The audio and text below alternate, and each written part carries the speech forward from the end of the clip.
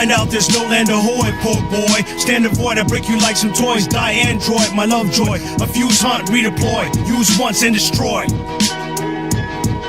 You find out there's no land ahoy, poor boy. Stand avoid, I break you like some toys. Die android, my love joy. A fuse hunt, redeploy. Use once and destroy.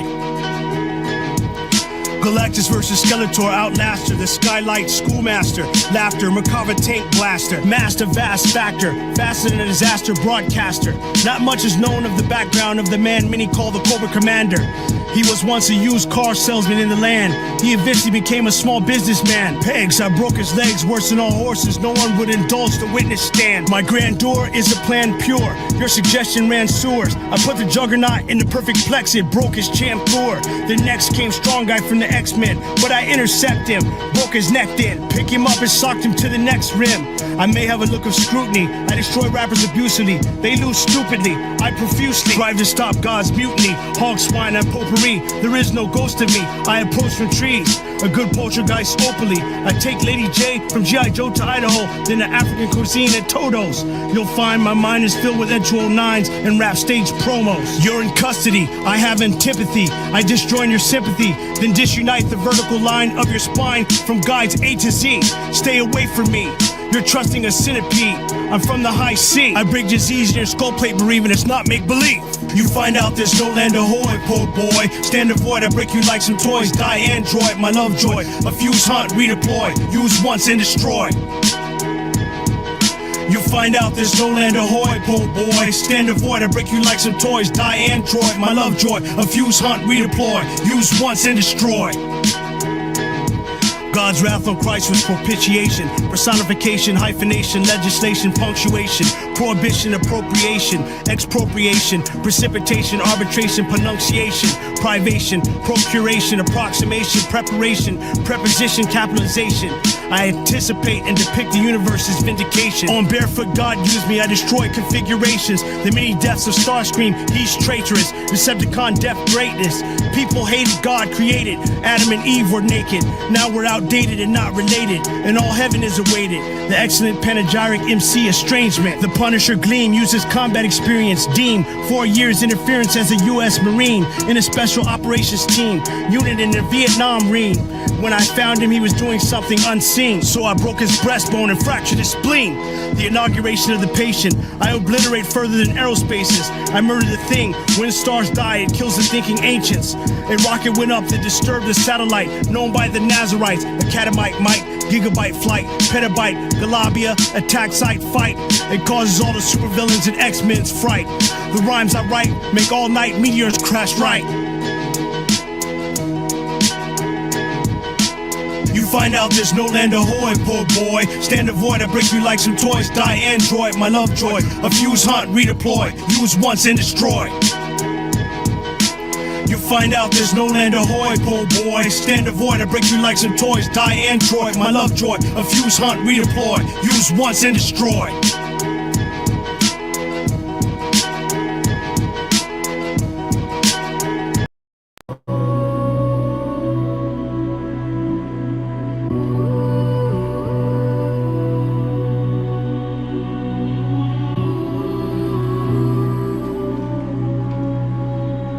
Yo, it's World War, source supplies are scarce. Listen to ours, prepare, hibernating cabins, watch the rain scorches. We think tanks in symbolic fortress. Socialism forces to flee, Holocaust agendas. Burn offerings with the flesh, burn on equinox. Evil star of bloodlines, combine and scatter minds. War crimes is nutricide, fluoridate the populace. Bombs over Baghdad, Nazi and Unaki fed. Indie minds, the clock time, out of bodily proportions. From fire to ether elements, death ray weapons, great as death slaves suffering.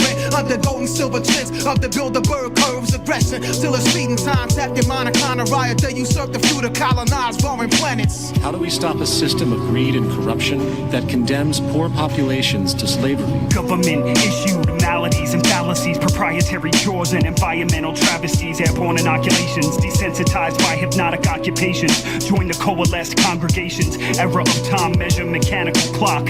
Got you stuck inside a box with a predictable plot. Majority of Earth's population facing decimation. Funny flavor in your water, poison that you're tasting. Purity is hard to replenish. Once the carcinogenic has been introduced, your impulse has been seduced, induced to spread virally venereal infections. Germinate the seed, breed material possessions. Seek to pacify through transgression. Subatomic body control, submission and subliminal lessons. Through corporate talismans, you perceive the enchantress, the deed's been implanted. I see political demons, warlocks playing with pictograms and Ouija boards. America is falling into esoteric Satanism. The magical spells of King Solomon written on my battle shield. As I walk through the battlefield, filled with landmines, while my mind intertwines configurations of mathematical data in a sequential order like a Fibonacci spiral. Chromatica, which form the complex forms of matter. The universe was created from dark matter. Words evolve as I carve hieroglyphics on a Egyptian skull, the materia prima. In the secrets of Osiris, captured within a black mirror. Your soul swims through protoplasma. The singularity of triple stages of darkness harnessed in your seven chakras. Secret organizations of the world power elite are no longer secret. It's known as the Bilderberg Group. Could their objective be world domination?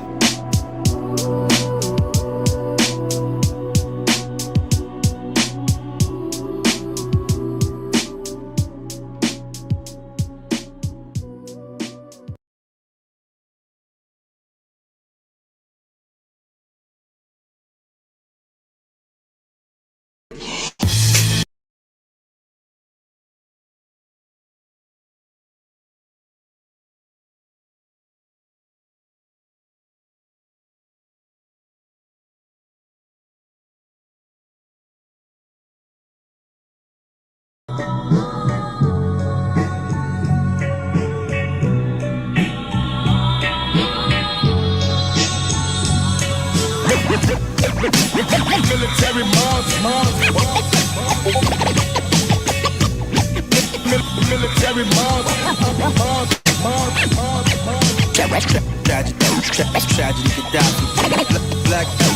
Black Medine.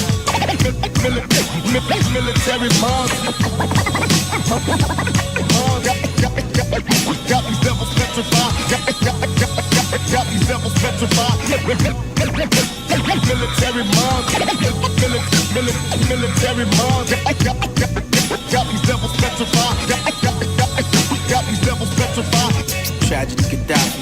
Black Medine was military Ghetto apostle, soundtracks to the streets. Military Ghetto apostle, soundtracks to the streets. military Ghetto apostle, soundtracks to the streets. military Ghetto apostle, soundtracks to the streets. military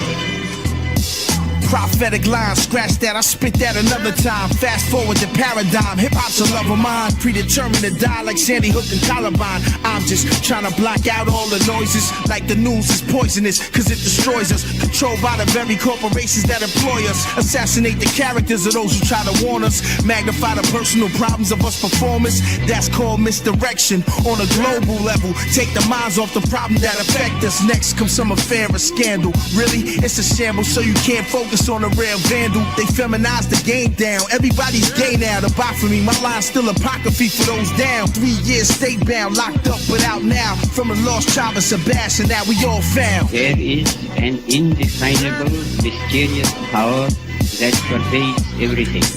I feel it, though I do not see it. It is this unseen power which makes itself felt and yet defies all scrutiny.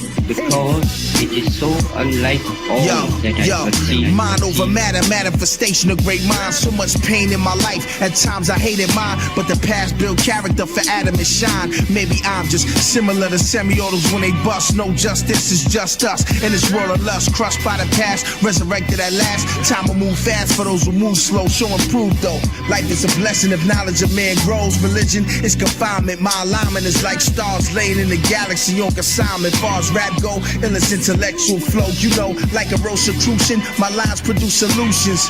Comedic sciences, esoteric alliances can tell you what the future hold. I did it on Illuminati, Mahdi, same wisdom of Gandhi, buried in Palestine, Asia Minor, where you find me.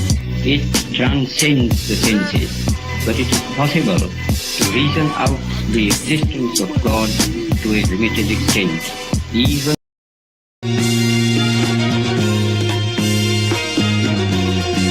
I'm a motherfucking chainsaw. See everything and remain raw. Why you think we brought you unique and slain for? The same reason that Henry VIII was king for. The same reason Kaczynski was in the Bing for. The thoughts going through Tyson mind in his ring walk. If it's beef, I suggest to you that you bring chalk. Everything is more merciless than a Ming thought. You in county and thought that you speaking Bing talk. I feel how I feel cause I was born and killed. Ain't no love seen the devil done stole my soul. I feel how I feel cause I was born and killed. Put the metal in your mouth like you was rocking braces. After the game ends, I'm blasting from Gravesend. You rapping for gay men, I'm a master of mayhem. The city's a pool of devils and sin. I give you the tools that'll sever your skin. Like the hands of a track assassin, choking the victim, keeping the gap from blasting. I'm hoping and wishing the streets let me stack from rapping. I'm sneaking the crack, holding a magnum cannon. You slamming. I feel how I feel cause I was born and killed. Ain't no love seen the devil done stole my soul. Cause I was born and killed. Metal in your mouth like you was rocking. I'm ghetto like strawberry in a limo, copping rocks in Queensbridge. Real shit, keep your weapons concealed, kid. This is for soldiers that chose to ride. Those that died, logo made of skulls and knives. Murderers multiply, souls survive. Those that know the road survive, scope the sky, vultures fly. Desert eagle, chrome collide. Close your eyes, it's the hellion. My rebellion, retaliate. I have the whole New York state aiming at your face. I feel how I feel cause I was born and killed. Ain't no love seen the devil done stole my soul. I feel how I feel cause I was born and killed. I was on a crash course with the cemetery or the task force. Shooting for the skies, I'd do anything to blast off. Rewind to 99, fucking now fast forward. If I could see today, this is everything I asked for. Back then I had nothing, I could rap my ass off. I'm on the corner spitting raps, twisting caps off. Now here I am today, people. See, this is what you asked for. Not the man, not the myth, I'm the superhero with this mask off.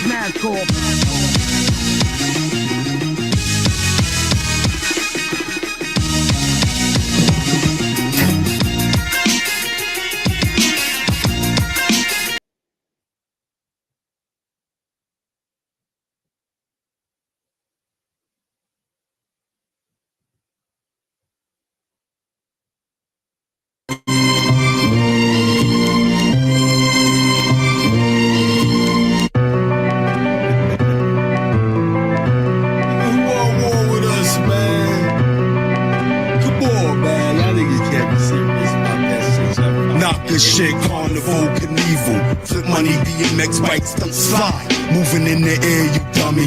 Your dumps get lumped like bumps, pop crews like the youngsters who back out rapping. Fans deader than the monsters. It's a shame how your brain get picked to be amongst the best. Copping trees to put a hole in your chest. I'm a slave to the way you get stuck on a vortex. Catch wreck like rotten.com and intellectual fish. Looking to get wet, I bet you ruthless. Catch you falling, you break like the car don't start. Niggas stalling. I'm broaden like that fight night. I'm 21, a champion in my prime like Mike. Fuck up everything in sight. Y'all fight like Mike in his old days. You so afraid, go run away. This nigga don't play. My hip hop rap with a dog rap. Change rattle at the thought of a battle. For the art on the sport, y'all niggas run herd like a cattle. It's full court music. Confuse the second rate drunks, pimps, and them niggas who be users. Rappers get caught with that shit all day. You acting hard, come on, that be off your hand. I bust legs and friend like, yo, who gives a fuck if he rapping? We all call to the battle to see what rappers get caught with that shit all day. You acting hard, come on, that be off your hand. I bust legs and friend like, yo, who gives a fuck if he rapping. We all come to the battle to really see what's happening. Rap River Phoenix, seen and really need it. Every night could be another Viper room repeated. People have dreamed and seen it. Feel it, I'm thinking maybe this is the real world and everybody else is crazy. Couldn't have had the baby. Love it and keep the habit. $50 back alley, I said snatch it. Out of the womb, pursuing my doom is looming. I'm moving, enjoying the movement by usually doing everything I probably shouldn't. Robbery couldn't get him any richer than this. I'm part of a movement. Gold mine, rhyme, musically sick. Doing the shit, anything to prove to you how rude I can spit. Live and die for the same hobby. My spirit and body deciding that odds and ain't probably godly enough. Abuse this temple, know all of this followers fucked. Swallowing pure nothing, for sure something can happen. Putting on rapping, double or nothing. Rappers get cold with that shit all day. You acting hard, come on, that be off your hand. I bust friends and friend like, yo, who gives a fuck if he rapping? We all call to the battle to see what's rappers get cold with that shit all day. You acting hard, come on, that be off your hand. I bust friends and friend like, yo, who gives a fuck if he rapping? We all come to the battle to really see what's happening.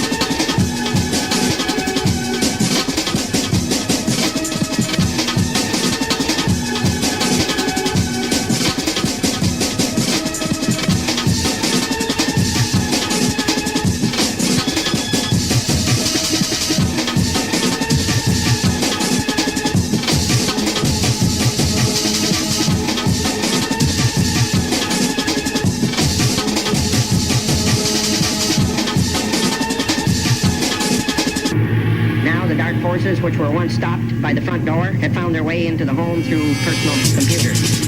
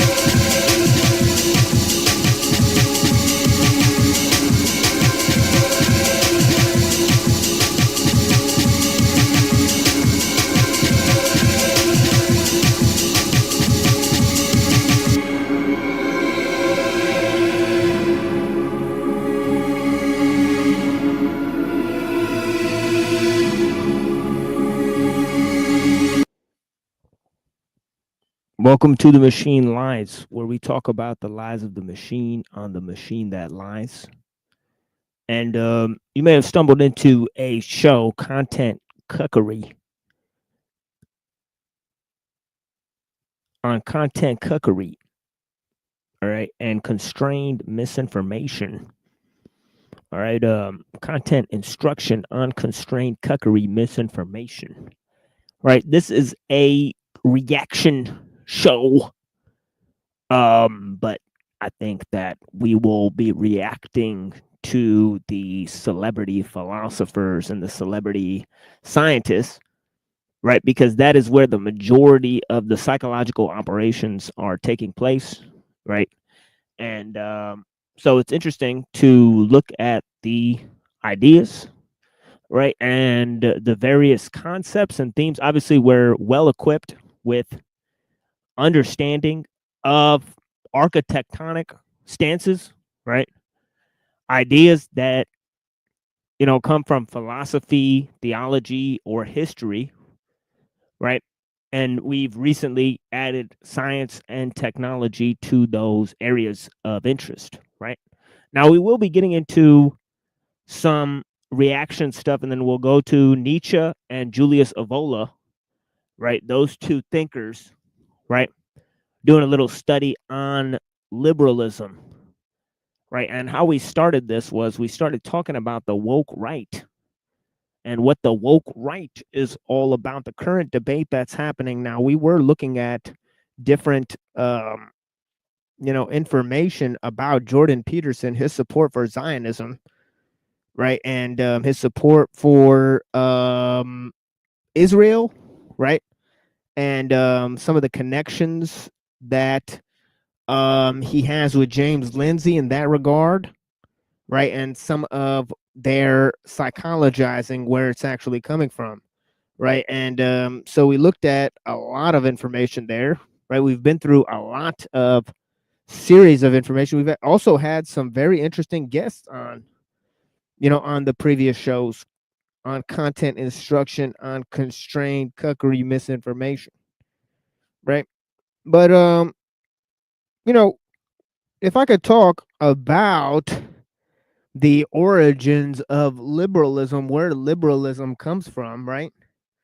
Okay, and where some of this Christian atheism comes from, right? Because part of the understanding of the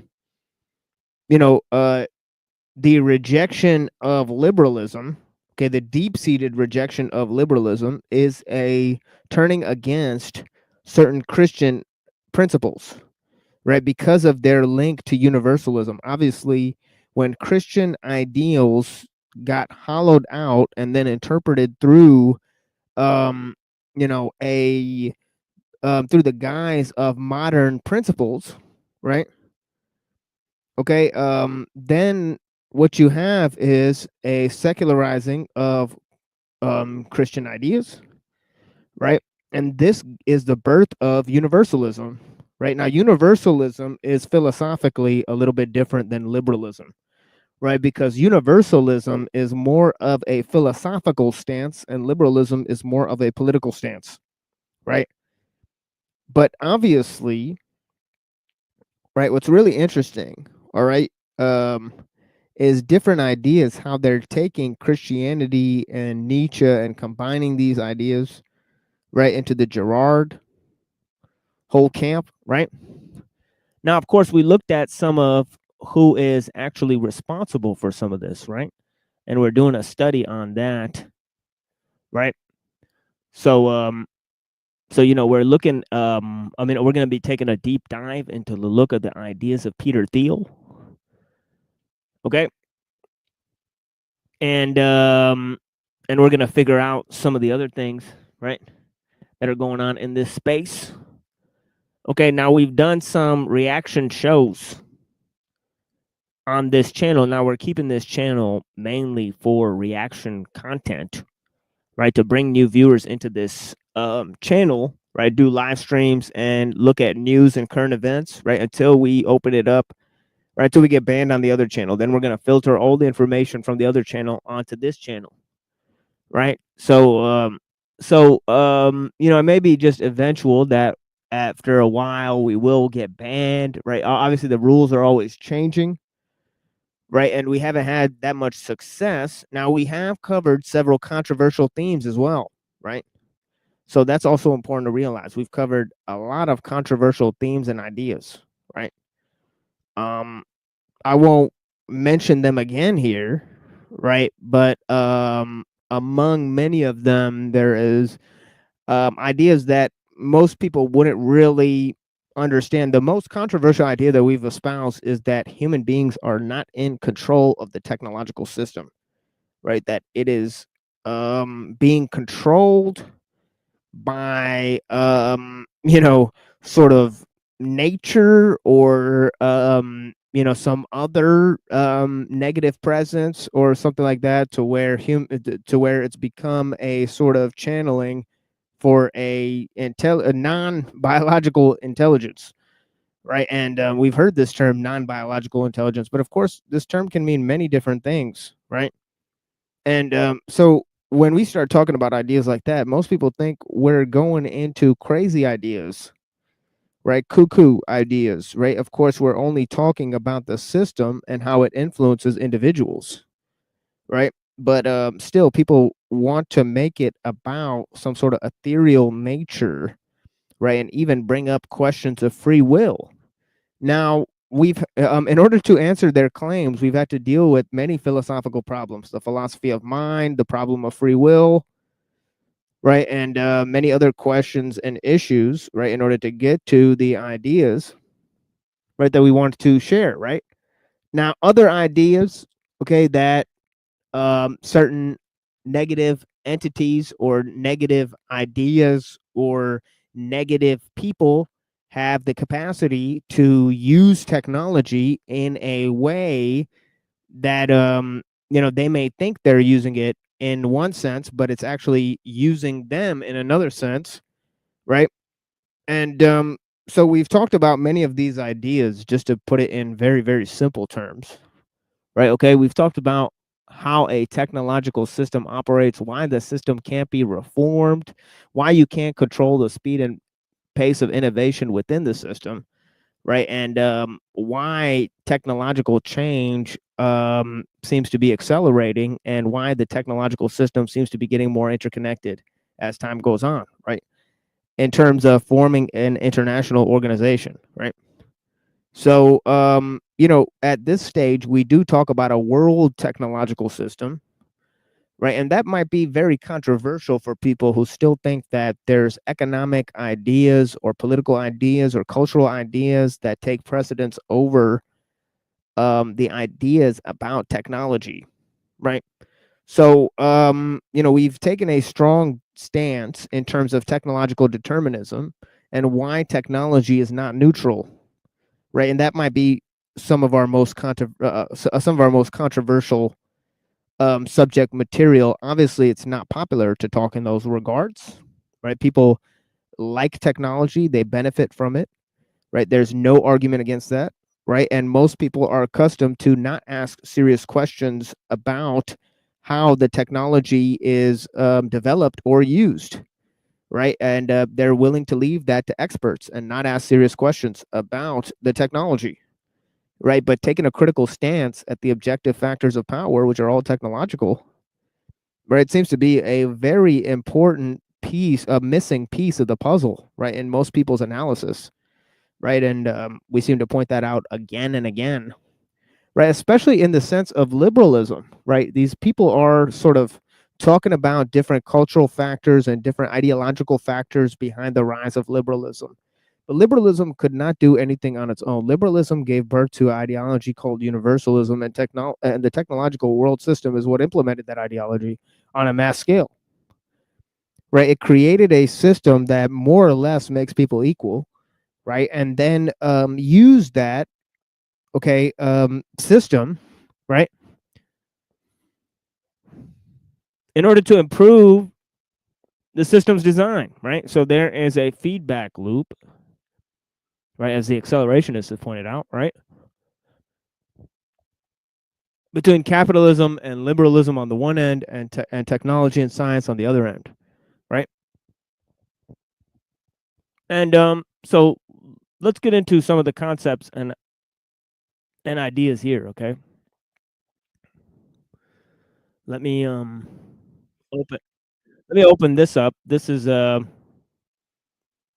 of the people that we're bringing into the discussion is Eric Weinstein, right, who's gotten under fire recently, right, for having a discussion with Sean Carroll, right? And of course, we've been taking a look at Jordan Peterson. Now, Jordan Peterson started a university, okay, I believe, where they feature Eric Weinstein as a professional theorist, right? So this is actually rather bizarre, right? So we're going to look at how a lot of the conservative or alt-right thinkers are actually liberals, right? As Moldbug points out that there's a book called The Machiavellians, right, where the author was one of the first Trotskyists to make the move from Trotskyist to neoconservative, and that's what's going on with a lot of these people. Okay, they're crypto communists that have infiltrated, right?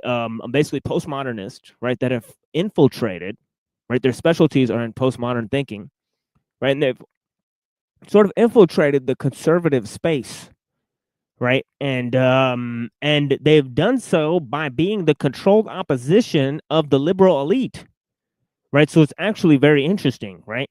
So it's hard because these guys keep getting platformed, right? So it's very interesting because they're bashed by the media, but they're always promoted by the media, right? And then they're always the fall guy, right? So I'm starting to think that people like Jordan Peterson, Andrew Wilson, Piers Morgan, okay, okay, Nick Fuentes, okay, Eric Weinstein, okay, they're sort of obviously, okay, their content instruction on constrained cuckery misinformation, right? They are exactly what we're referring to, right? Okay, in terms of the content cuckery, right, and the false views, right, and being controlled opposition and running gay ops, right, for the elites, right, and then gatekeeping the smaller internet spaces, right, by showing up and being present, and of course all the little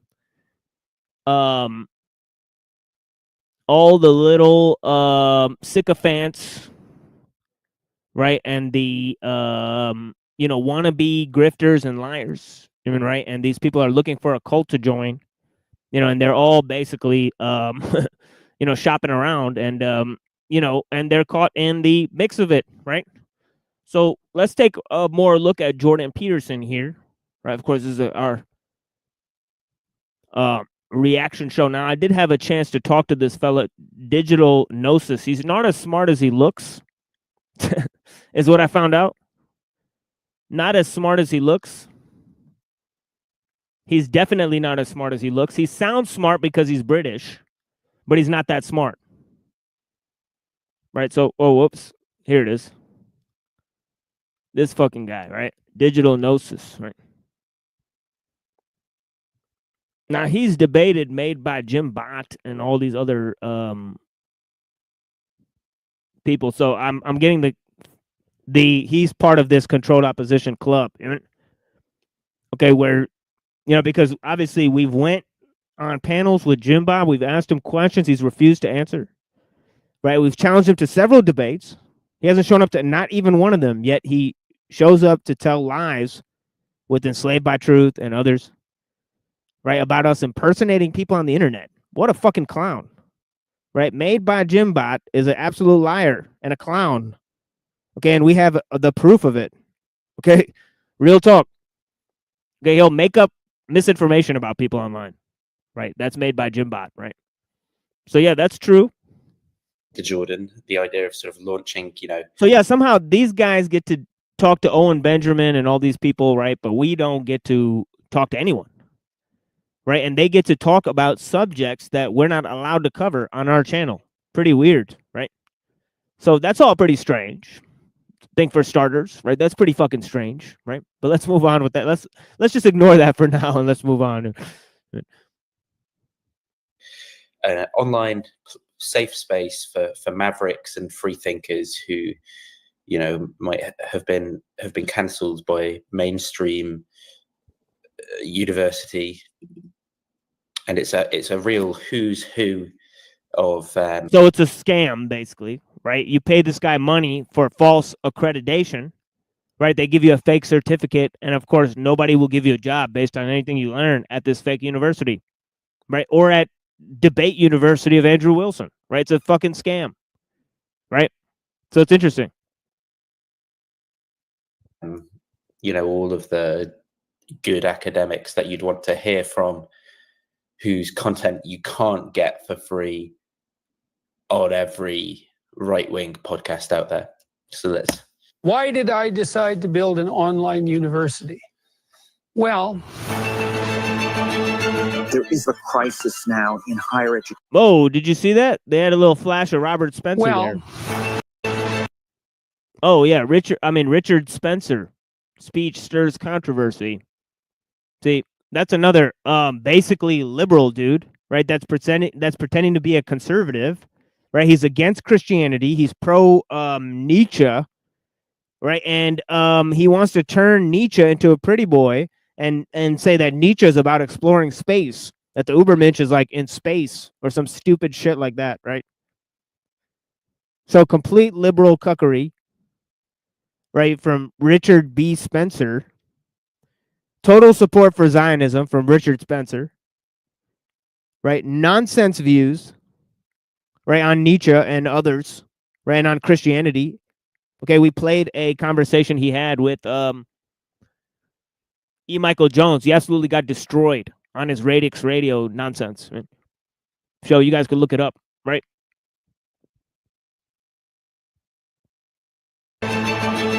There is a crisis now in higher education. The president of Harvard University resigned today, weeks ago. Because Claudine Gay plagiarized, that's why. For the genocide of Jews violate Penn's code of conduct. We have a problem of affordability and cost, spiraling student loans. We have a groupthink emerging, and that warps the entire academic enterprise. I experimented with putting my lectures online and found that I could teach far more people at very low cost than I could at the university. And I thought, well, why not scale that? What I'm hoping. That's the thing, is that they're actually offering them accreditation and you're not, though, right? He doesn't put that in there, right? So it's really weird. But yeah, the subjects is what I want to get to. The classes that they teach at this so-called university, right? That's really what I want to get to here. Thing to do is to find the best lectures in the world. So who have we got here? Brett Weinstein. Hey, look at this. Famed COVID conspiracist. Okay. Man who's been promoting renowned. By the way, so is Mencius Moldbug. In the recent debate that Mencius Moldbug had at Harvard, he was saying that all of that stuff was a hoax. How are they allowed to say that stuff? How are they allowed to say that stuff on huge platforms? Pretty weird. Pretty strange how they're just allowed to say that, right? Talking about Brett Weinstein and Mencius Moldbug, right? Is that because they're Jayish? I wonder. Is that because they're small hats? Is that why they get to talk like that, right? It's kind of weird, isn't it? How come nobody else gets to talk like that? We get banned for it. It's pretty strange. And nobody else even wants to talk about stuff or touch things with a 100-foot pole or talk about anything that matters, right? While these people misinform people. By the way, on the far right, that's his wife. Okay, that kind of looks like a dude, right? And then on the left, that's Brett Weinstein, right? They're both evolutionary biologists that got kicked out of the university or something like that, right? Evergreen College or something like that, right? And that's what they're famous for, right? You have the weird perennialist Christian guy, right? I'm not too familiar with the rest of these guys. Let's check it out. Hypotheses like that there are two shooters for the Trump shooting. His wife, Heather, over here. Jonathan Peugeot, the symbolist. This guy... Yeah, Jonathan Peugeot, that's his name. I only know him because he did a show on Jacques Ellul, right? But otherwise, I wouldn't even be familiar with his work at all. But once I did start getting familiar with his work, it's a very strange brand of Christianity. Okay, he's selling it as Orthodox Christianity, but he's teaching like esotericism and stuff. So it's really strange. His name, but I think he teaches or taught at Cambridge in the theology department. I recognize both of these two guys, but I've forgotten their names, to be fair. But I'm sure valuable contributors nonetheless. The world. Who we got? Let me see if the names. Nigel Bigger. Yeah. Oh, Stephen Hicks. Stephen Hicks of the Ayn Rand. Okay, look at this. Stephen Hicks is a total fraud. He wrote a book on Kant and said Kant led to postmodernism, right? Which is true enough, but then he's saying that Kant's like critique of pure reason is a rejection of reason itself or something like that, right? So I mean, I haven't looked too closely into it, right? But that guy's a total fraud. And Institute, author of Postmodernism Explained in the Most Biased Way Possible. To bring them to as wide as possible an audience world. Brian Keating, I don't know, or John Vervaeke as well. And to bring them to as wide as possible. James Orr, I think that's the Cambridge guy's name. An audience. He came to me and he basically said, I want you to do the best course that you've always wanted to do. We want to bring you the highest quality education possible at the lowest possible price. It's extremely high-level content that anybody can use to educate themselves, and it's available to everybody. Well, that would do that. What do we got here? You guys see that? Basically said, I want you to do the best course that you've always wanted to do. We want to creatures. Oh, okay. So we got a course on evolution. Bring you the highest quality education. Carl Jung, right? A government spy and a Gnostic, right? Obviously, he has achievements in, whatever you want to call that subject. I mean, what is the subject that Carl Jung teaches? It's not philosophy. It's not science. Right? Like, what is it? It's not psychology. What is it? Parapsychology, I guess, is like what they're teaching here. Right? Which is really strange, right? Possible. Imperial form of political organization was common across the world throughout history until the 1960s. What? What? Like, what ended in the 1960s that made imperialism, like, impossible? Like, what a ludicrous statement that they have right there.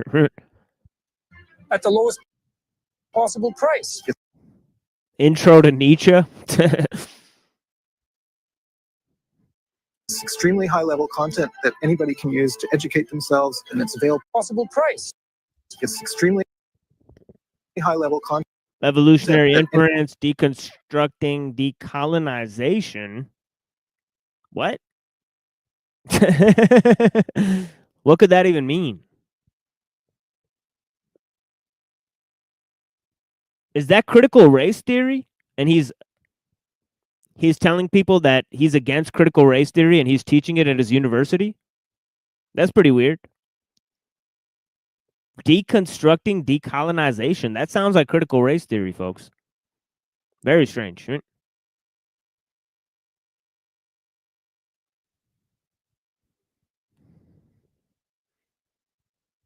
Anybody can use to educate themselves, and it's available to everybody. Well, that would be good. I think it's funny. I got canceled at the university, so I could try to return the favor. Right. So, yeah, we've got the, obviously, it's not accredited, but let's not let that hold anyone back. Let me see. They did some advertising as well.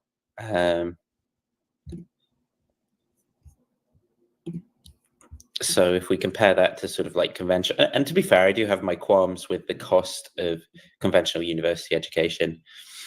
But look at that, bloody hell. Look at that discount for Peterson Academy students compared to, going to Harvard, for example, where this is obviously going to be a much better quality. And we're going to look at some of the content from this course shortly.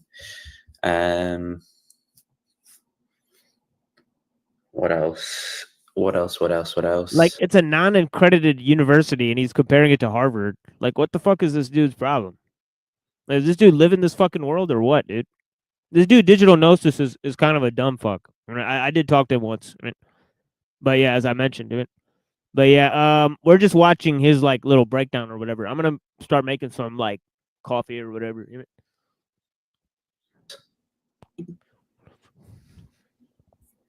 No. Okay. So let's have a look. I just came across what basically prompted me to do this video was I saw this amazing clip from one of the Jonathan Peugeot lectures, right? So let's get into that. Let's just play this awesome clip of this is Jonathan Peugeot lecturing at the Peterson Academy. And something I find weird about the whole aesthetic is, you know, why is it that the lectures are taking place in purgatory from what's that film with Jim Carrey in it? Yeah, it's like The Matrix and also Bruce Almighty, I think he's thinking of, or whatever, right? But they have this like white room or whatever in a lot of movies. And also, I think they stole it from like Holy Mountain or whatever. Even. Oh shit! There goes my motherfucking internet. Here, give me a second, folks, or whatever. The studio here. Give me a second. I'll come back in. Shit.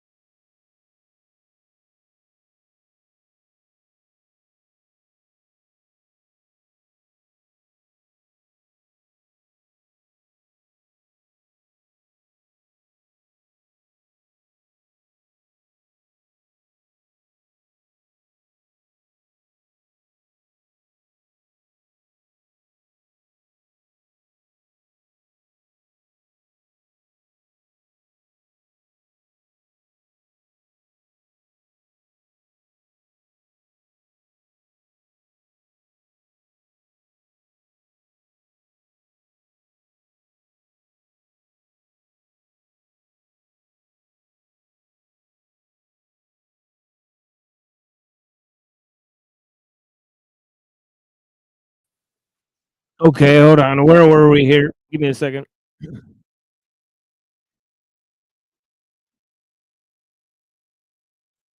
Degree. It was right when he opened up this Jonathan Peugeot video or whatever. And I might skip some of this. He's only attacking Jonathan Peugeot because he's a Christian or whatever. This guy's kind of like against Christianity or whatever. He's one of the science tards or whatever. Where Morgan Freeman's God, the depiction of heaven in that film, Evan Almighty or something like that. Bruce Almighty, Evan Almighty. So I can't remember. I think it's that film though, from like the 2000s. And the sort of depiction of heaven in that film, I'm not sure why that is where they've chosen for these lectures to take place from. But I think it also kind of shows the performative spectacle of the whole thing, you know, very good kind of artwork promoting each of these courses, kind of catchy, appealing titles and that sort of thing. But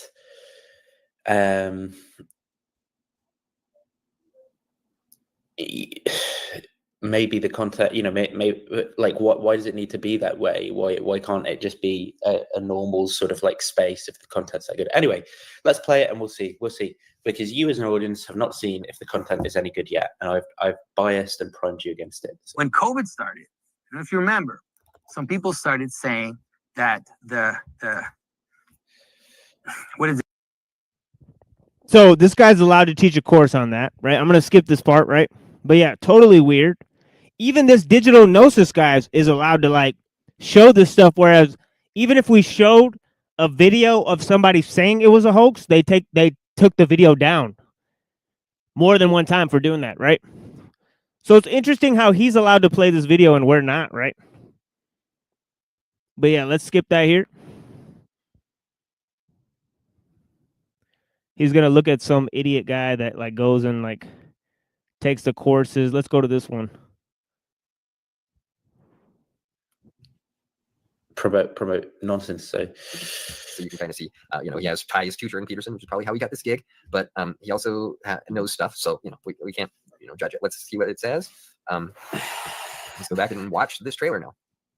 A question that has long interested philosophers, psychologists: what motivates people? There are these phrases: follow the money, money is the root of all evil, money makes the world go round. But in this, so he's putting forward this worldview. And this guy's like such a moron, digital gnosis. He doesn't understand that this guy here is getting paid to take the course and then review it online and then give a sort of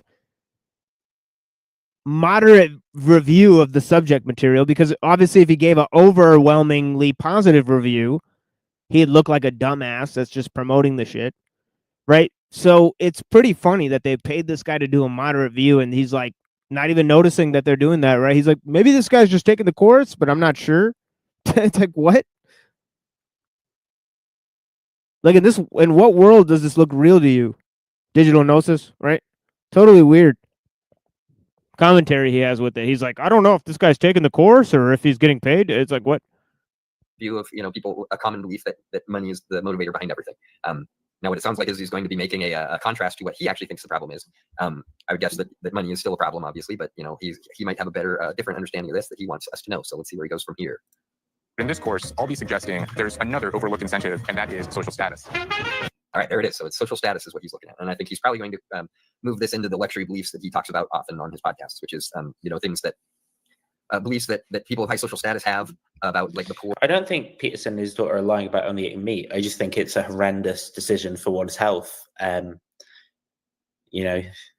Or and stuff that would be contrary to how they would live, but they don't. But they want to look good to the masses, so they have these. And the other thing is, the kind of marketing side of it, where they're bullshitting people into the idea that this, cured all their disease and stuff, when it clearly didn't. I mean, Peterson was talking about how it cured all of his mental health issues, a week before he went into a coma or whatever.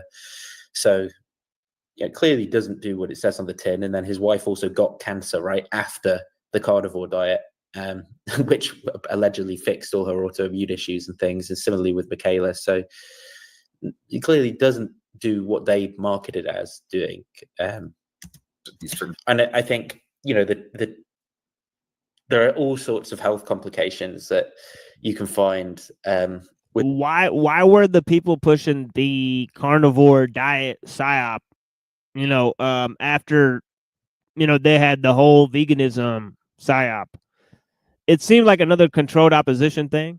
Now, I don't know anybody who seriously thinks that eating meat will help you live better when they literally feed corn and soy to the animals, right? So you have to see what the animals are eating too, right? So it's incredible that these people don't think that they're getting the same effects of eating corn and soy by eating animals that are raised on corn and soy, right? Some of that trickles down, right? So they're not really understanding that you're not going to get grass-fed meat all the time, right? So it's kind of a non-viable substitute, right? But yeah, you're with people who follow the carnivore diet, issues with people's gut, where they don't have any fiber, so their shits become really horrible. Issues with their LDL count, issues with blood pressure, issues with fat deposits in weird places. So you can find pictures of people with horrible deposits below the eye and stuff. The face starts looking weird.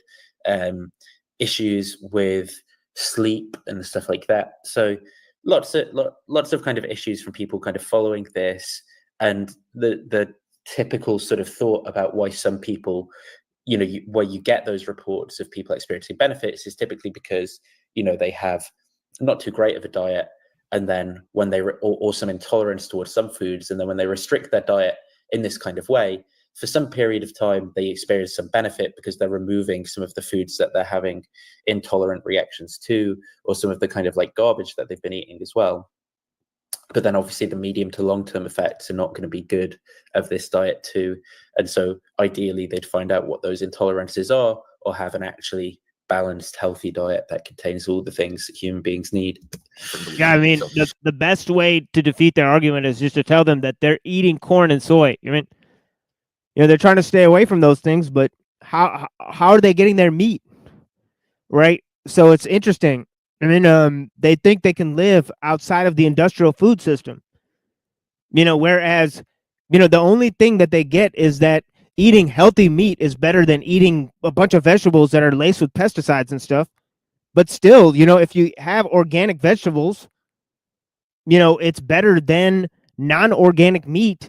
And if you have organic meat, it's better than non-organic vegetables.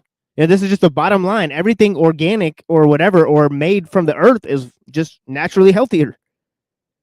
You know, right? So it's just fucking crazy, right? That's the base that people need to start out with, and then start talking about the food issue, right? And what we eat, right? I mean, as long as we're eating a bunch of chemicals and plastics and stuff and stuff that's not bioavailable, and fucking eating rocks and plastic and stuff, I mean, right? You know.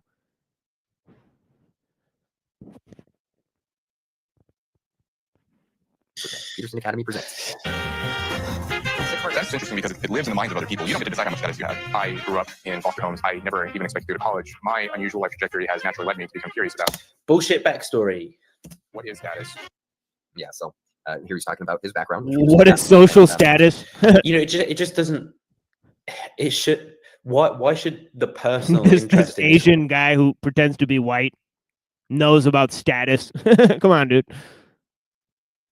Guy have anything to do with like psychological facts that he is going to teach us? It really shouldn't have that much to do with it, right? And again, this is why I view these people as like marketers and businessmen and snake oil salesmen, really, rather than academics when they're doing this sort of thing, because they're just using like what's his name, the really tall guy with the big hands, that guy, motivational speaker, Tony Robbins. They're using like literally like Tony Robbins marketing techniques in their allegedly academic courses, and that's just weird. Like, why is that happening? They're using like Andrew Tate Hustlers University marketing techniques. I came from this background. I wasn't doing this. I was having a really bad time. Then I did this course, and now I've got status. Like, you know, it is really interesting to see how this is somebody who... and you can see exactly how this appeals to like this guy like this who's sort of like struggling and wants to have an education and wants to have status and all that as well. Like he's not doing okay, and these people predate on that sort of thing.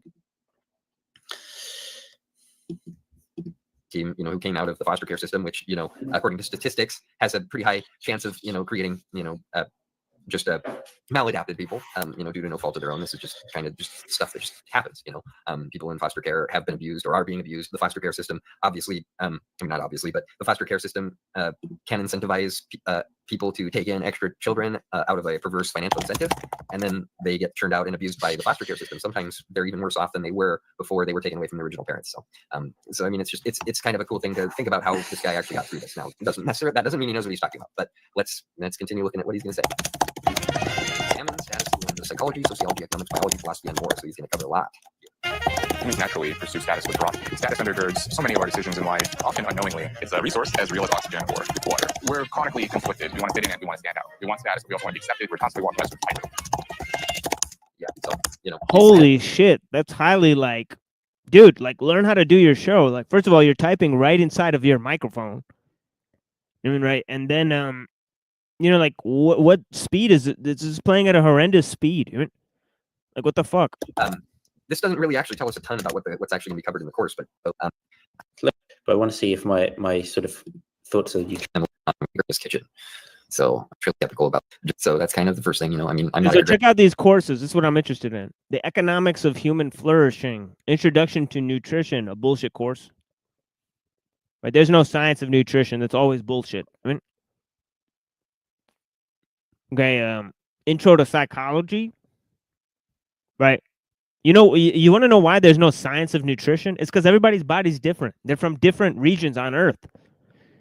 If you eat local food sources from where you're from, okay, the people who do that live to like 100 years. Okay. Okay, the food that's made from the earth where you live is full of, you know, defenses for your immune system. You know, like the bacteria that's in the dirt and all this type of stuff, and the bees that pollinate it. Right? All right. Yeah, and all food breaks down. It's like, look, you need to fast. You know what I mean? That's the thing, is that people who are not fasting, they're not living correctly. You know what I mean? I don't think that him not, you know, being an author or like, especially because you cannot avoid toxic materials in your food right at this point, right? So you need to fast, right? Anyways, Plato, they got a course on Plato. They got a course on the history of Western music, another bullshit course. Symbolism and Christianity, with perennialism encroaching into the Christian ideals, right? Obviously. All right. Like just a public speaker really more than an actual nutritionist. It doesn't necessarily mean he's wrong about this stuff, but I am a little bit skeptical about that. So let's look at this. So Max Lugaver, health and science journalist, filmmaker, and best-selling author. He is the author of the Genius trilogy of books, including the New York Times bestseller Genius for Foods and the Wall Street Journal bestseller Genius Kitchen. So whatever it is, you know, Basidophilus or whatever fucking strains of gut bacteria every day. No, what is this about the cephalic phase of the you can't, there is no like truth, it's all relative or whatever, if that's what I'm. Oh man. Yeah, so clearly Peterson Academy is not helping this guy, right? Like this guy, if he wants to understand, he thinks he knows about something like this. He has no idea. And like his resource for it is not going to help him. Like this is awful. That's what I'm actually understanding. So that is, I don't know if he's going to be talking about a counter. Unfortunately, he's not understood, but it's because his information ecosystem's all polluted with heavy metals. That or what? So let's continue watching. We're all philosophical individuals. Human beings have a big brain. We can explain all of the complexity without an appeal to such a being. Darwin changes everything. Oh, we don't.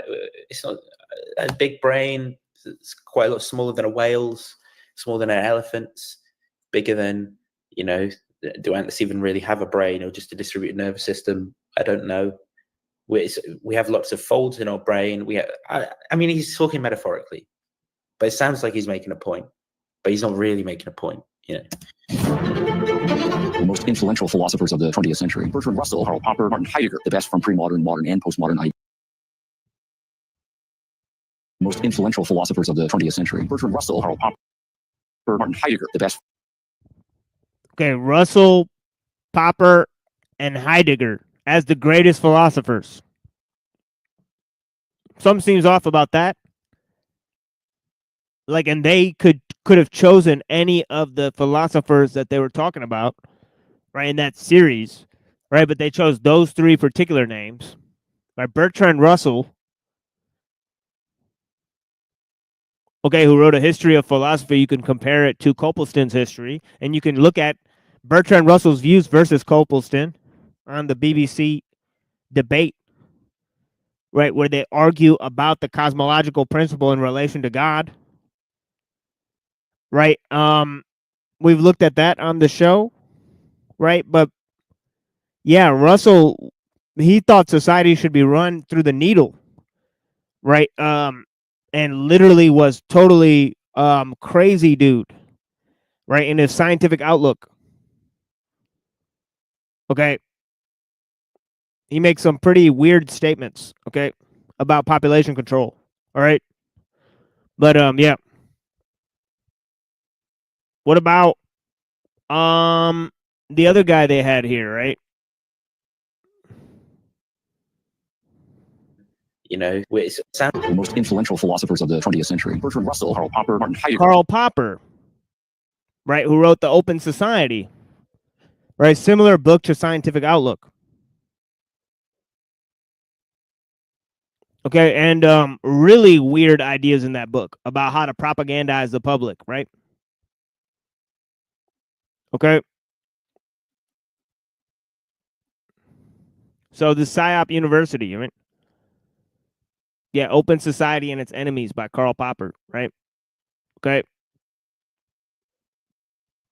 If you want to look at what the agenda is, right?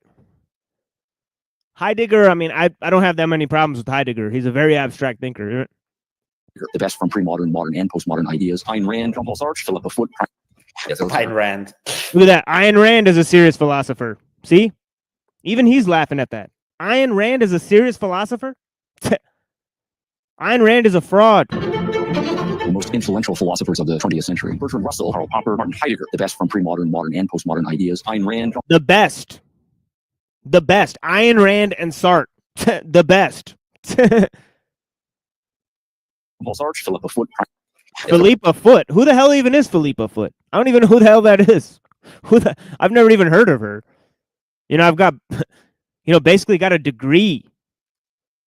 I mean, I dropped out, but I got enough accreditations to get a degree from University of Michigan. Okay, I've never heard of Philippa Foot. Who the hell is that?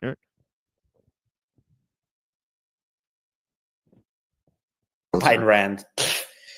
Getting a good review of. And I told you, Stephen Hicks is the guy who wrote the book on Kant and postmodernism that was heavily criticized as being totally off the mark. Totally off the mark. Okay. Throughout the ages, and it seems like it's pretty. Start of the 22. We're all philosophical. Darwin changes everything. The most influential philosophers of the 20th century. Okay, From Russell, Popper. Yeah, Russell, Popper. Heidegger, the best. Heidegger. Yeah, I mean, I guess they are. From pre-modern, modern, and Right, I mean, if you're going to pick three, I wouldn't necessarily pick those three, but I mean, could he only pick three? I don't know how much time he's got or what. Modern ideas. Ayn Rand, Sartre. I would not pick Ayn Rand at all. Philippa Foot. Or Sartre, to be honest. Yeah, but look at that. But he agrees that a lot of those names are the same names you'll be reading at a liberal university or college. No difference between the philosophers they read or even the subjects, really. Right? Really strange, right? So he has no problem with almost any of those names other than Ayn Rand, right? Who's a complete fraud. Here we go. Yeah, so it looks like we're getting a good review of philosophers throughout the ages, and it seems like it's pretty politically neutral. But well, not throughout the ages, because they're all from within the past 100 years ish. Trying to give a more panoramic view of what's been going on in the world of philosophy in the 20th century. War and its place in human history, playing off different philosophies, different answers to the questions against each other. A simulated rate in the pornography, that's just words, and formulating your own best judgment of where the best answers lie. Practical approach to philosophy in the 20th century. So You too can become a podcasting grifter with a philosophy. Yeah. So Jonathan Peugeot is teaching a course on jabby stabbies at Jordan Peterson University. What the fuck kind of world are we living in, folks? For false accreditations. Crazy stuff. History really is philosophy teaching by example. Ideas matter. There we go. So that is postmodern philosophy with Stephen Hicks. Yeah, so that looks awful. Let's see. We had like a little review, right? What I want it to be, my thoughts, criticisms, hopes. Hi, everyone. This is Peterson Academy student, where I'm giving you a layperson's review and opinion of Peterson Academy, Dr. Jordan B. Peterson. This guy, total current university system. As of this recording, total crisis actor vibes from this guy. Total weird dude. Weird fucking dude. Let's cut off these guys talking. Okay, that's basically it. That's his entire presentation. All right. I'm going to move on to something else now. Okay, let's look at Eric Weinstein's brother. I mean, Brett Weinstein's brother, Eric Weinstein. Sorry. Hey, check this out. You're in a war and you don't even know it. He's telling us we're in a war. This fat tard. Look at how fat he is. It's crazy. Get to something big at the end, but we're starting from a little bit farther back than I thought, because it turns out I think that many of us don't know what's been going on to build up to this moment. I'm going to try to get through it relatively efficiently. I want to talk about. And he's not even fat. He's just one of those guys with a giant belly, right? Which is crazy. I mean, it's crazy to see that. Like Elon Musk and this guy, right? It's like they're eat like terrible food, right? And they're skinny. There's a lot of Indian dudes that have this kind of build too. Okay,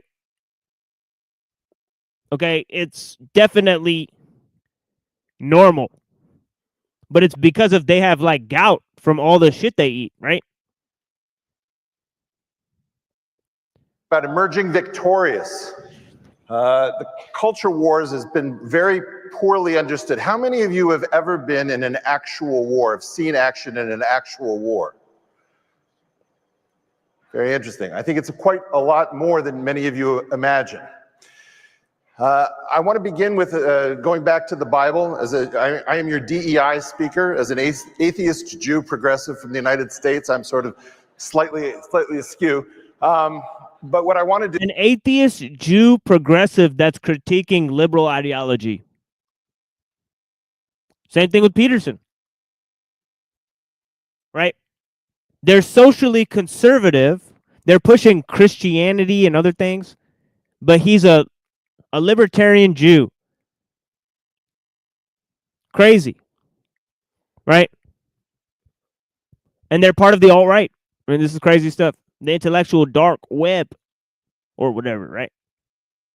They work for the conservative. Like, for example, Peterson worked for Ben Shapiro, and they call Ben Shapiro conservative when he's a Zionist.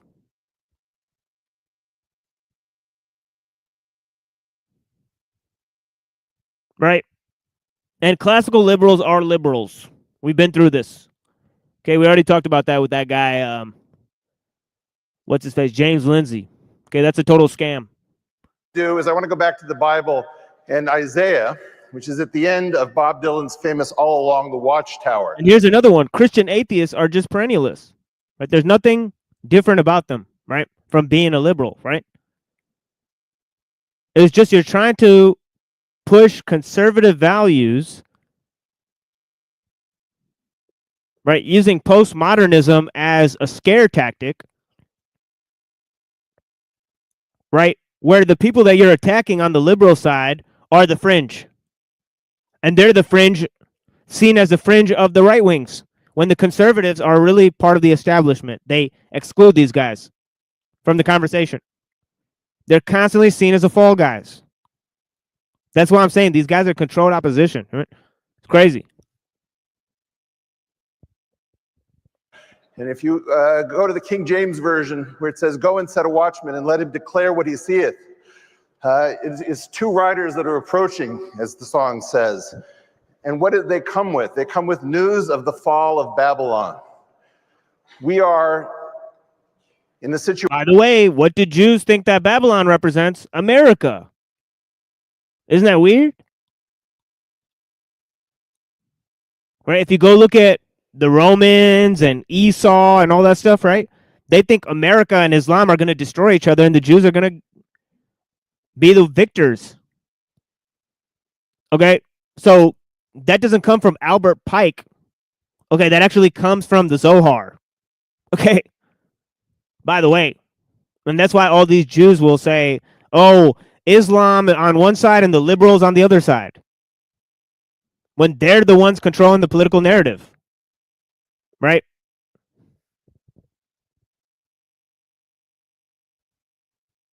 They use Islam and far left to scare people, right? Into being centrist, into following centrist politics, okay? And who are the ones that are promoting that quasi-liberalism that's actually pro-technology? Okay, it's the Jews, right? So it's interesting, right? Which the post-World War II order has fallen. And J.D. Vance has announced this.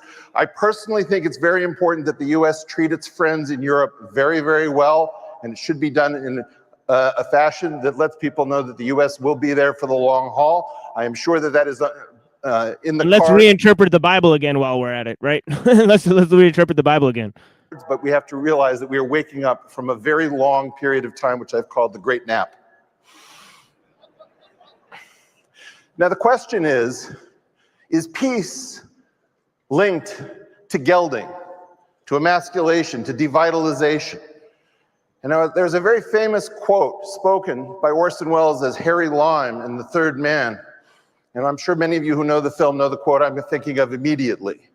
In Italy, for 30 years under the Borgias, they had warfare, terror, murder, and bloodshed, but they produced Michelangelo, Leonardo da Vinci, and the Renaissance. And of course, he goes on to say that in Switzerland, there were 500 years of brotherly love, and they came up with the cuckoo clock. Possible moral is that radical creativity, innovation, and vitality is inseparable from violence. Violence is not necessarily a bad thing. When it comes to masculine traits, people have a very hard time. All they came up was the cuckoo clock? Not the incredible innovations in banking. They created Zionism. You might want to thank them for that. Right? I mean, crazy stuff, right? Herzl was a Swiss. Okay, Rousseau was a Swiss. Calvin was a Swiss. All people who saved the Jays. Right? So how is this guy having a problem with Switzerland, of all places, and saying Switzerland, all they invented was a cuckoo clock? What? Like, what are you talking about, dude? What a delusional viewpoint. Yeah, blessings, Red. Yo. finding any masculine traits that aren't also feminine traits to say a positive thing about, except apparently we are able to pee standing up. I think that another positive trait of men is that they can control their violence. His jokes are just terrible. And what are those giant boils growing on his face? What the hell is going on? Yeah, what is that? Like, that seems a lot worse than a skin condition at this point.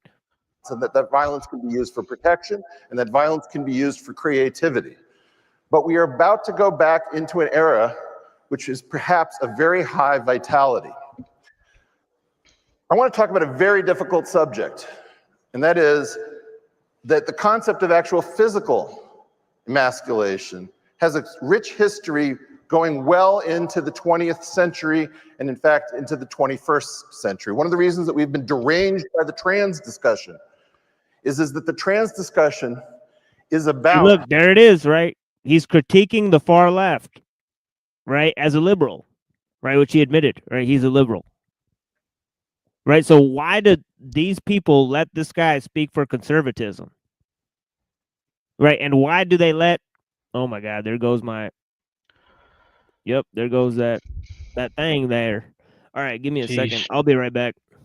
It's probably because Red just joined, and then, you know, every time somebody joins up, they're gonna throw me out.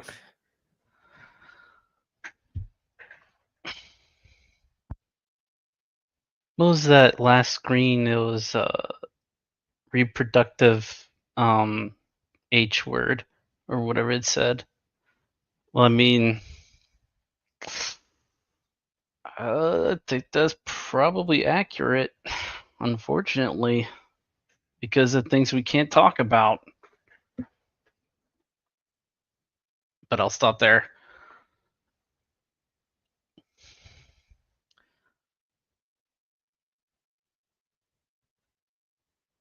Crazy stuff.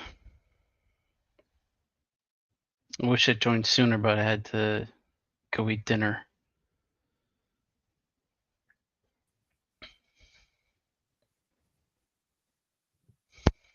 He's alive.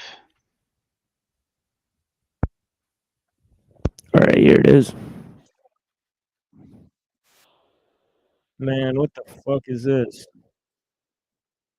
All right, yeah, I got to go back to the place where we were at in the video. Give me a second. I should have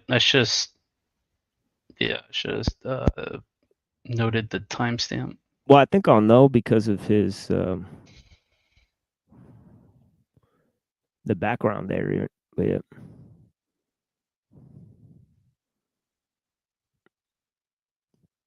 Oh yeah, my stream gets 19 minutes in. No, it's not even a 19-minute video. But yeah. Oh, whoops. Yeah, here we go. What were you saying about stream? Oh no, I'm saying that, you know, they'll literally clock our stream for the in the middle of the stream. I've never even seen that happen before. But yeah. Just take it down?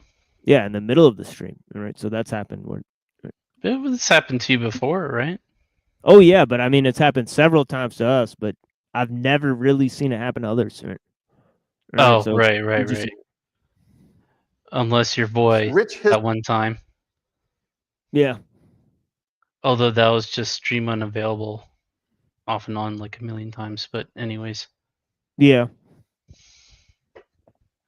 But yeah, this dude is, you know, I forget what I was just saying before that happened, so I'll have to go back in the video a little bit. I mean, that says H word, so that's on him. Yeah, let me Nice fake Also Eames feminine traits to say a— oh wait, what was that, Zeph? said nice fake Eames chairs on the stage there too. Right. positive thing about, except apparently we are able to pee standing up.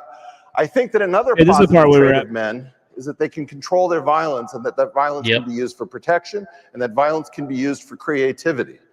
But we are about to go back into an era which is perhaps a very high vitality. I want to talk about a very difficult subject, and that is— So this is another occult tendency where they'll talk about male energies versus female energies, and they'll say there's something essential about the male and the female and the way it interacts and stuff like that. So that's another interesting idea, right? That every time they talk about the female, they'll talk about it like in an occult sense, right? Of being like passive or even being the earth, right? Which is kind of strange. You know what I mean? I'd like to think the earth has male energies as well. I mean, Yes. or whatever. So I just think it's really weird. I mean, conflagration of ideas, and of course, it's limiting things, right? That's why I like the Tao, because it sort of places the male and female in sort of not in opposition, but in like a healthy relationship, right? Like Yeah. interdependence. Like Yeah. yeah. Yeah. Yeah, so that's what's crazy about like the sharp duality. I mean, I think that is wild stuff. I mean, right, and then that leads to characterizations that are highly strange and limiting for other conceptual frameworks. So I just feel like that's really weird that they keep going back to that, and it's always negative, dark, passive impulse, and it's always material too, right? So I think that's very strange tendency that they have. Hey, blessings, Frank. Blessings, TML. Hey. Good to see you. Hey, you got your mic working this time. Nice. Hey, your audio's working. That's great. Yeah. China, China, China. Continue. Yeah. Yeah, I'm taking a little look at this dude right here. Very strange guy. A very strange thinker. Obviously works with Peter Thiel, in his investment firm. So does JD Vance. So it's interesting that we have these guys in power again. And we looked at some of the views of Alex Karp, the CEO of Palantir. He's very pro-Israel. Oh yeah. Hugely pro-Israel, right? And I'm guessing this guy who confessed he's a liberal Jew that's taking socially conservative stance for some reason. We haven't really figured out the agenda behind it yet. But yeah. We got Mike Wojo. Yeah, I get it. I know.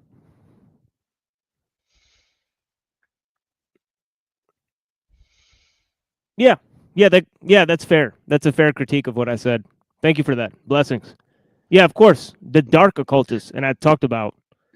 I mean, I mentioned it sort of at the end. The dark feminine material impulse within matter, right, and all that kind of static, and yeah, of course, dark occultists. Yeah, of course. I'm not talking about good occultists here. Okay, when I'm negatively critiquing this, but yes, your point stands. And your timing is impeccable. This guy, yeah, must be And divine. Sorry, go ahead. No, I was going to say it's important to distinguish between true dark occultists and those who are just playing at it, right? Oh, like yeah, the guys of course. The guys in power that are true, genuine dark, celestials. They know what they're doing, and they're 1,000,000%. Yeah, they're not relenting in any way. Oh yeah. Everybody who thinks that all occultists are bad, you're in grade school. That's grade school level stuff. I mean, but I yeah. think I don't even know if I want to be called an occultist at all anymore because Why, because there's many people who study this stuff and they're not part of the organization, so they haven't taken any secret oaths, so it's unfair to criticize them. I believe so, but I think it's apparent to let people know that there are people who have taken secret oaths and they're part of organizations, so that's also true, and you never know which people are. Yeah, I'd almost want to blame the Christians for that, but that would be too easy. Well, you could blame any number of organized religions for because it. basically Right. they take everything and just put lump everybody together and say they're wicked. So Right. it's an easy thing to do. Oh my God, demons! Yeah, but most of it, I think, especially in the West, I think a lot of it can be linked to,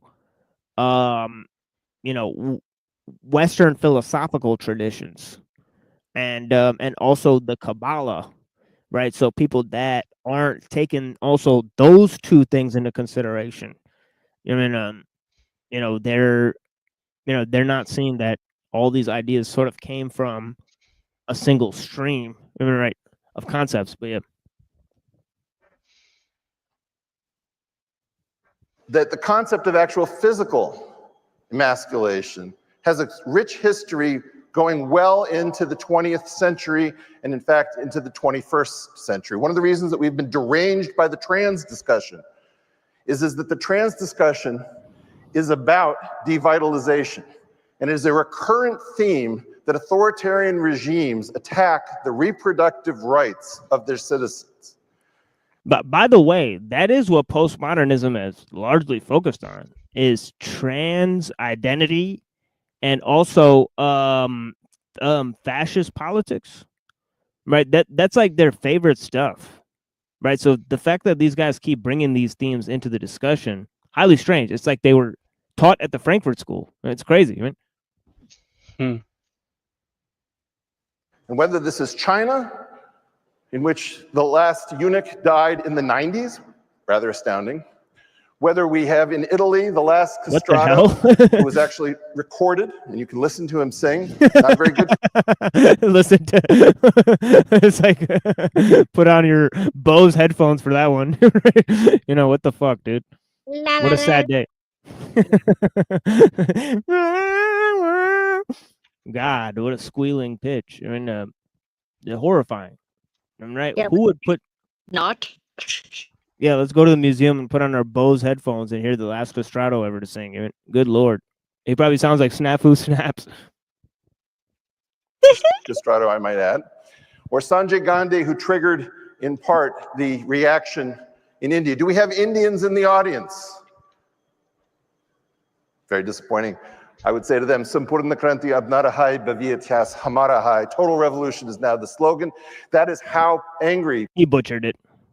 He It butchered sounded like he said formaldehyde. Hamara. First of all, it's Hamara Hai, right? And Hamara Hai. Right? That's how he, come on, dude. Like, people were and how violent. And by the way, he tries to hijack Indian cuisine, Indian music, right? He wants to be Indian for some reason, right? A lot of these fools want to be Indian for some reason, right? It's creepy, man. You're right, because it's probably the only reason why he spoke Indian is because there weren't any there. Yeah, and they'll like tell you about their point. guru, and it's always the scam gurus. See, the brown people know because they've been being scammed by gurus for like 2,000 years, right? So, but these guys don't know who's a real guru and who's not. Sadhguru. He's holding his hands like he's gonna dance some Bollywood here in a minute. Yeah. They became because of sterilization camps that were practiced in the 1970s. And I have this quote from Elon Musk, because I think what you have to... Wait, what?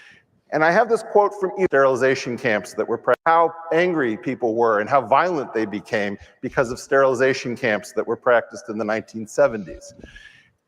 Oh, sterilization camps in India in the 1970s, you say? Interesting information, bro.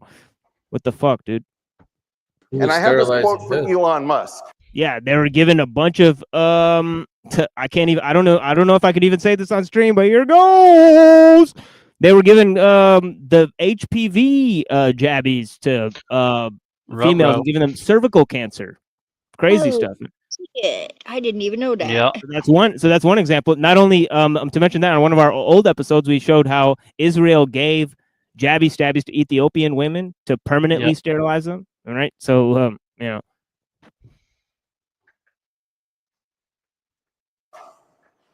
Because I think what you have to assume is that when you go to war, one of the great terrors. But Israel's great people, right? Disfigured. The sun also rises is a famous example. Bouncing Bettys were discussed in Vietnam.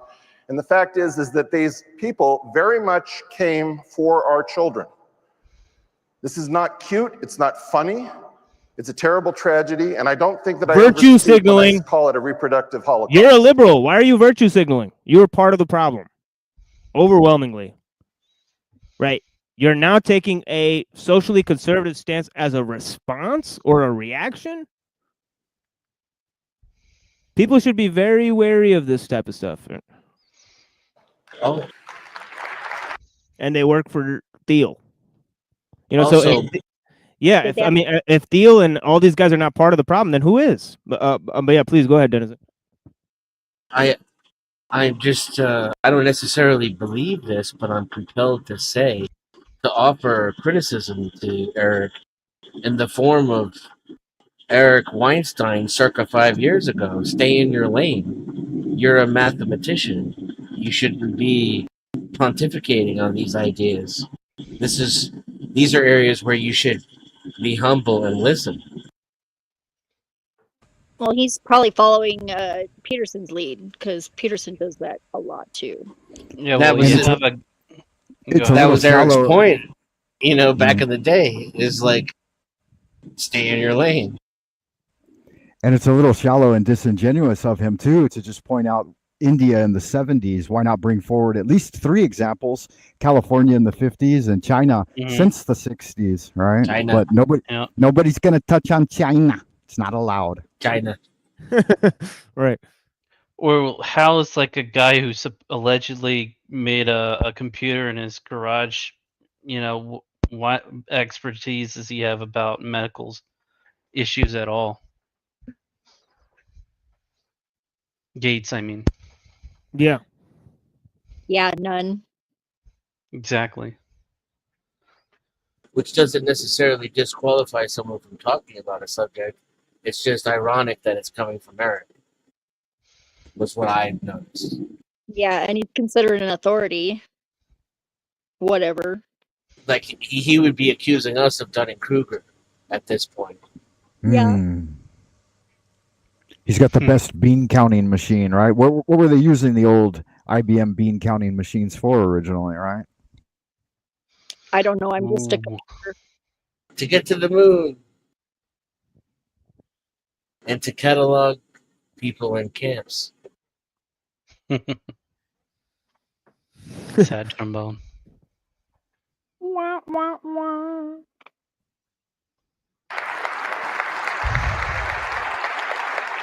I'm not going to read the quote because I don't think I can get through it personally. This child was with my son. I lost my son. The reason it's called dead naming is because you're so dead. My son Xavier is dead by the woke mind virus. Yeah, so one of his sons converted to transism, right? Elon Musk, right? So he's very sad about that, right? But it's indicative of his policy of not really being part of his kids, a part of those kids' lives, right? Which is highly strange. Right?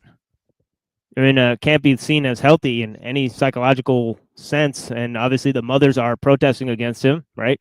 Rightfully so, right? Because it's not a principled thing to do, right? But obviously, none of my business, right? And obviously, those women, basically got what they deserved. I mean, what can you say about it? I mean, they knew what they were signing up for.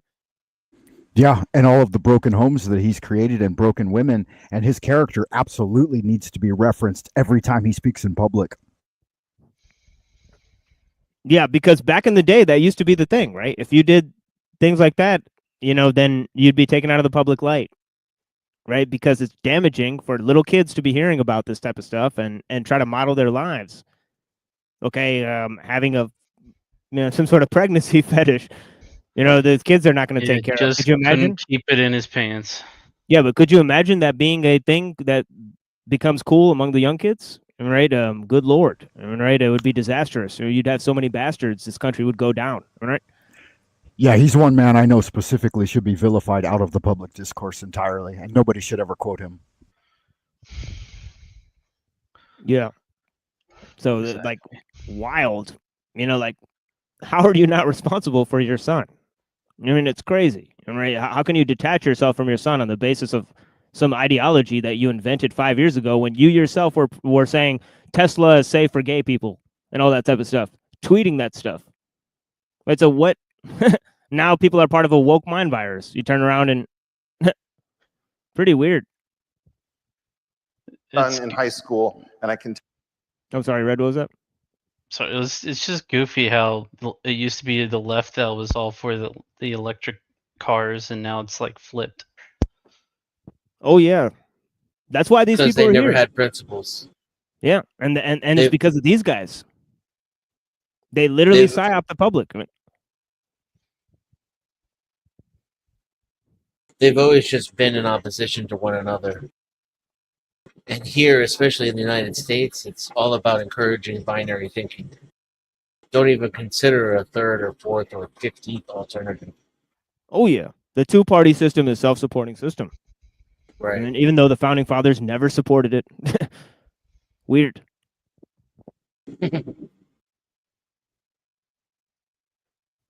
Tell you that the schools are infested with an orientation that is against the family, against the natural order, and against society itself.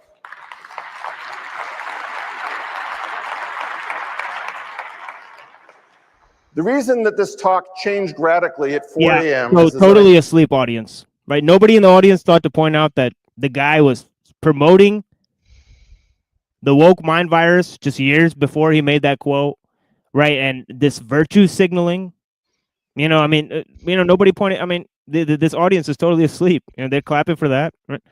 Wow. Right, and that obviously they're gonna have people, lemmings in the audience. They're not gonna have actually any. Oh yeah. Critical thinkers. Yeah, I mean, this is a political action committee, by the If way. there's even Alliance, yeah. Yeah, Alliance for Responsible Citizenship. Right. So yeah, this is a total shellac. The hell is even that? Yeah, total shellac audience. I mean, I wouldn't be surprised if there was applause signs like somewhere that we're not seeing them. That's what I'm saying.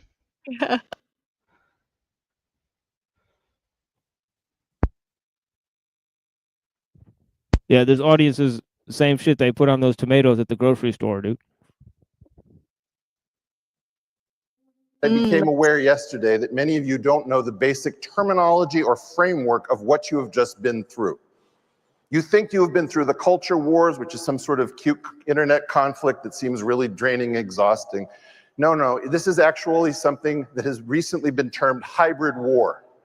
It's a 2007 concept from Frank Hoffman, and it says that in the current situation, non-shooting wars have no border and no end. Anything that can come through the internet means that there is no frontier. We are all combatants to the people who practice hybrid warfare. We can all be manipulated from abroad. Tokyo Rose is everywhere. Dangerous terminology. It's the terminology of Paul Vallely and Michael Aquino. If we're all What combatants, that means they can suspend what little rights we have left. Yeah, that peacetime. I'm sorry, Frank. You go ahead first. I was just going to say it seems to be an insidious drive to just limit what little free speech is left. Oh yeah. I mean, in the Aquino paper and in the Vallely paper, Mind War or PSYOP, right? Psychological operations paper, right? It literally says peacetime activities, right? People's views, ideologies in peacetime should be used for activities of wartime, right? And this is basically the ideological field has become weaponized, right? So they were aware of this, right? That this is because of social media, right? That this is taking place, right? So, we're all participating in warfare on a grand scale. I bet you guys don't know this, right? This is the first true thing that he said, really. I mean, but yeah, that's the problem, is that there's a war going on outside. Most people are not even aware of it, right? And that it's not even being fought with guns. Pretty weird. I mean, right? But yeah. And as such, you're mistaken. All of those of you who did not raise your hand that you've been through a war, you have no idea where you've been. And this is why the talk has changed. So hopefully I won't go over, but I had to change it a little bit. Cyber attacks, diplomacy, psychological attacks, information warfare. This has been discussed in the national security community, but it has not been discussed widely, which is why when we have coffee and I use these words, I see blank stares. It's important that we learn their terminology. Human terrain system. This is the concept that we can weaponize the social sciences. Cultural anthropologists, economists, psychologists can be used. We are the terrain.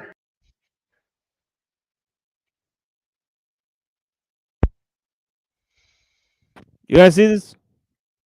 Yeah. So, yeah, it's kind of small there, but it's like third or fourth thing. Mind war. Okay, this is the main part. The advantage of mind war is that it conducts wars in non-lethal, non-injurious, or non-destructive ways. Essentially, you overwhelm your enemy with argument. You seize control of all the means by which his government and populace process information to make up their minds, and you adjust it so that those minds are made up as you desire. Everyone is happy, no one gets hurt or killed, and nothing is destroyed.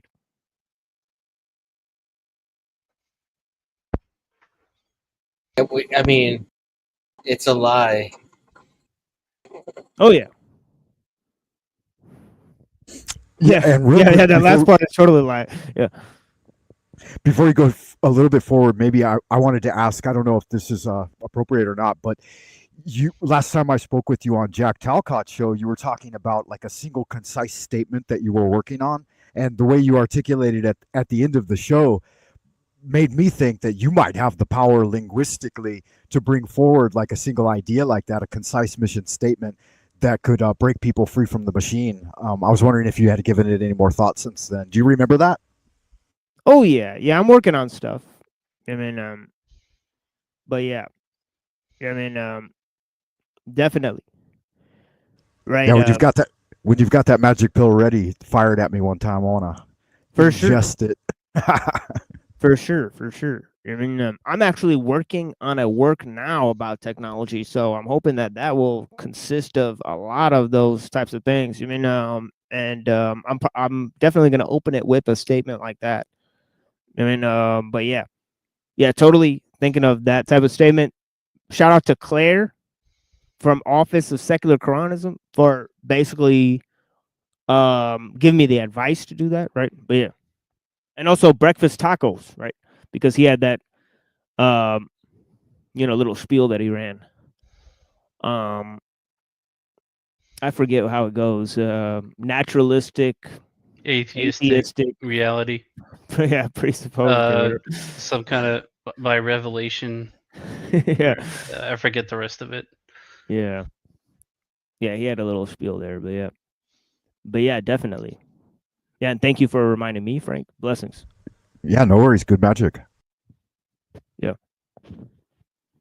Good. We have to map the actual aspects of human nature by clicks and how long you stay on a site, what you care about, what's your behavior on Pornhub. We are available as the... Oh, yeah. He knows. I think he's read the paper, right? Interesting, right? Or maybe he helped write it. Who knows? The terrain for these national security people who do not show their faces, they fight over us. And they use our social sciences and our universities to fight us as if we are simply terrain. Amazingly, many of you do not know about the whole of society approach. Whole of society approach is an innovation that came out of the Asia Pacific Security Center named after Daniel Inouye in the Pacific. And it basically says that the institutions of a society must be aligned to fight hybrid wars in the modern era. Now, if you think about that, you will realize that that is a very complicated name for soft fascism. Literally, the fascia is what binds together these institutions. And if you've ever tried to say, well, if I don't go to the New York Times, can I go to the Washington Post? Can I go to the Times of London, the BBC, NPR? All of these people appear to be in lockstep. This is coordinated through the whole of society approach. Because they've chosen the name for it, we will call them hoes. Now, let's talk about these hoes. Are they? Yeah, super cringe. But the fact is that it's super cringe for him to identify himself as part of the public that's being psyoped by the media when he's literally speaking to a political action committee and works for Thiel's investment firm. Very weird. But how are you part of the average person? Yeah, I'm sorry, Frank. Go ahead. No, I was just, that's one of the most obvious inconsistencies of him separating himself. That's just like, it's glaring. I mean, look at him. I don't know much about the guy, but he's obviously a dirty bird. You know that guy who didn't delete himself? He's shaped like a pear. You know the guy who didn't delete himself? Everybody remember that guy? Oh yeah. Yeah, he met Eric. According to Really? Eric. Yeah. I've heard Really? You're him tell the story. I've heard Eric Weinstein tell the story. Oh, that's the similarity, right? He's in the same family as Weinstein's. Yeah, this is Brett Weinstein's brother. He's a mathematician. And I've heard him tell the story of how he met, that one guy who didn't delete himself. Yeah, I think I heard that too. That's true. And right, he talked about meeting Epstein. Yeah. Actually, we could go to that. But you know what? Let me go to first Daniel Inouye, if I could find this. Right, 751. Daniel Inouye, okay. Okay, where he's like talking about the shadow government, dude. All right, he literally says there's a motherfucking shadow government, dog, and it's live right now, man. And he said that back then. Warns against shadow government, dog. A shadowy government with its own Air Force, its own Navy, its own fundraising mechanism, and the ability to pursue its own ideas of the national interest, free from all checks and balances, and free from the law itself. Yeah. And So isn't it? Go ahead. Oh no! Please, you go ahead. Here's the balls these people have. This is the same guy that when another senator tried to point out how there was possible plans in place to suspend the United States Constitution in the case of an emergency. The fastest growing. It was Senator Inouye who objected and said that it shouldn't be touched upon in open session. Yeah, and then he's being promoted by Weinstein here, and right. So it's kind of weird how these guys, are sort of eating their own tail here, right? And how they're talking to it. Yeah, shadowy government that's probably part of or is the breakaway society. And that he is civilization. And he's most likely a part of. Right. And then he's trying to tell Absolutely. other people that some other people are part of it. So fight these guys so that he could be at the top of the heap. Crazy stuff. It's the kind of That's why I talk that got JFK killed, huh? Yeah. That's why I said he's controlled op. It's crazy, man. The approach. Whole of society approach is an innovation that came out of the Asia Pacific Security Center named after Daniel Inouye in the Pacific. And it basically says that the institutions of a society must be aligned to fight hybrid wars in the modern era. Now, if you think about that, you'll realize that... Yeah, because what's the solution against the shadow government? Probably to create one. Right? I think that's what Inouye was saying. Right? So he's kind of like, we got to beat him to it. Right? Because if this is a plan, then it must be hashed out. Right? Because the thing is... Yeah, Giorgiani basically was saying the deep state isn't a monolith, that there are factions that are supposedly warring against each other. Yeah, it's made up of human beings. Yeah. So it's a microcosm of with the greater really whole. giant egos.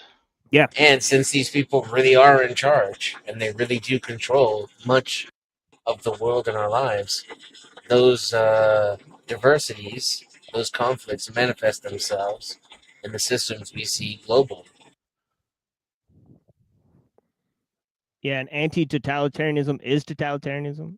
Anti-cult thinking is cult thinking. I mean, it ends up to be the same thing. I mean, so, and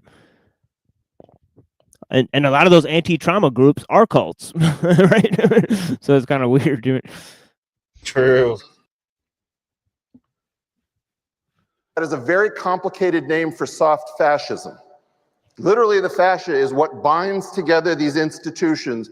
And if you've ever tried to say, well, if I don't go to the New York Times, can I go to the Washington Post? Can I go to the Times of London, the BBC, NPR? All of these... By the way, the link is here on the channel, The Machine Lives, for the people that are watching. Blessings. people appear to be in lockstep. This is coordinated through the whole of society approach. Because they have chosen the name for it, we will call them hoes. Now, let's talk about these hoes.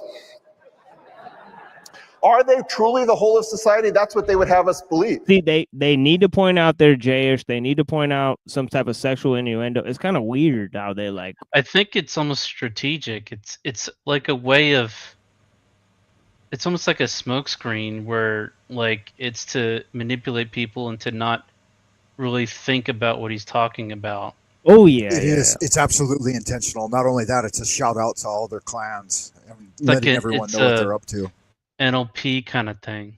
You know what pops in my head? I think the Thought Squad hoes depressed, not me. I take my meds. It's like so funny. I've never heard of that. Is that like That's Not My Name song or whatever? Well, yeah, it's the Thought Squad.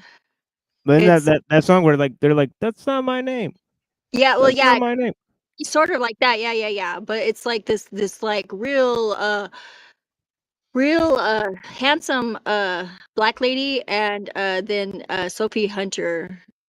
Yeah, she's a redhead little firecracker, and they're pretty funny. But that's what popped in my head whenever he said hose. Like I was like, oh yeah, hose depressed. Hose mad?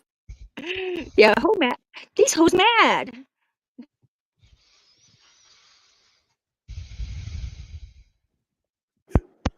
But somehow, many of us didn't get the message, many of us didn't get the call, and none of you got the terminology.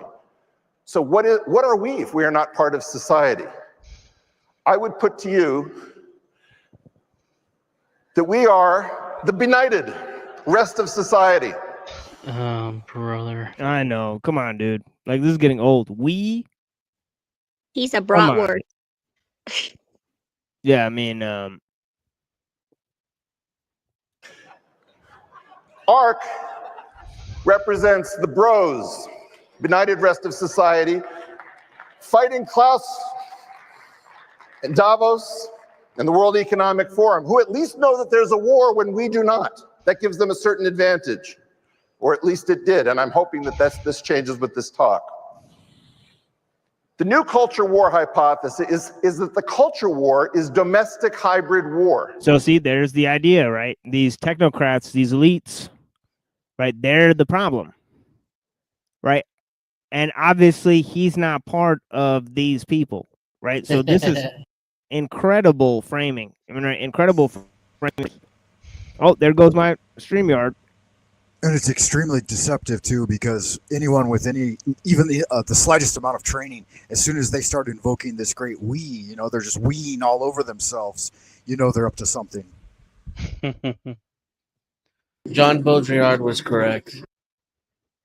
And now we're at the phase where people value symbols more than reality. I used to mock it as a child, but the older I get, the more I realize he was right. Oh yeah. Or you Gets go the last to laugh, huh? Yeah. Or you go to Mumford. Man is the symbol making animal. Right? 1930s. Right?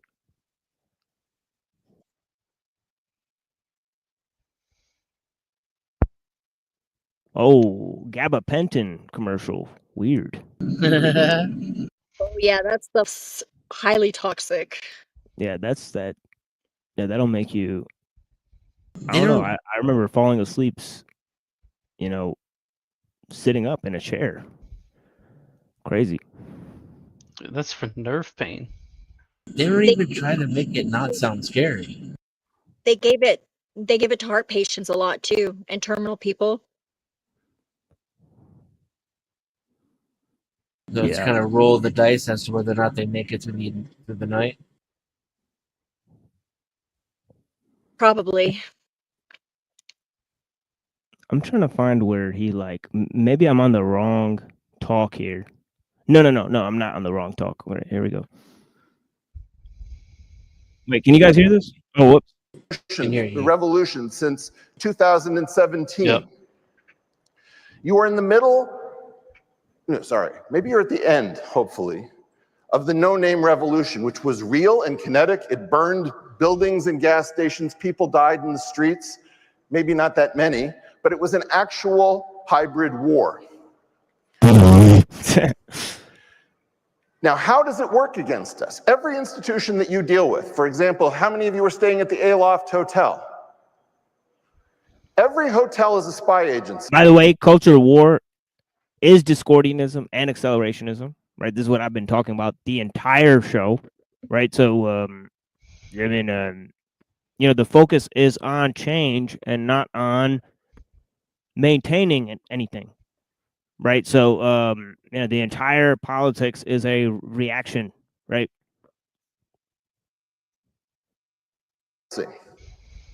It has something called a dossier, which it refers to as a guest profile. It has cameras that monitor you. If the police come or the government comes and say, please turn over your surveillance footage, they do.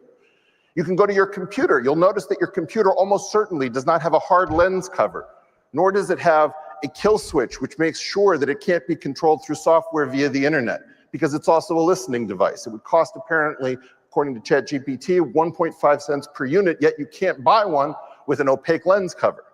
Everything that you deal with has a back of house. And that back of house is something that the governments believe that they have the right to have access to, and you don't realize that in some sense you are constantly going from object to object that has a portal in to spy on you. Or how about not even governments? The governments use private corporations that are actually located not in this country at all. Some of them are located in Israel. And the intelligence agencies of other countries, because they're not prohibited from operating here. And some of us do realize it and think about it every moment we interact with these devices. It's convenient because then a FOIA is pretty much useless. I know that whenever I get onto the internet, I'm sending an email to the CIA asking them for permission to a particular resource. I've made my peace with that. Yeah, same here. Yeah. That's why we just put our name on the show since day one. Yeah. I just assume that Akash is always watching and Thoth is listening, but only both at the same time if you're really interesting. Good magic. I'd like to have a conversation with them. How do you know you're not already? I guess I don't.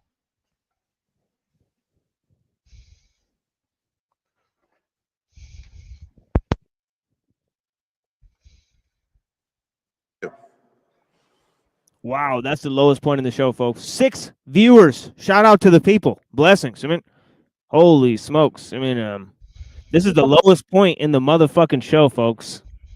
I mean, we had 20 people in here. We had different amount of people. Now it's 6. So take note. This is the lowest point in the show. That's a lady talk. Damn it! It's funny when that happens, isn't it? It's like, what happened? Was the lady? I don't think so, because if you put like lady voices, usually that attracts people. It's kind of weird, especially the simps or whatever. But where Uncle Fatty at? Yeah, where's Uncle Fatty at? Come on, Uncle Fatty. Watching? Uncle Fatty usually likes me. He's okay. I like him. He's all right, I guess. One watching on the machine lives? What? Oh, that's gotta be smokes.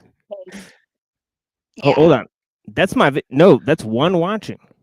Yeah, holy smokes. We got one viewer on the machine lives, folks. So fucking with your numbers. I'm just pointing it out. But yeah, very interesting.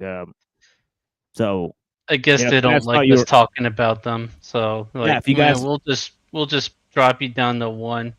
Yeah, watch it's a part of the psyop because I'm watching on my phone too.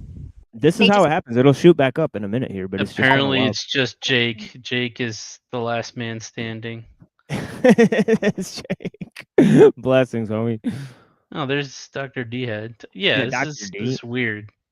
Yeah, there's at least 3 people just commented. So wild shit, folks. So yeah, I'd like to point that out. Friday night, 9 p.m. one watcher on the machine lives. Let's do this thing, man. To our one viewer. Everybody out at the supposedly. bar or something? I don't know. Interesting. Now, the question is, why are our oppressors doing this? There's got to be a reason. And I asked ChatGPT, the posh kind, for $200, tell me something.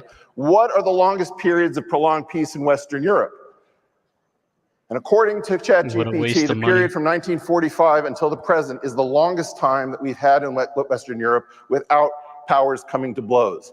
Right now, we treat Europe as if it is a quaint Disneyland, when it is, in fact, the most dangerous place on Earth. Now watch this. Now look at this. Oh, all of a sudden 9. It went from 1 to 9. Really weird, folks. How did that happen? But yeah. Just pointing The out. great trade hypothesis is that most all of Western vitality was traded for one commodity, and a precious one at that. And you have to honor these people. You have to give the devil its due. They did keep us out of thermonuclear war since November of 1952. The trade ended in January of 2025. You can decide that this is a good price to pay or a bad price to pay, but you cannot claim that the trade is continuing. We are back to vitality, and I'm sorry to say that almost certainly we will soon be back to kinetic war. The great nap is now over. So, what does this have to do with building? What does this have to do with... Yeah, sorry, homie, I didn't see you back there. My bad. Notice his magically manipulative language. You have to give the devil his due. He just gave a little shout. He just gave a little shout out to his real allegiance. Did you know in the Sam Harris and Jordan Peterson debate the number of times he says that phrase? It's off the chain. Somebody should literally do a counter for how many times he says "give the devil his due" in the Sam Harris and Jordan Peterson debate. That was a very famous debate. He said it like 20 million times. These guys say that phrase an ungodly number of times if you pay attention to it. Very weird phrasing. I have to agree. I'm glad you noticed. Yeah, I think it's requisite. You have to include it at least probably a dozen times. Yes. Maybe throw up a little 666 every once in a while. Yes. Yet another weird connection between him and Peterson. All right. They're not only ideologically linked apparently, but they're also linked in lieu of certain phrasing that they like to use. Very strange coincidence. If I remember that debate correctly, it was just a headache of sophistry.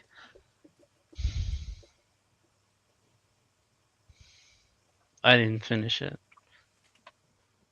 Yeah, it's crazy. With taking on the greatest challenges. We are now in a sprint for the finish. According to Luke 21, the two figures, the Joker and the thief, are crucified on each side of Christ. Now the Joker says there's got to be some way out of this. Right now, where we are is 4 light years from the nearest star. There is no way to get to the speed of light or even close. We are marooned in our solar system with only 2 habitable rocks that aren't the Earth, and that's with a lot of work. We cannot stay with all of us on one planet with one atmosphere, with people this crazy and tools this powerful. Now, so there he's promoting fake and gay space communism. I mean, totally wild. We can't even figure this place out, but we're gonna go and shoot up to the space and create a whole new thing where on minimal resources up there and force people to live on very minimal resources in space. Yeah, right. I mean, the stupidity of that is unbounded. Right? How many Yeah, and he women made a little endorsement for mass genocide as well. Yeah. Yeah. There's not enough room for us on here, apparently. I just wanted to say, have any of y'all seen the TV show The 100? Yes, I have. Yeah, Okay, I think it's well, there's like 100 people who like are left on the Earth or something. Is the premise or?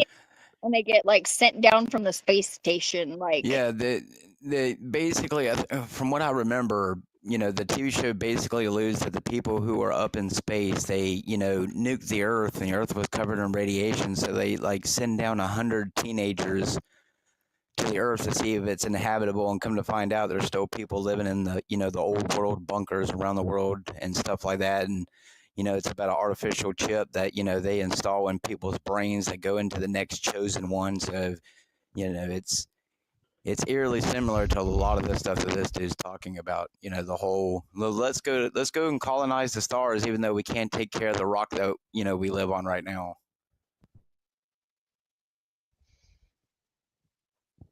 Yeah, I mean, these guys are going with Robert Heinlein books, and they think like that's what the future is going to look like. I mean, you should hear what they're saying. I mean, it's fucking weird, dude. Totally weird stuff.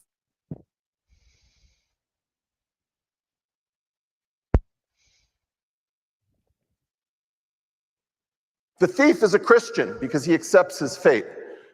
But we Jews, we are nothing if not great survivors. So as a Jew, I'm with the Joker on this. What a bunch of nonsense. What a bunch of nonsense. And also, people who literally, were literally didn't they get kicked out of European countries and all that stuff, and they cried about how oppressed they are, but you're all of a sudden a survivor, dude. About what are you maybe talking about? 109 times. Yeah, but yeah, you're a survivor. Oh, and the poor Christians. Oh yeah, they just accept their fate. They don't look like they're accepting anything. Like, what are you talking about? Right? They're some of the most vicious people on earth. Like, what are you talking about? I mean, right? Have you seen the Christian Zionists? Right, that are totally supporting Israel? Right? What are you talking about? They might as well be Jews. Right? So, I mean, I have no idea what you're talking about here, dude. That's definitely sad, Trombone. Yeah, like what? Like, total, like he's living in a fucking mystery world. I mean, and why is he assuming that everyone in the audience is a Jew? Right. What? Yeah, he said we again.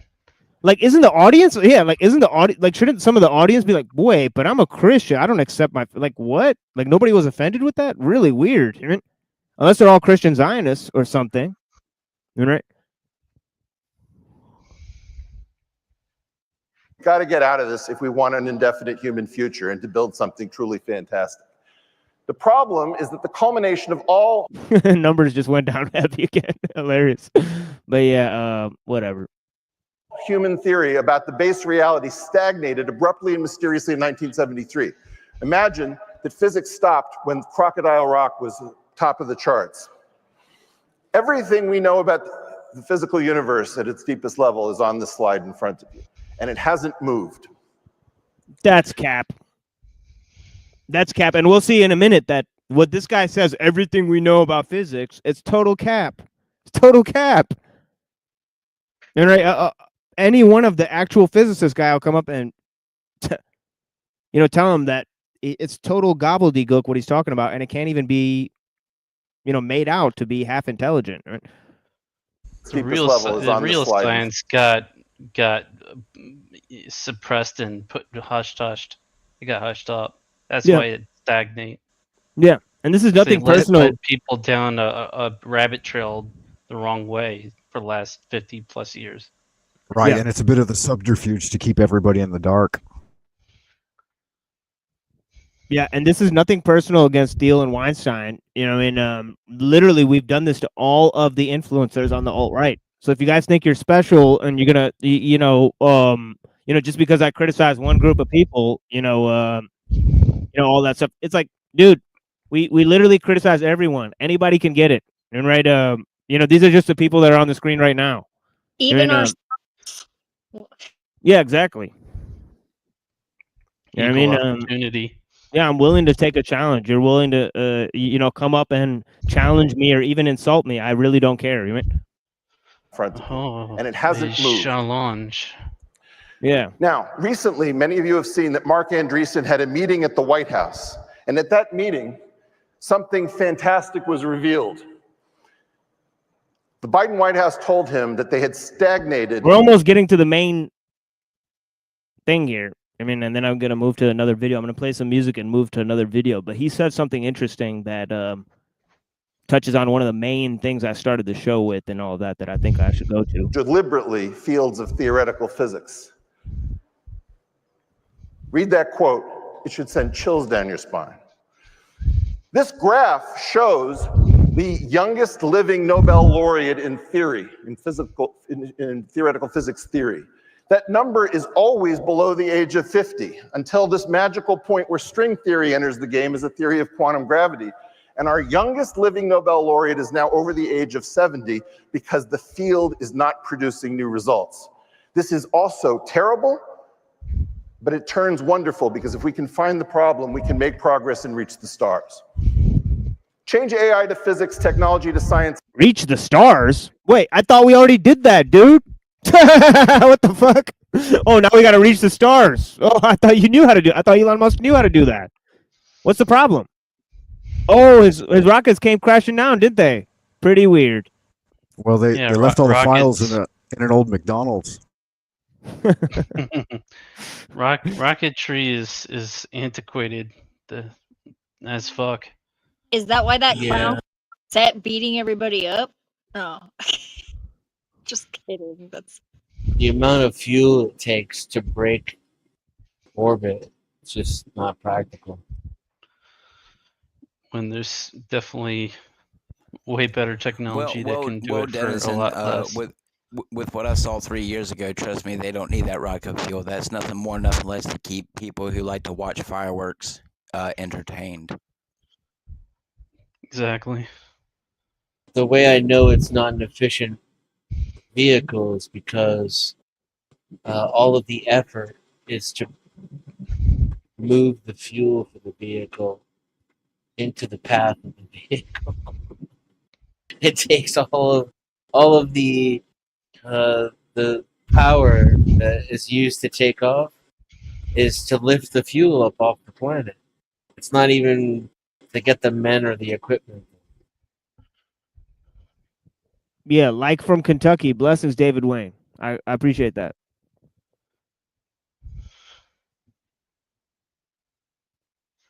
And startups to alternative theories and reading the following. This is it. This is all I wanted to do here. But yeah, look at what he says here. Really weird. Change AI to physics, technology to science.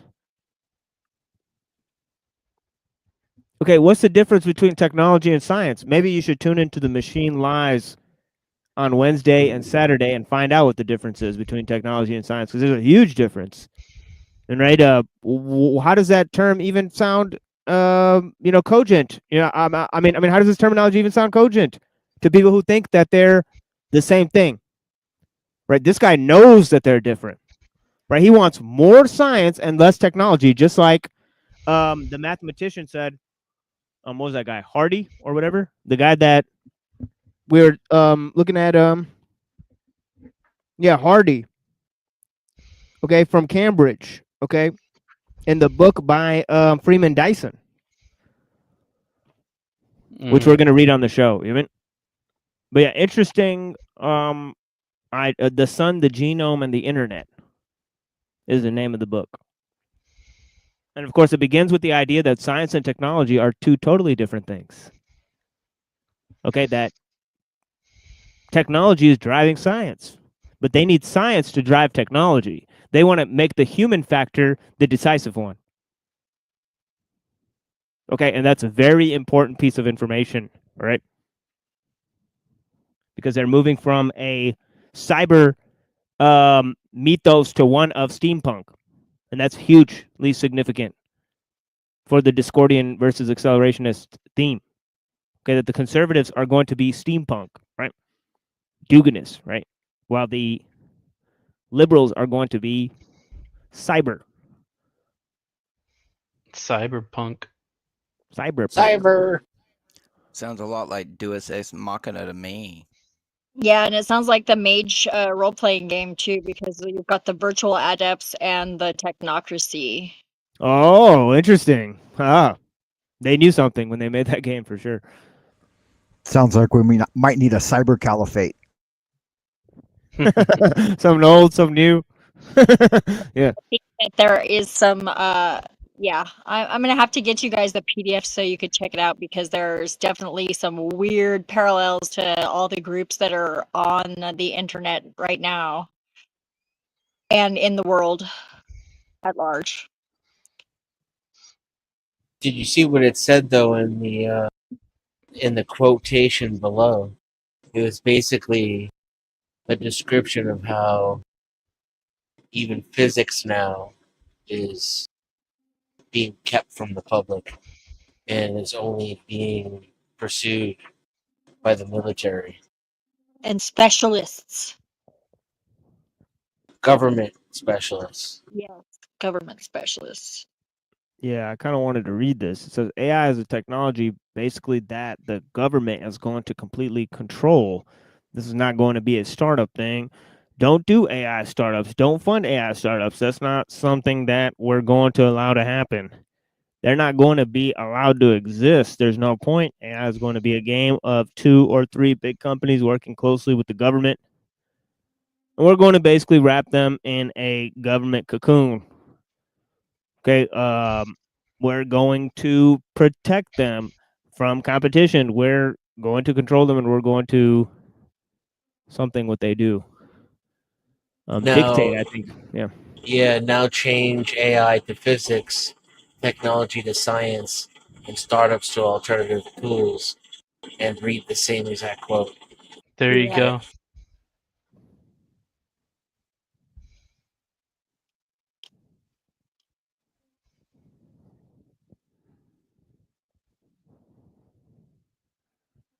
Yeah, so physics is a technology basically. Physics is a science, basically, that Oh, the yeah. government is going to completely control. There's not going to be any alternative theories. Don't do physics. Don't allow alternative theories on physics. Don't fund alternative theories on physics, etc., etc. Fascinating. That's going to be very important for the next thing we look at. So I'm right glad you there in pointed it out. plain sight. Oh, yeah. Yeah, he's telling you how to decode that into what's happening. Well, it sure is nice having intelligent people on stage, folks. Blessings. But yeah, let me play some music and then I'll come back. Thank you guys so much for being here. You know, I can't count my lucky stars for all you people, honestly. But yeah. What are we gonna go with here? How about ARPANET and who's that? And ARPANET and Alien to Goyim. You know. Okay. Is that like a homunculus or something? No, that's the bands I listen to. But yeah. Because You know what I mean? Shout out to David Wayne. Yeah.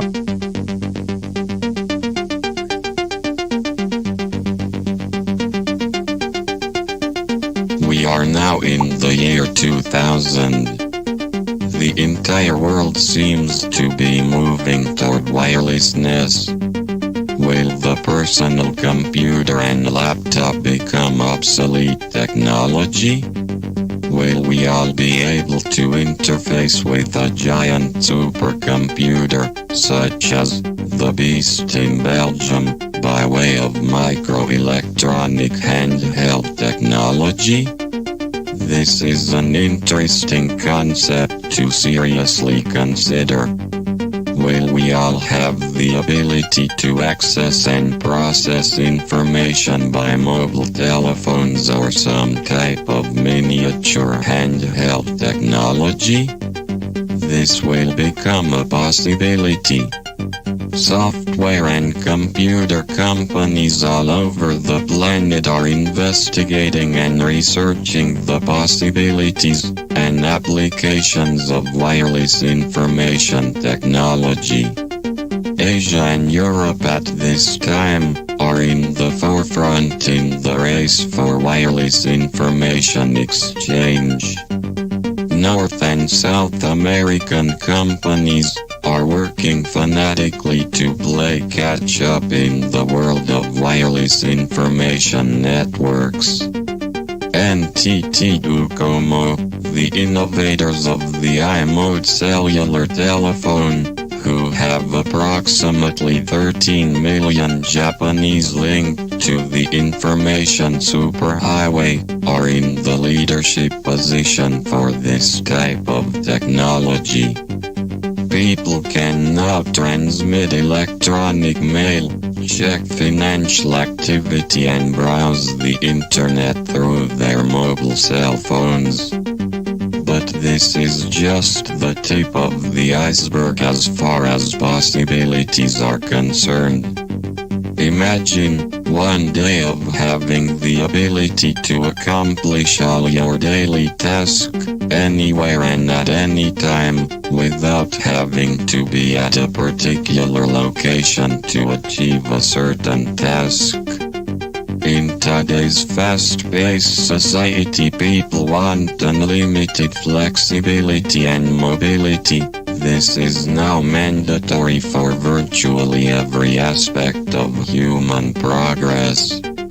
Almost everyone possesses a cellular telephone, and this subscription number is expanding exponentially. One day we will all be wireless, and this is a fact. One day we will be able to do almost everything by remote control, with a multiple array of digital handheld devices. What will the implications be for humanity? Who will benefit and who will suffer? These are the important questions that we as a society must seriously ask ourselves. We are all atomic and subatomic particles, and we are all wireless. Who's that? Round. Who's that? Round.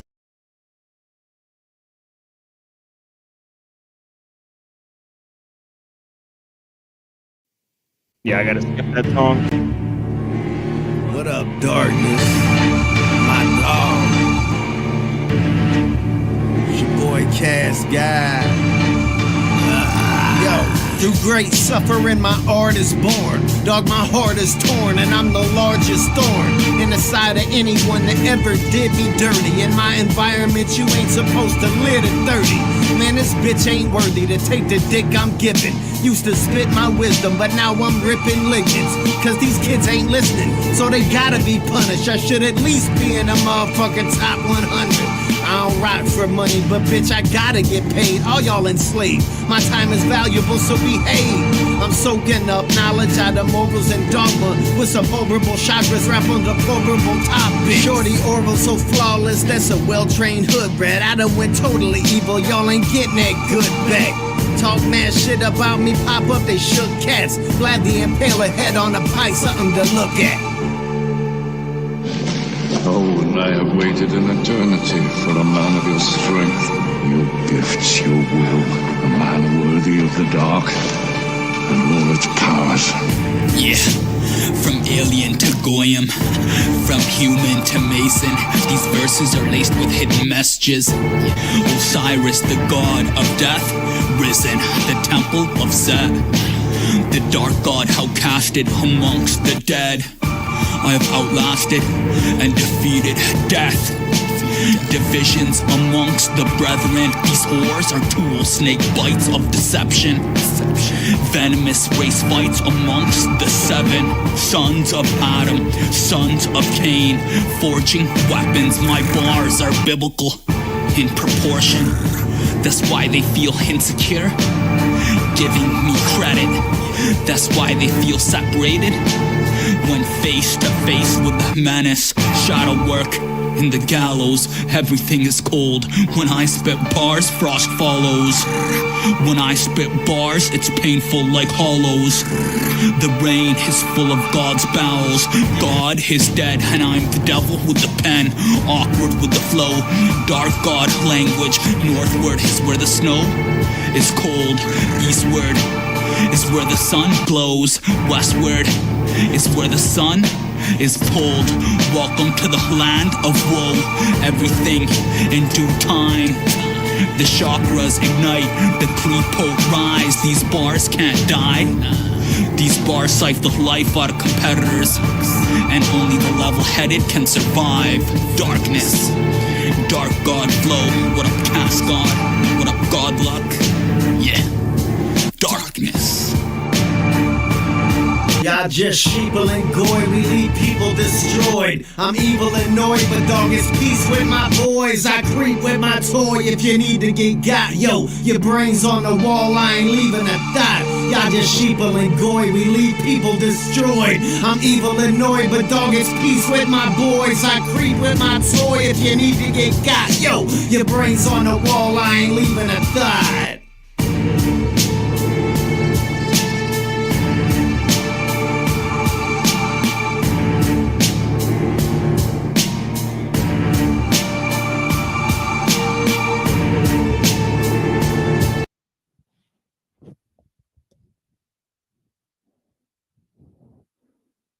Okay, let me find this other one.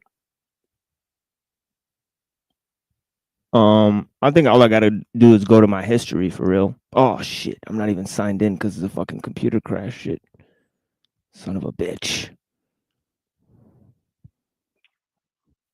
Oh. I just heard my own voice. It wasn't me. I'm muted. Strange. No, I mean, I use fish accidentally to played the video there. Here, hold on. History. And then I'll find this video with Eric Weinstein. Oh, actually, I never searched for this video. This Professor Dave explains. This guy's kind of a queefy dude. But, you know, he's Good or bad? he's just really like I don't know. He's really cunty, like the way he's like, you know, I think that's just he's just really cunty. You know, he's a science tard. You know, so Is it so he's got- derogatory? Sort of yeah. Okay, that's what I was, because I call my friends cunts. Yeah, this guy's actually does some good coverage here, though. I've no lies detected in what he says. I only watch 8 minutes of it. Then he starts talking about his science bullshit, and I can't do it with that stuff. I mean, we're not going to cover that stuff because I have no way to figure out if Eric Weinstein's saying bullshit, if Professor Dave is saying bullshit, if all three of them are saying bullshit. But okay, so Sean Carroll had a conversation with Eric Weinstein, right? And it did not go very good for him. Jordan Peterson recently did a Jubilee debate with 20 people, and it didn't go good for him. Andrew Wilson had a debate. Yeah, what a clown show that was. Yeah, and you know, and that was very, very bad for him. So again, I think that all these are planned. They might even talk to these guys about the kind of mishap that's going to happen in advance, so that they give them the right publicity or whatever. But they're meant to be the fall guys. You know, they're meant to push extreme views and then be the fall guys. So basically, you know, Wilson was going to go out there and say, "Oh, the Christian Zionists, they want to summon the Antichrist," and then for that, he has to take this humiliation ritual with the pickle jar. That's how it works. I'm People- like, what a cute lobster. Yeah, people that don't understand how it works, you know, these are humiliation rituals that they set up because these guys are set forth to do assignments to push extreme views, and they know in advance that they're going to be publicly shunned. Then Right? why aren't they at it? Why aren't Wait, they? and did Andrew They're allowed do to a push. pickle ritual? They're allowed to push certain views.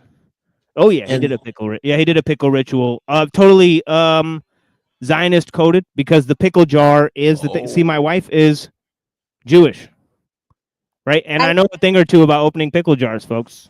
Okay, What's the story with it? What's the breakdown on the pickle jar? I don't know. Polish, Jewish women, they love pickles for some reason. I don't understand what the deal is. I mean, it's just a thing. You know what I mean, with them. Feels a little spice. I was drinking the pickle juice the other day. Yeah, she does that too. She drinks the pickle juice. So, you know, Zeph knows and a few other of the Jews know. You know, the Jewish females know. It's kind of weird thing that they do, but I don't know. but no polska kielbasas. I don't Yeah, like so so I know personally a thing or two about the Jays. I mean, right? We're closely linked to the Jays. But yeah, kosher pickles, exactly. Right. They got the kosher pickle thing. I mean, I but buy yeah, kosher salt because it's already pre-blessed, so it's kind of like cutting corners a little bit, but it still works. yeah. So here's this queefy dude. You could tell he didn't get dressed for work. Pretty weird thing. I mean, you're gonna make a YouTube video. You might as well look kind of presentable, but not with this guy. I mean, he doesn't even comb his hair. I mean, pretty weird presentation with this guy. You got to wonder with some of these guys how they have so many followers with such a you look at his background, you look at the presentation, how they Yeah, I was about present to their say, videos. yeah, the first thing that stuck out to me was his picture frame back there on the wall on the left. Of course, it's Matt Groening, the time traveler. Yeah, going to a corner, that's a boss move, honestly, with the framing, really, but his outfit, his color of his shirt is like, you can't even read it. Yeah, it's a really ugly color for a shirt. I mean, definitely Eric Weinstein was better dressed than him, but that's like putting lipstick on a pig because look at that dude. He's rotund and gross and covered with boils or warts or something. I don't understand. Well, what do you expect? It looks like he listens to the Beatles.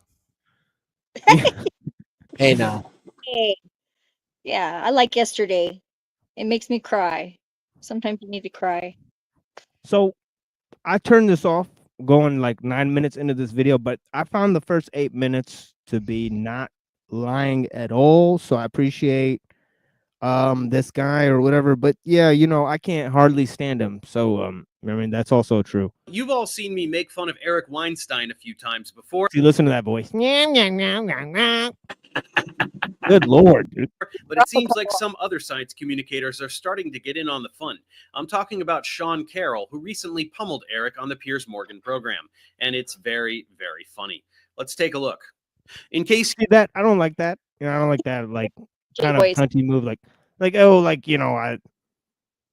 I like how he got pummeled. Like it's like people who like watching people suffer and stuff and little sadist stuff like it's weird. I don't get it. Yeah, it's kind of There's like, so many of them on YouTube. They try to make it seem like it's normal, and they try to ostracize people who aren't like that. It's like, bro, most of the world is not like that. Yeah, like That's their windmill, the drama mill. It's the wind that blows the windmill. Yeah, I can't picture myself, going like, oh, this guy got humiliated. I don't even know if what the other guy is saying is true, and neither do you then, because if you don't have the expertise that he has, then how could you know what he's saying? How could you verify what he's saying? And if you don't like them, why would you get to know them? Yeah, so either Professor Dave has equal accreditation to Sean Carroll, or he should shut his fucking mouth according to his own fucking logic here, right? So I don't understand why Professor Dave is making this video at all, right? I guess he's bored. I mean, I don't know. I mean, but yeah, you got to keep your followers engaged. I mean, for the science grift. I mean, good Lord. It gets the numbers. you need some content. Yeah. Yeah, and I don't know if this guy's total con. He's checkmarked on YouTube, so you already know he's pogo. These guys are. Sean Carroll is a well-respected theoretical physicist who specializes in quantum mechanics and cosmology, and he does quite a bit of highly reputable science communication through magazine articles, books, and public appearances.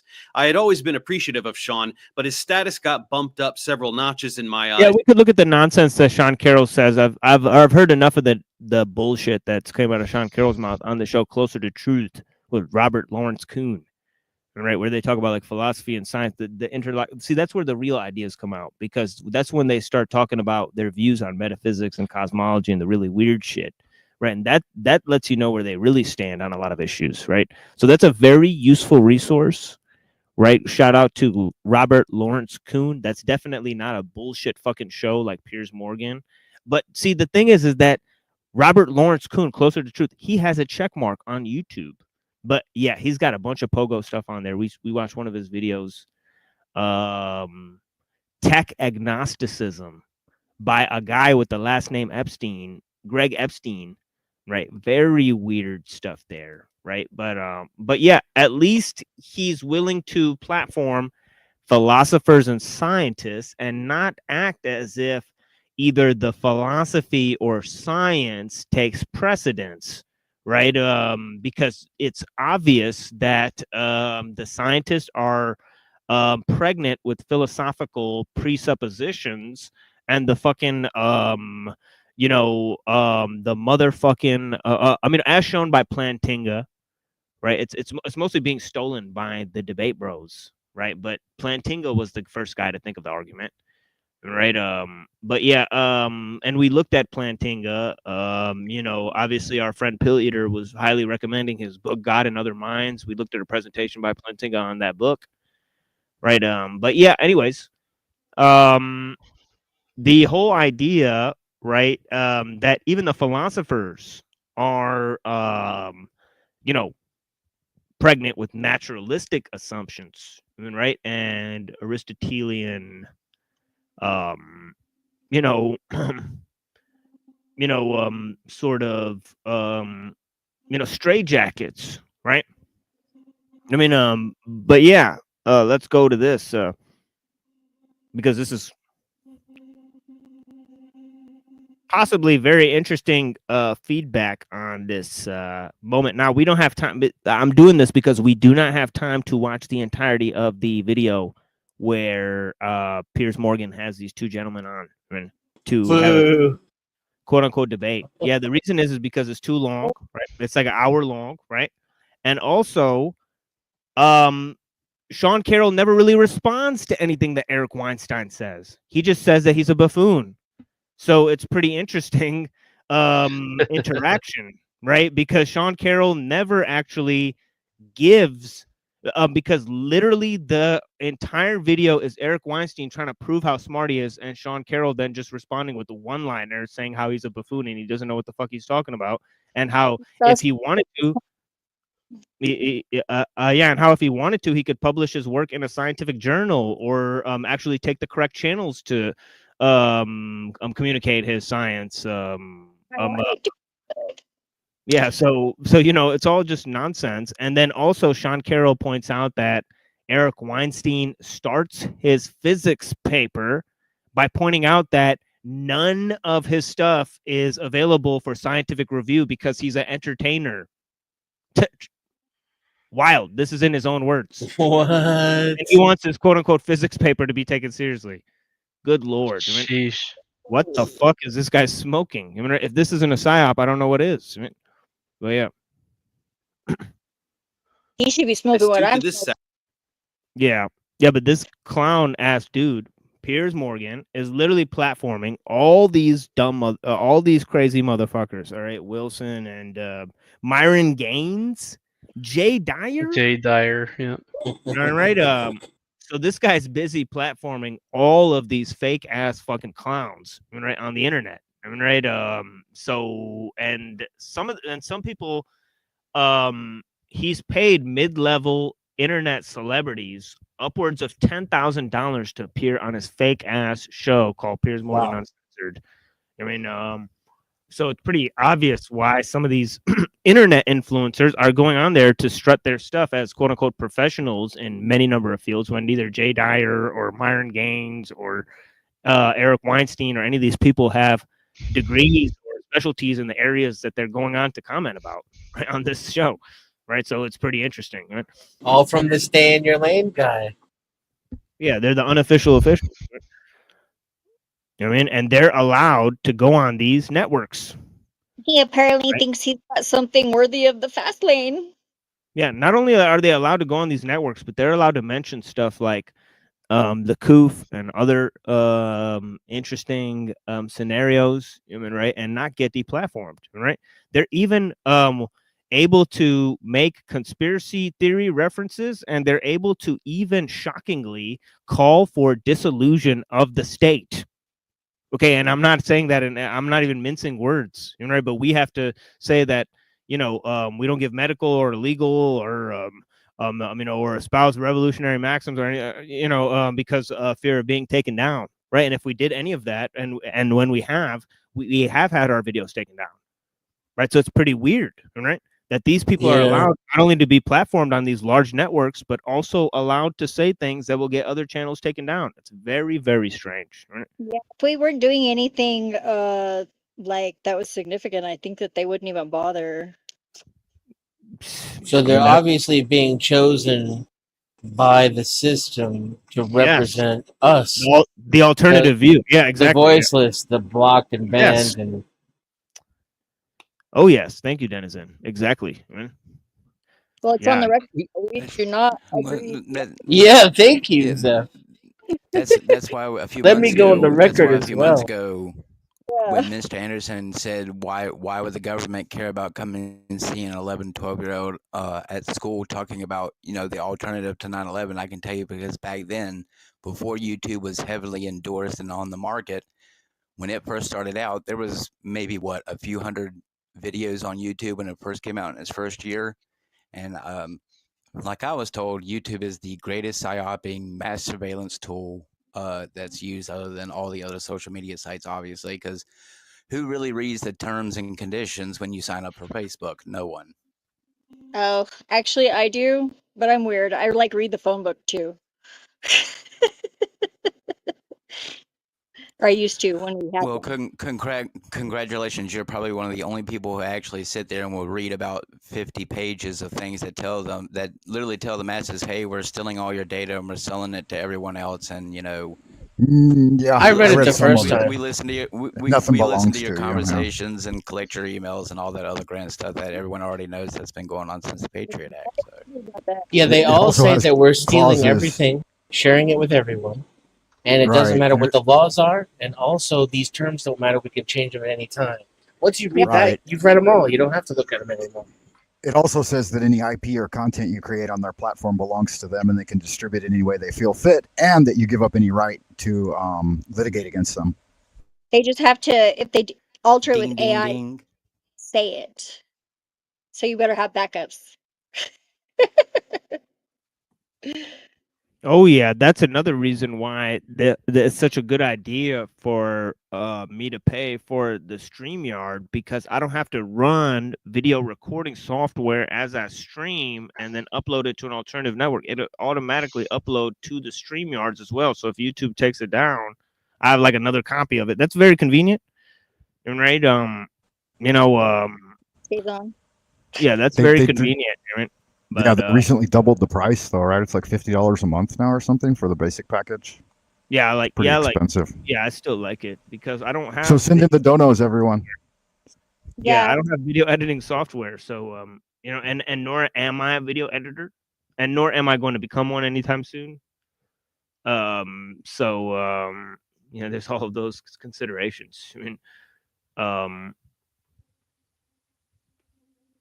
I don't even know if I know how to go live from the YouTube studio, but yeah, It sucks. It's a bad experience, but Yep. So is the other software that they have online. Ooh. OBS. Yeah, but this video will only be available on this other channel. I'm sorry, is that what you said? Oh, I was just saying OBS is a little complicated. It's like you have to learn how it works. Right. That's Yeah. on that a bit. Yeah, that Yeah, it's too, a steep learning curve. Oh yeah. I've used Photoshop and shit before, and Adobe, like the video processing. I forget what it's called now. I work for a photographer. Yeah, but let's check out some of this crazy video. I think maybe only 8 minutes. The only first 8 minutes of this video, he points out some pretty significant recognitions about this character Eric Weinstein that we've seen give a presentation recently. Segment you're about to see. Eric, on the other hand, is an obnoxious pseudo-intellectual fraud whose sole purpose is to spread anti-academia and generalized anti-science rhetoric on the internet at the behest of his paymaster, anarcho-capitalist Peter Thiel.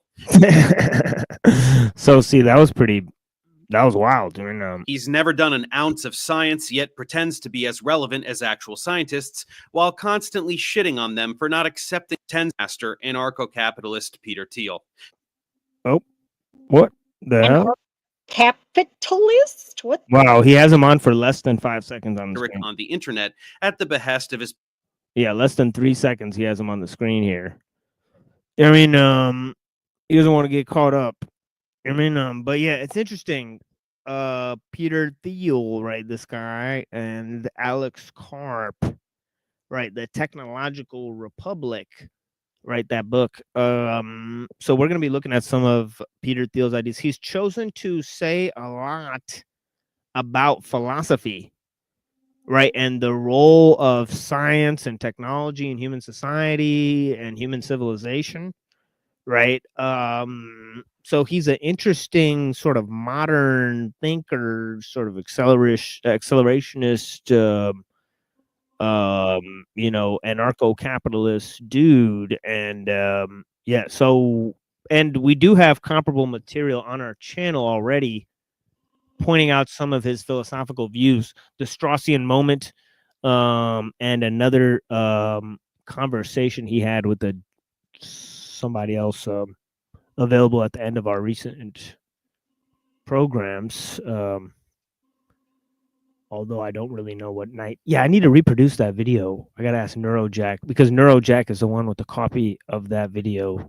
So I gotta ask him about that. But yeah, it's interesting. Peter Thiel, the blood drinking guy, right? Adrenochrome.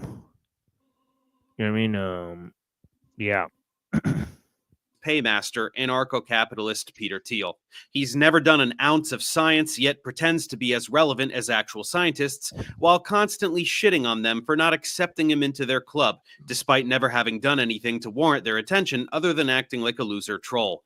Like any true grifter in this domain, he has a fake theory of everything called geometric unity, which we shredded to pieces in a lengthy video featuring him and his equally useless unit. Like any true grifter in this domain, he Domain.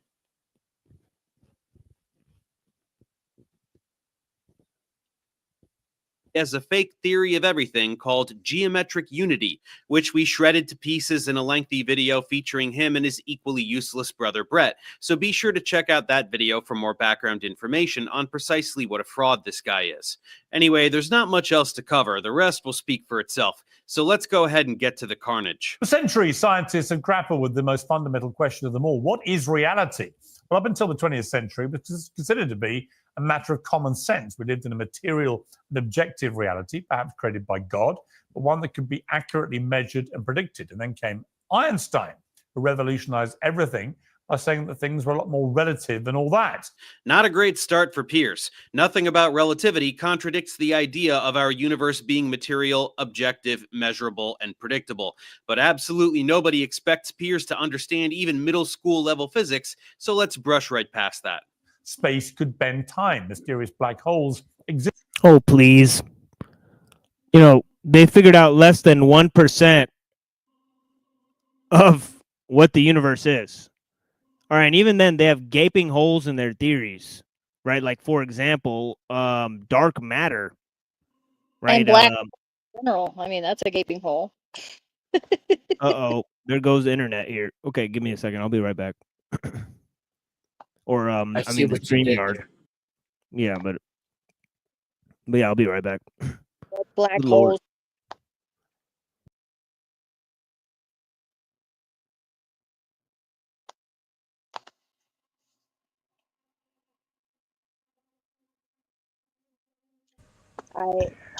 Are we still live while TML's out? Yeah. I was Yep. checking to see if Eric and Dave Weinstein are related to Harvey Weinstein, and it says no, but those guys look exactly the same in their facial features.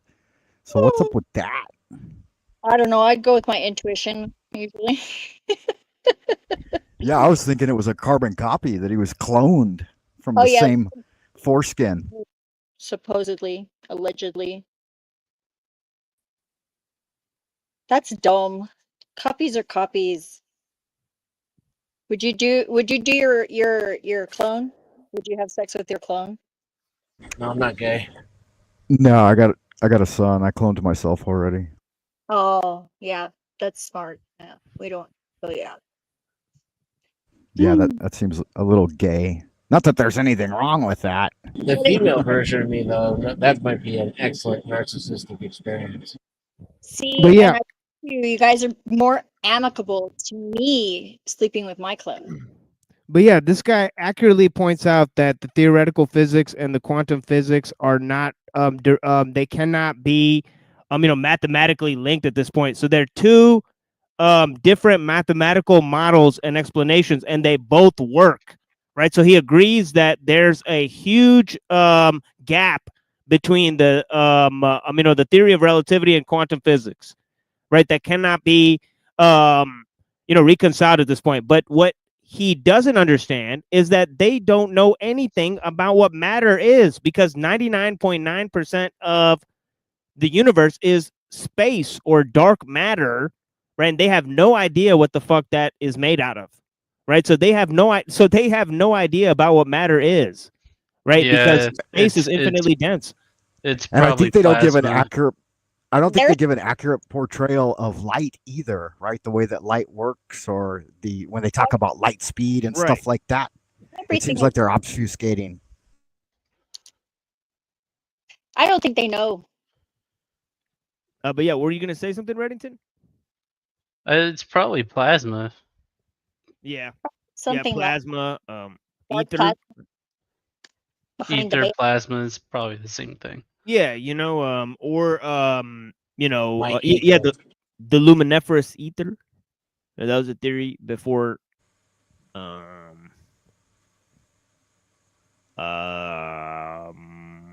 I think it was Right, before, either gravity or electromagnetism or something like that. But yeah. Well, everything Yes, is light. smoke, Yeah. smokeless fire, some sort of manifestation. Oh of ether. yeah. That's one part of it. There's a lot of it. It's vast. Well, as someone who's seen a lot of crime scene photos, it's insane to actually quote unquote see someone who's apparently actually combusted, and not because they were covered in any type of accelerant. Like, Yeah. there's a difference between people when you see people who have been burned, who have been like caught in a house fire or something like that. There's a big difference between someone like that, and then you see the photos of someone who supposedly combusts, and Yep. it's like you took someone's ashes and you kind of just like threw it in the wind, and it just like lumped together in a pile. It's really strange how there just seems to be no real, to me, a sound explanation how someone can just go in a second. But it does happen apparently. And there's It not does, much. and so every time a Buddhist monk goes downtown and does it, they always attribute it to him pouring an accelerant on himself, which I don't think is the case every time. Self-immolation, but it's like, yeah, that'd be a dramatic way to go. I don't think so. I don't want to be Well, I let can up. just tell you what I saw 3 years ago. Definitely didn't need any type of maybe compulsion, but it definitely didn't need any combustion. That's for sure, because it didn't make no smoke and it didn't make no sound. So it didn't smell like barbecue? No, That's but it probably was a very good. cliche. It was in the form of a triangle though, so I guess it's the Illuminati, right? Not Yeah. necessarily. Yeah, I mean, this dude's got a fake 3D display in his video, and he can't even make that creative. It's a fucking Apple TV. What the fuck is going on here, man? This guy, he wants to This is be the cool. stupidest shit I've ever seen. I mean, so I yeah, the thought- most cliche like TV, like he's watching it on an Apple TV, and it's, I don't know, it's like a cartoon, and it's fucking stupid. But yeah, And some what do they call them? Biscuits. Yeah. Yeah. I imagine him with a diaper. It's funny. and this is a dude that platformed Alex Jones and all these other wackos. I mean, More relative than all that. Not a great start for Pierce. Nothing about relativity contradicts the idea of our universe being material, objective, measurable, and predictable. But absolutely nobody expects Pierce to understand even middle school level physics, so let's brush right past that. Space could bend time. Mysterious black holes existed. The universe was expanding. But even Albert Einstein failed to truly grapple with what came next, the wild world of. Hello, everyone. My name is Jeff Bowersox. Read that little once before he read it on live. Jeff Bauer socks. I'm just thinking the same thing. Biltmore. My name's Bill Biltmore.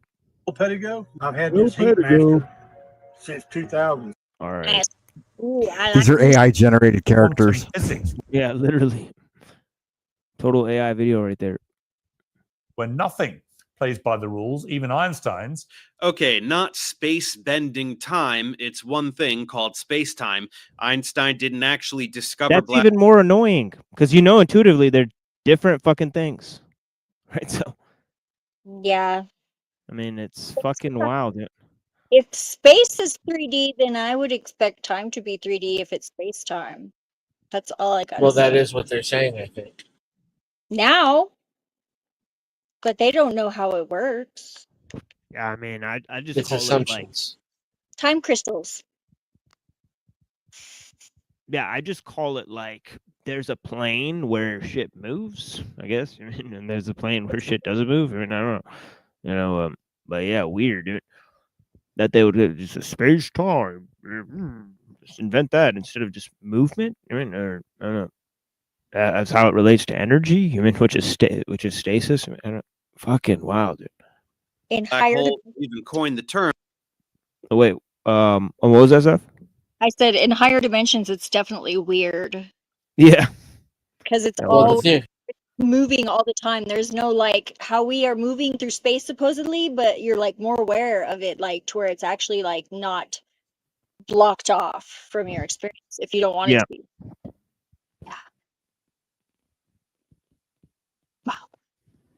yeah, absolutely.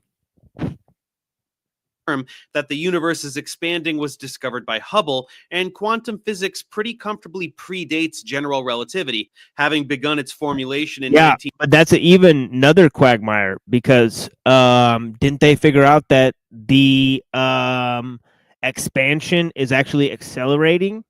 So Yeah. that's another fucking problem then, because why the fuck would it be accelerating from the point of the Big Bang? It would be slowing down because of energy and momentum and all the fucking crazy shit. It literally disproves Newton. It's weird shit. Where's all that movement coming? Why is the movement accelerating? Right? The great attractor. Yeah, that's like the then you get into like Jesuit crazy stuff, right? Like with Teilhard de Chardin, right? It's crazy stuff, right? The mouth of the old ones or something out there in space. Oh yeah.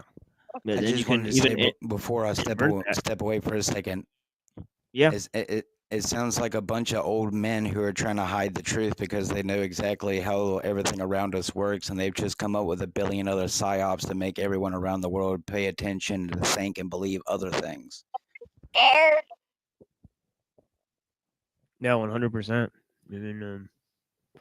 But yeah, I think he needs to be asking bigger questions, like why Piers Morgan is platforming this dude who's a non-expert along with this other dude, and he is kind of asking that to begin his video, but then he's kind of legitimizing the physics stuff, but he's not understanding that this is a pogo reality pushed by government officials and agents, right? And literally that this guy is platformed on this thing. He's like, sort of like wondering like, oh, how could this be? How could this happen? But it's like, dude, don't ask why if you know what's wrong, right? This guy works for Thiel, as you said, right? And he's being platformed on a ridiculous level to have a conversation with somebody who's way above his pay grade, right? So he's Not a conversation, really, is it? it's not a conversation either.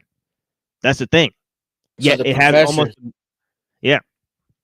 The professor's view is this is in order to discredit academia, which is valid in this view. Yeah, it's valid, but it's like, why would people who work for Peter Thiel be trying to discredit academia in this country? Like, you know what I'm saying, right? Because they want you to be anti-science, anti-green, But why? So you pick the other side, which is no worker protections, lowest common denominator, race to the bottom for equality and standard of living, Yes. the importation of cheap labor and cheap votes. Yeah. Yeah, exactly. Yeah. Yeah, it's that, they want to they want to take the claws off, of people, when But they then isn't it just true? The only reason why they make everything so cheap for so long is just because that system wasn't really meant to last for very long anyway. I mean, that's why everything breaks when you buy it. Well, if by system you mean our standard of living, yes. But if I zoom out, I see a hierarchy that has been sustained for millennia, which is these motherfuckers sitting at the top of everybody else and not really having to worry about day to day. Well, of But course, yeah. of course, I'm talking about the people who lived in, billionaire mansions and castles, for the last few generations. Of course, those people, but yeah, I mean, I'm talking about just the system at large, like, everything in the last, 90 years has been built. If you're not paying thousands of dollars for it or hundreds of thousands of dollars, it breaks within a few weeks or a few months or a few years after you buy it. But, my family had a dresser that, lasted 200 years in its family. So, I mean, you tell me. Obviously the system that we're living in now was not meant to really sustain for very long. And it's like they put one big boo-boo bandage on it, and they've been doing that for very well, and now they can't do it so much anymore. Yeah, because it's all infected and swollen. Yeah, I agree. Lizard tree. Us getting infected and swollen is part of the system. It's built in. And these people will not be affected by it.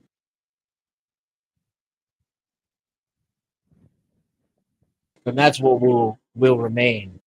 Whatever we tear down here on this level, fighting among each other for scraps, what will remain is what these people built. Well, yeah, Dennis. I think because Reddington for called it the years breakaway society they've been earlier. telling you for years that they're going to go into their little bunkers and live in their bunkers while the rest of us die up here on the surface. But that's a LARP, according to some people. I'll go to my mom's house. She got all the friggin' supplies. It's at very least a metaphor. If they won't physically and literally go into their bunkers. Because Elon Musk is going up to the stars. I mean, that could be a metaphor too. It's not, the details aren't the point. To me, anyway. No, you're onto something there.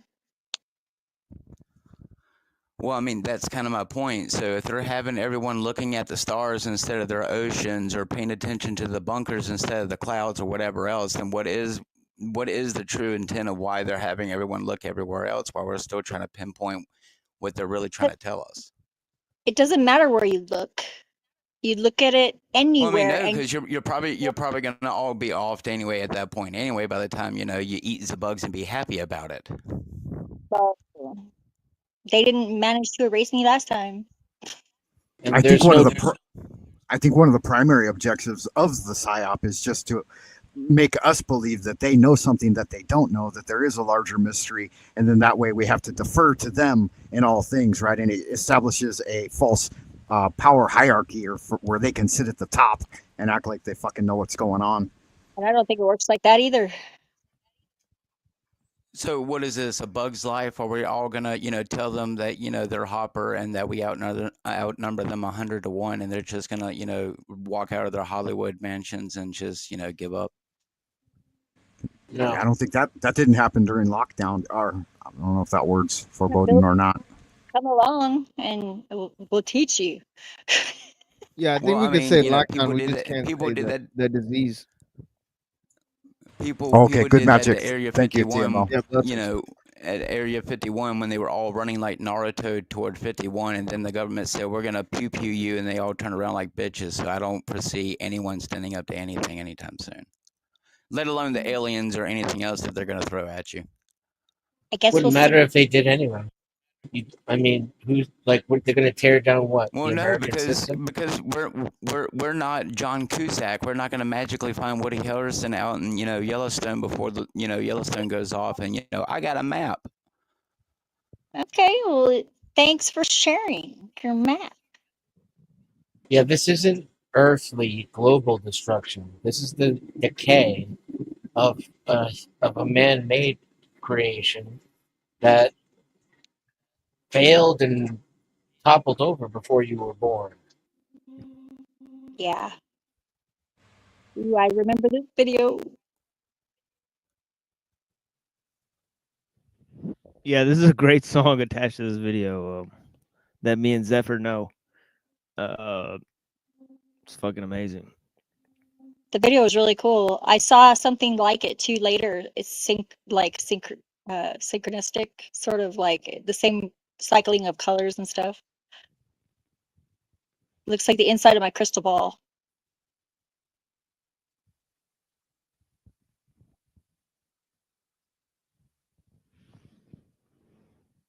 Don't ask me how I know. I just thought about that.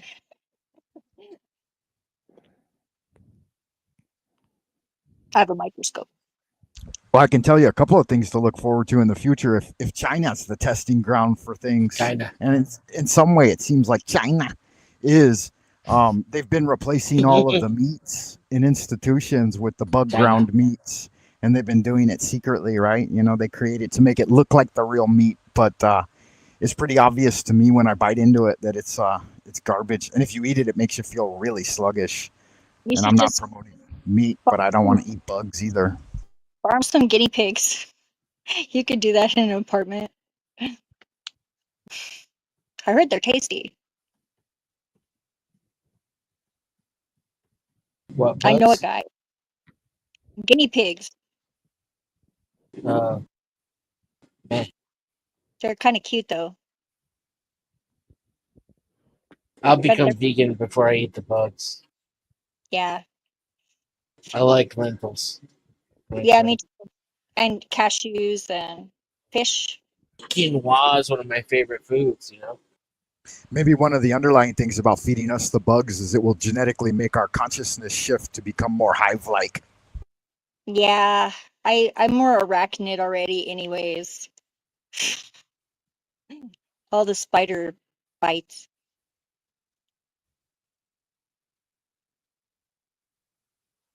Ooh, I like this part. They look like eyeball rocks made of ferro fluid.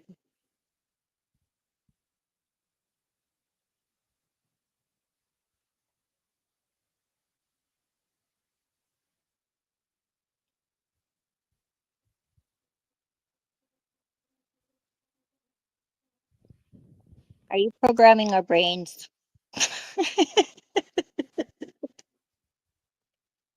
It's pretty cool.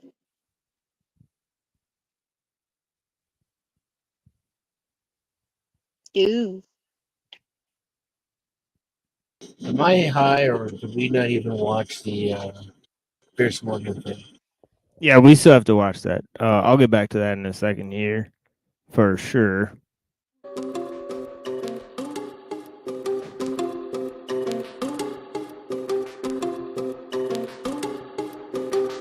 Other sound.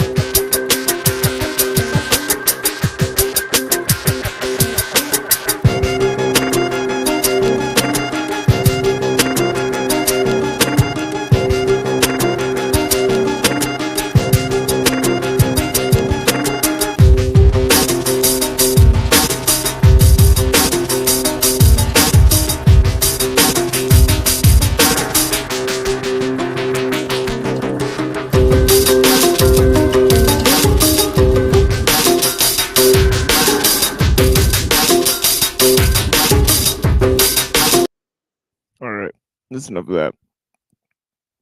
But yeah, let's go to this thing here. But yeah, blessings to all the people that are here. Yes. Blessings. Yeah, blessings to everyone. Good to see all of you again. Zephyr, Denizen, et al. Yeah, of I course, don't know Frank. if I know everyone. This has been really good.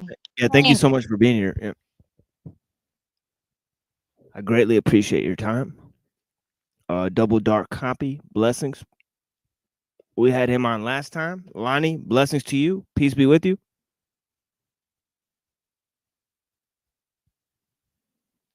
Okay, for sure. Its next boost from Einstein himself with his 1905 paper on the photoelectric effect, while general relativity was published in 1916.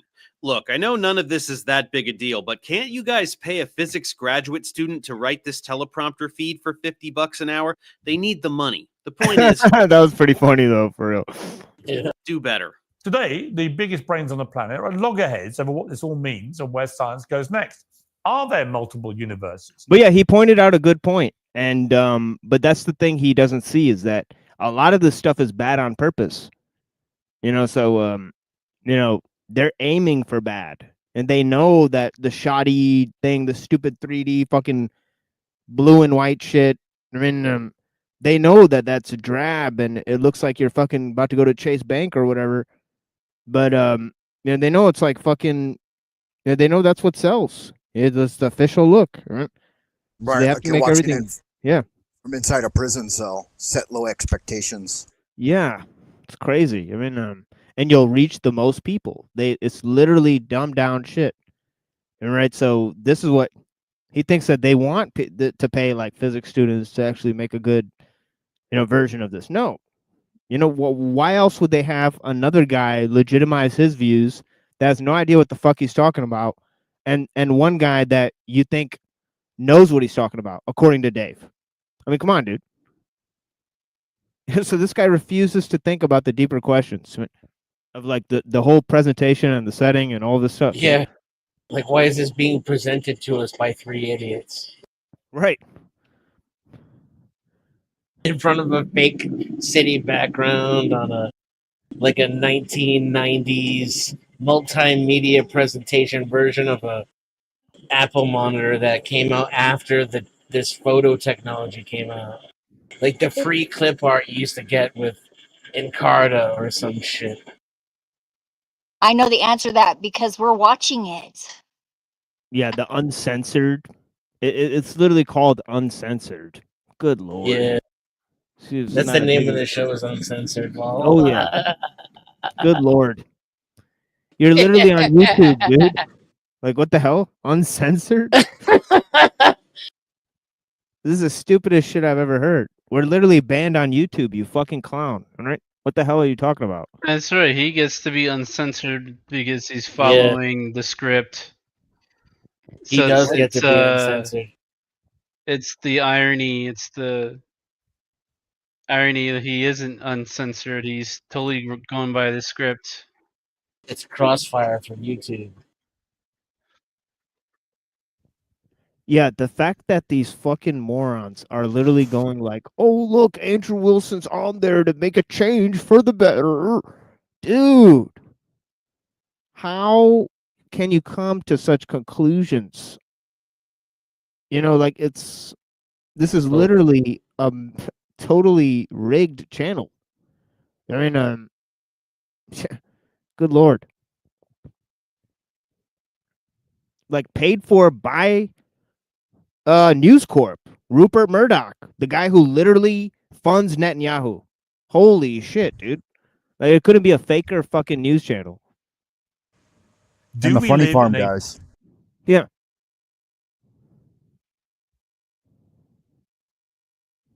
Matrix style simulation. Could there be an intelligent designer? Yes, Pierce, all the top minds in theoretical physics are fixating predominantly on those three vacuous pop sci topics / religious propaganda rather than actual theoretical physics. I keep forgetting that midwits like Pierce genuinely believe that theoretical physicists are sitting in a room talking about multiverses There's and that Matrix word. movies all day long. Yeah, he likes to use this word midwit, which is you know. I bet Professor Dave is a midwit about a few things. 100, not a few things. Are you kidding me? He's in academia. He's the definition of a midwit. Oh, but consider yeah, society is run through a complex division of labor, but your form of intelligence is most important. We should make 100,000 clones of you. Come on, dude. What are you smoking, man? Why can't you value other people's innate intelligence? They're obviously not dumb. he's You know, as biased. well- Is the clone? It's worse than that. He's a midwit by his own standards. Yeah, like he grossly overestimates his own intelligence and underestimates the intelligence of those around him by his own measures. Yeah, like this guy fooled millions of people. He's definitely not a dumb guy. He's definitely not a midwit. Okay, he was on the fucking Apprentice with fucking or whatever that show was, The Bachelor or The Apprentice or whatever, with Donald Trump or whatever. Stage could he come The up Apprentice. if he was here? This guy. That's what I wondered. Yeah, this dude's in the position he's in because he made key decisions a long time ago that probably Professor Dave couldn't foresee were coming up in the future. So it's pretty obvious that this guy's not a dummy, dude. Like he's like, and aren't you a midwit about a few things, Professor Dave? So this type of crazy, I mean, obviously devaluing other people's intelligence and acting like you're the smartest person in the world. Everybody should have your expertise. Yeah, it's a superior thing, and you're not superior. Nobody's superior. Yeah, and that's what I meant. Like this guy is like sort of a cunty dude, right? For sure. And the focal point of his criticism, which I think that is probably where it makes him, he exposes himself. Yeah. Uncensored debate. I'm joined by two scientists with very different answers to the very big question. Sean Carroll is professor of physics and philosophy at Johns Hopkins University. He hosts his own podcast, Mindscape, and draws audiences of millions elsewhere. Dr. Eric Weinstein is a Harvard-educated mathematician. His appearances on the Joe Rogan show alone have been viewed 26 million times. He's a regular guest on Uncensored. The discrepancy in these introductions should give everyone whiplash. He referred to both of these men as scientists, then going on to describe Sean's resume as a working physicist, while for Eric, we get a statistic about the number of Joe Rogan views he's gotten. H-index versus podcast downloads. The two most relevant metrics for determining the influence of a scholar, everybody. And despite yeah, I mean, he was right about that one. When did Eric start going around calling himself a scientist anyway? He's a mathematician. And even then, only in, doctorate, not in practice, as far as I'm aware. Well, I mean, he works in finance, that's number related.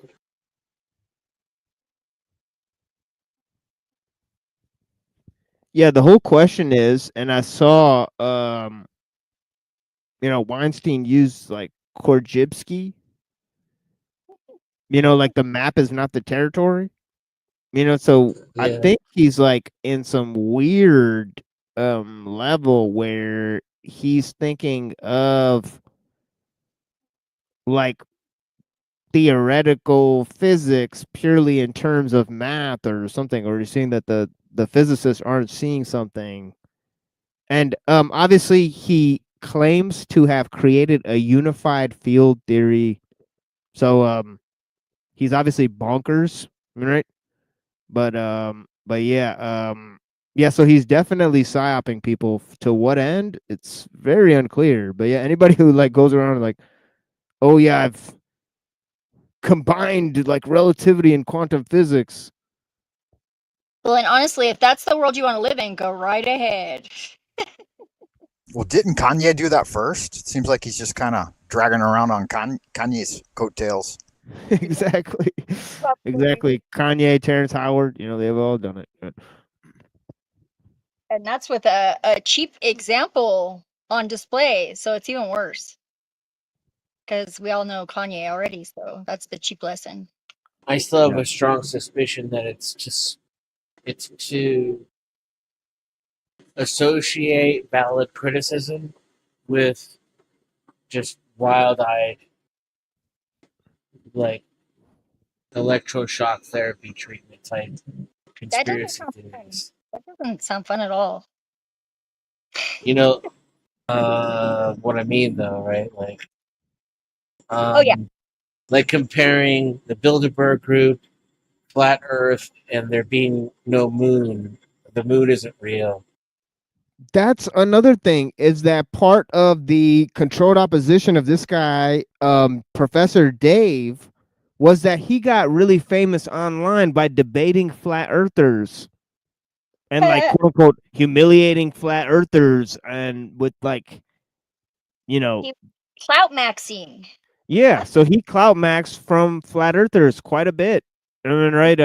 We've seen his rise, even right, and people can, go and look this up. I mean, he got famous doing that, so it's pretty funny that he's now complaining about this guy having some guy. Like, don't you see what's going on? The same thing you did for years. That's where I remember him from. And isn't he essentially like a religious fundamentalist as well, Professor Dave? Who? Or am I wrong? I don't know. I think he's like a J or something. He looks like a J-ish. He's I thought he was an atheist. He's an atheist, juicy atheist. I don't know. Professor Dave made it big in the anti-creationists, like way back in the early days of YouTube, late Google video.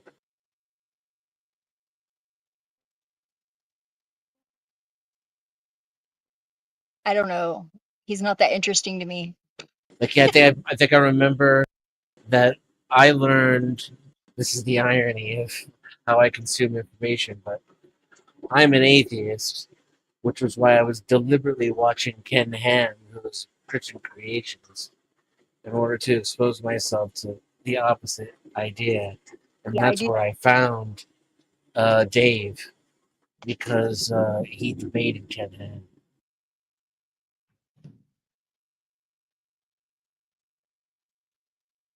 That was a long time ago, though. That might have been before it was called YouTube. Probably. I've been on the internet a long time too. Probably about as long as you, Denizen. Like, I got on the internet in like 94, 95. I was on BBS's before that, though, a little bit. Yeah, same. Around 89. But this used to be Google Video, and it was much better than, in my opinion. Holy smokes. A kombucha of mine just exploded in the freezer. Totally forgot about that at the beginning of the show. But yeah, thankfully just a bottle just a cap popped off, and there's still a bunch of it in there still, so It's probably frozen, overflowing. You could probably. Oh drink yeah, it. it's frozen solid. So we'll see if once that gets cooled, gets warmed up, if that's even salvageable as a drink. I mean, but yeah, As long as it hopefully. doesn't have glass in it, I would say it's probably okay. Yeah. Make But a yeah, it's slushy. frozen Did you solid. get a jump? Did you get a jump scare out of it? Oh yeah. Adrenaline free. Yeah. Well, I've been gone for a couple minutes here, but yeah, let's watch the rest of this video here, and then I'm gonna put this away, and then I think I'll, with Eric Weinstein and Jordan Peterson. Well, we kind of did a lot of exposure of Jordan Peterson last time. There's still Mencius Moldbug. We're gonna move to him, and then we're gonna move back to the Jordan Peterson and James Lindsay video. We're also going to take a look at James Lindsay and his views. But yeah, a lot of these public figures, you know what I mean? They're obviously all controlled opposition for each other. It's pretty interesting. I mean, Both being scientific podcasting rock stars, Dr. Weinstein and Professor Carroll have never actually appeared together until now. Dun dun dun. Eric talks shit about Sean all the time, even more than most other establishment shills. So there's a little bit of baggage that goes along with this pairing. I wonder how it'll play out. What is your main bone of contention with Eric Weinstein? You should probably ask Eric that. I mean, I'm a working physicist. I am a professor in a physics department. I write physics papers. I have found myself in the awkward and unenviable position of defending the establishment heterodoxy. Like, it's never what I imagined I would be doing, but there's good reasons why the heterodoxy is the heterodoxy. So I think that academic physics, even though I'm happy to disagree with certain choices they make about what to work on and what emphasis to put on there, is working in good faith. I think that we're trying our best to understand the universe at a deep level. Of course, what Sean said is absolutely accurate, quite well articulated, and also demonstrative. I mean, did he look sincere? I mean, come on, dude. Of the precise reason that this contention between Sean and Eric exists. Sean and his colleagues are scientists who do legitimate... See, but this is the thing, though, Dave. How could you measure his expertise if he's an actual... Unless you are possessing the same level of expertise? How could you even discern, the level at which he teaches, or maybe at the level he's at, you don't have knowledge at, he could be using that to bullshit people. You would never know that. Here's a huge way I'm noticing they're lying to people too.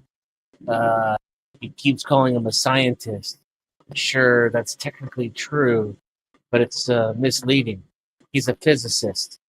And why is that important? Because that means he's not a doctor, he's not a biologist, he's not a virologist, he's not a climate scientist.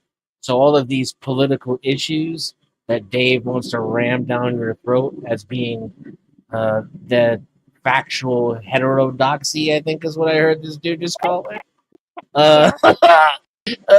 Yeah, Sean is no expert or his expertise is in criticism. Yeah, nor do on the level that they operate, they claim that their views are either definitive or can be used as authoritative just by sourcing them. They would then conclude that you should source them and a few other people. You know what I mean? Especially physicists. Yeah. Right. So, and they're not a part of the heterodoxy. They're a part of the orthodoxy. That's how they keep their jobs. Right. Fair.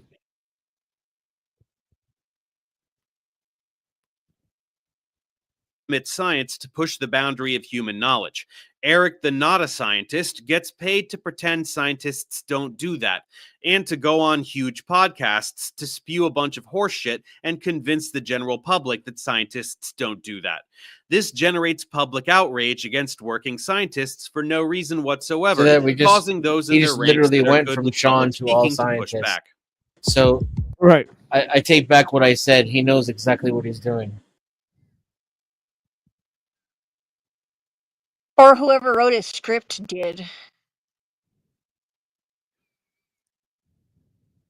What string theory is and how it got started, but we're here for the Eric beef, so let's skip ahead. I think that Sean and I probably agree almost completely on everything until 1972. Then you have the first really serious situation where a mysterious term is not only introduced into our common vocabulary called quantum gravity, but it takes over as a fictitious history that the central problem of theoretical physics is the quantization of gravity. Well, we have very successful quantum field theories for 3 of the 4 fundamental forces in QED, QCD, and electroweak theory, so it would make a lot of sense to go for that last one, don't you think, Eric? But sure, just point at the current frontier of the... Wait, make a lot of sense to go for it? Is it a thing or isn't it a thing, dude? See, this is the problem.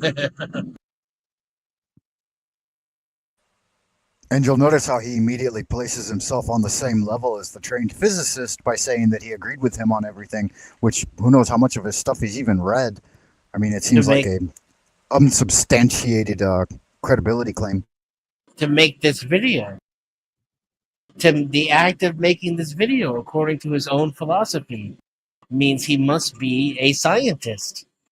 Otherwise, this is all hot air, and we might as well change his name to Dave Weinstein.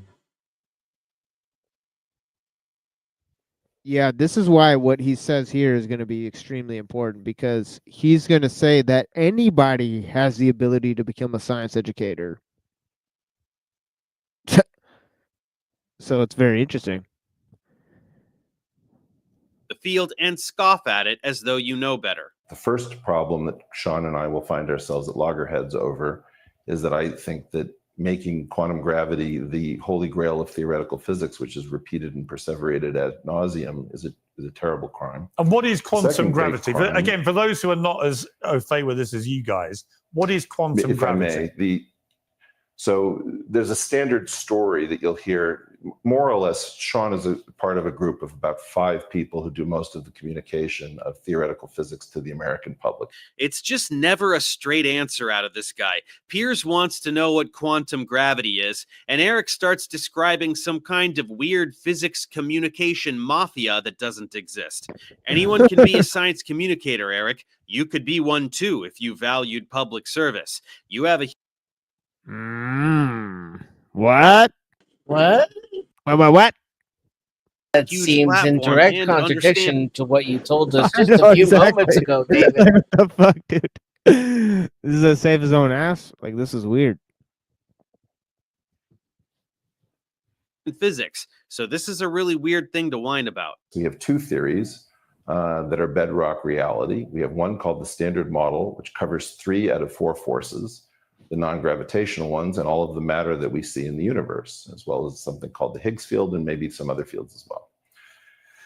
In the other theory, The thing that Professor Dave doesn't understand is that there is a physics mafia, but the physicists are not the only people in it. There's tons of other groups of people. Like, for example, Eric Weinstein is in the physics mafia. He just doesn't understand. Or else, why else would he be on the stage?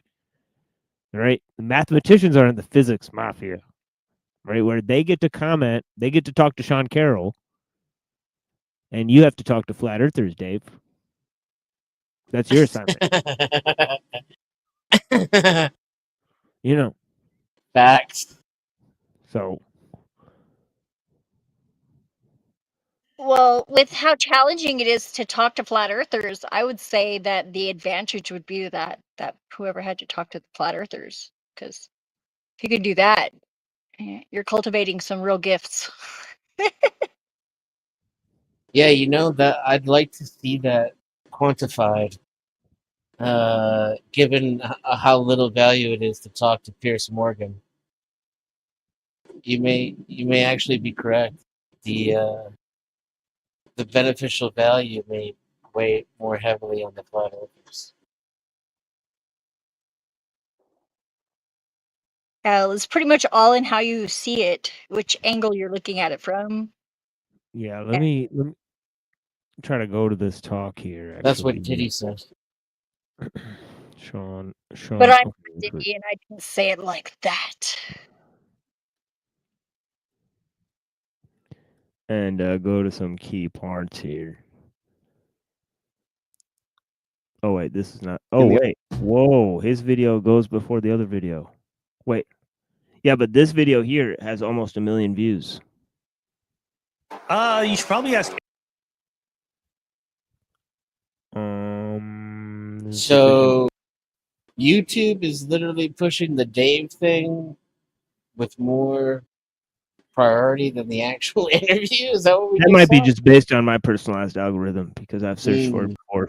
Yeah.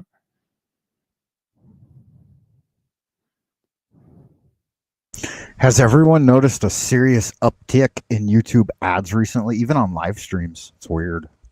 No, I use Brave. I pay for premium. At some point he holds up the paper and it's hilarious because he's like, "Oh, I read your paper." Gives his view on geometric unity. Sean says he read Eric's paper. Yeah. Yeah, he says he like read his paper and it's fucking nonsense.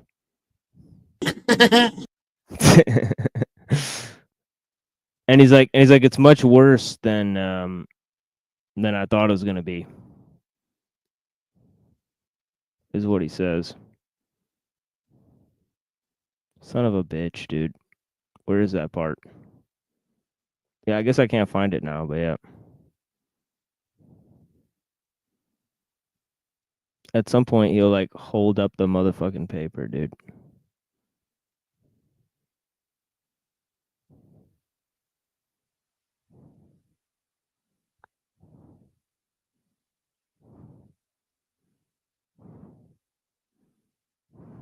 These will require much shorter responses. I just want to see whether you guys, I mean, as you said, Eric, you agree about a lot of stuff.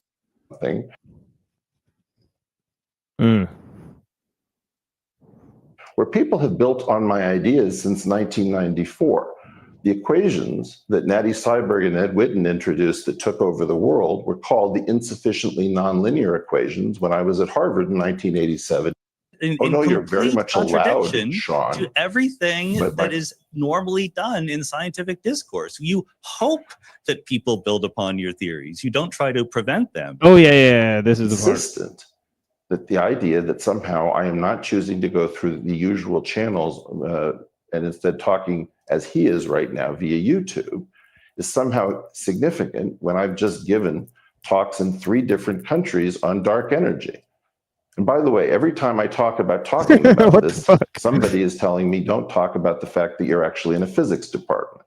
And what I'm trying to tell you is I give talks in physics departments. I hang out with physics colleagues. I'm welcomed at places like the Institute for Advanced Study, MIT, et cetera, and yet I have to deal with this nonsense. I talk to both physics colleagues. Right now you've got a giant problem called something called DESI or DESI, the dark energy, spectroscopic instrument, which is at the moment going after Einstein's unwanted cosmological constant.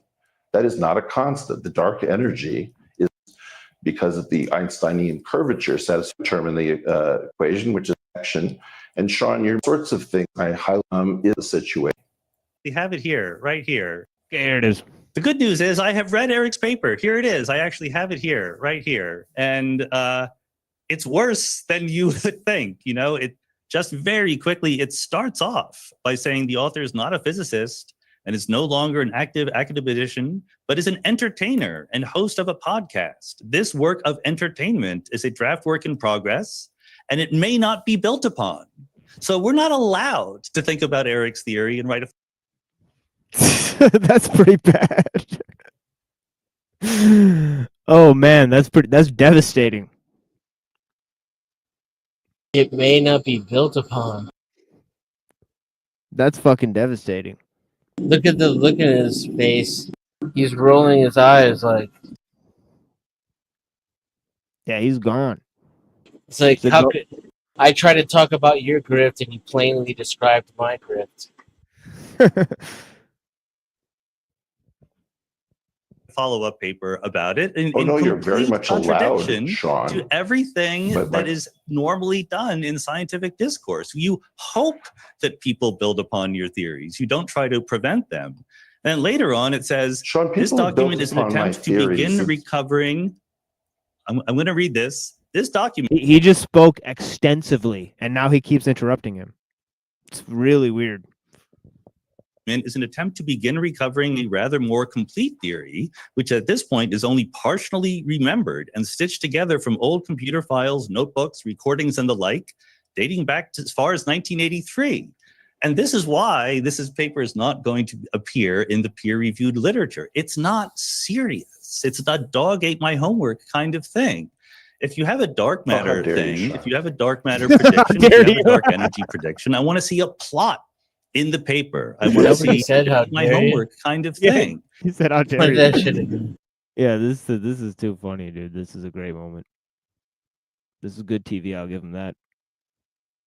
Good literature. It's not serious. It's not dog ate my homework kind of thing. If you have a dark matter thing, if you have a dark matter thing, If you have a dark Oh, how matter dare you, thing, Sean. if you have a dark matter prediction, if you have a dark energy Oh, how dare you, Sean? He said it in the gayest way possible. So prediction, I want to see a plot in the paper. I want to see redshift No, versus Sean, distance. I want to see a calculation of a relic abundance so I can figure out how much dark matter is supposed to be. If you do that, Sean. people will pay attention to the theory. It's very possible. Sean, first of all, that was hard for him to sit through. That was devastating. Look at the dude's eyes. He might as well have laser beams coming out of his fucking eyes at this point. And he just fucking shut this dude down. And he tried to interrupt him like a million times. And he even pronounced, "How dare you?" And he goes, yeah, so he says it again. How dare you? Second of all, if you're going to How go dare by you the read your standards paper? of the You should follow it up with, "You stole my childhood." How dare you? My Zephyr, you muted. Yeah, you coveted my ice cream bar. I've had it since I was a child. Yeah, he's damn. He went on Piers Morgan and he's looking like a triggered bitch, or maybe he's victim signaling. Who knows? I mean, but yeah, crashing and burning. Bro crashed out. I mean, but yeah, what's weird is that they get these guys up there like Peterson to go cry, boo, and then this guy, to crash out hard like that. It's kind of weird. They're the crash test dummies, right? These celebrity philosophers like Elon Musk and these guys, they're even quoting other celebrity scientists and philosophers. I mean, and This is not psychologists. debate. Oh no. Yeah, who's the color fellow that does the space stuff? I forget his name. Neil deGrasse Tyson. Yeah, that guy. He's also. It's like they're setting them up as the new priests of the order.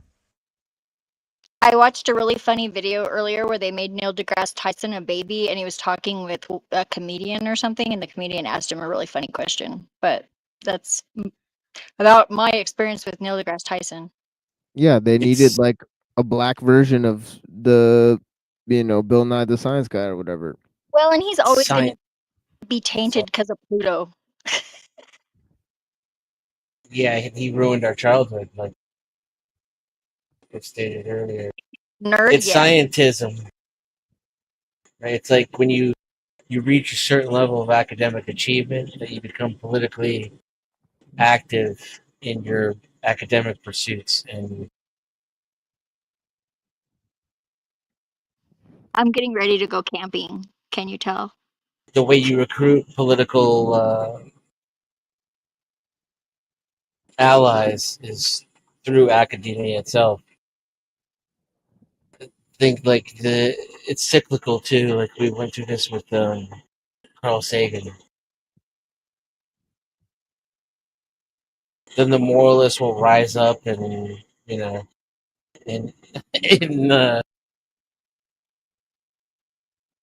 in opposition to the scientists. We could do the whole thing over again.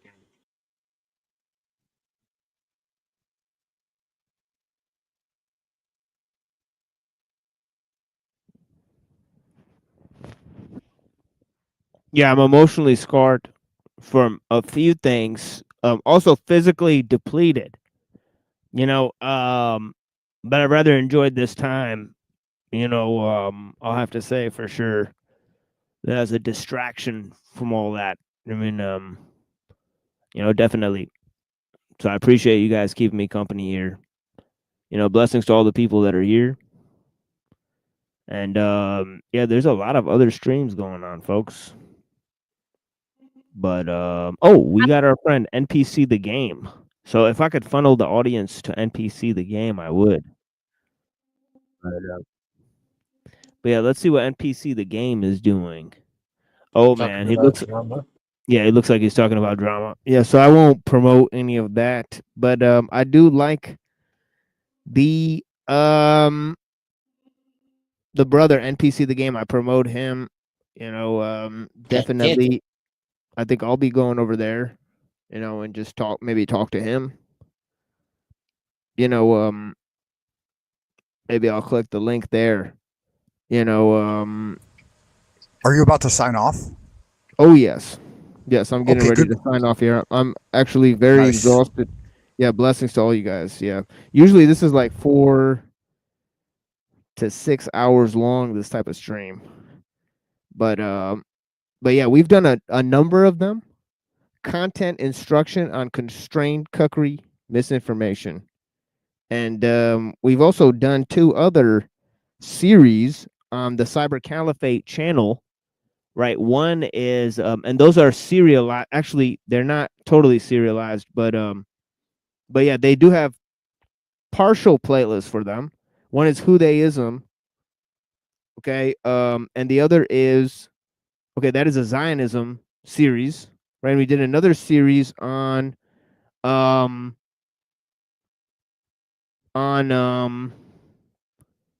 mean, it's hard to say what it's about. Made by Machine Bob, made for us by us.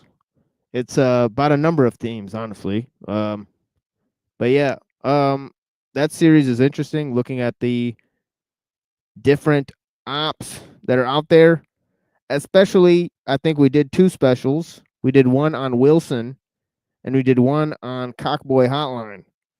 I mean, that one we got our channel taken down. I mean, there's a couple times. So yeah, it's interesting stuff. Interesting optics. But yeah, we appreciate the time for sure. And this video will only be available on the Cyber Caliphate channel.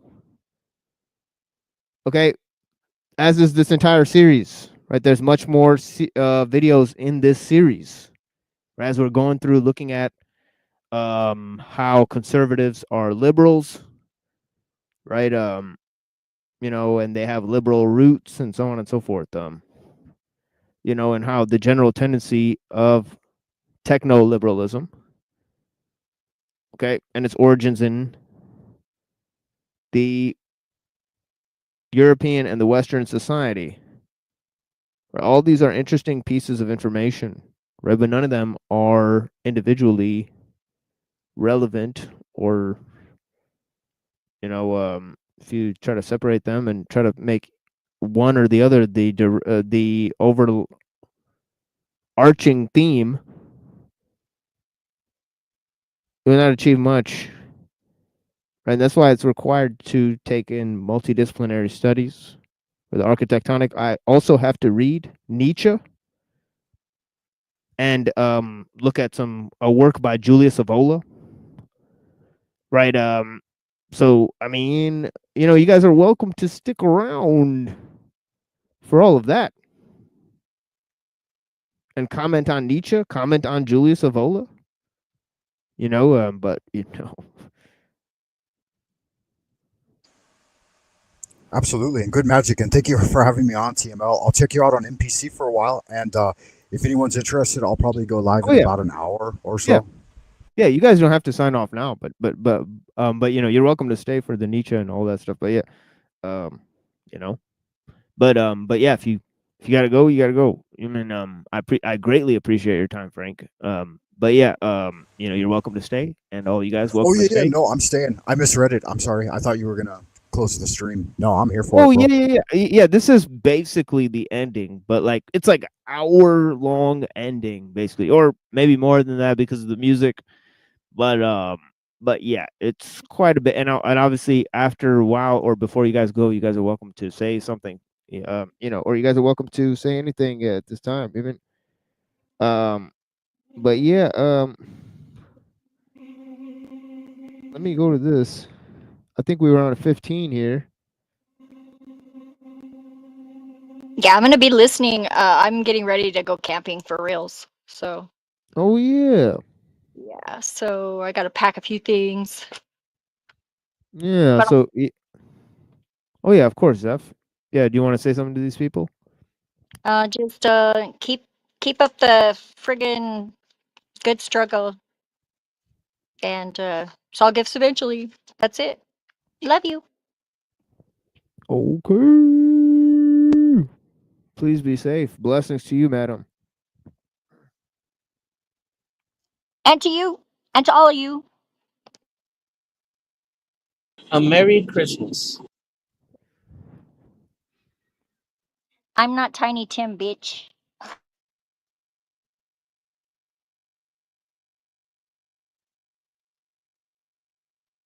Holy cows, brothers and sisters. Ooh, baby. Talcott. Ooh, baby. Are you trying to say I'm having non-sexual orgasms?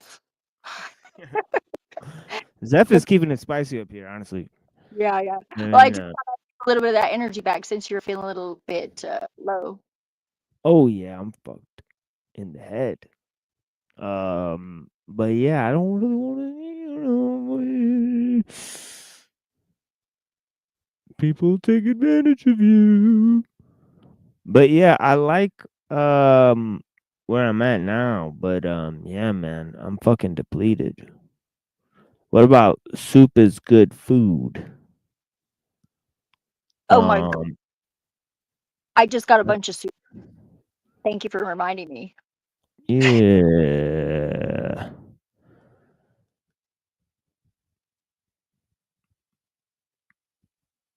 Hey, get off the bridge, they say.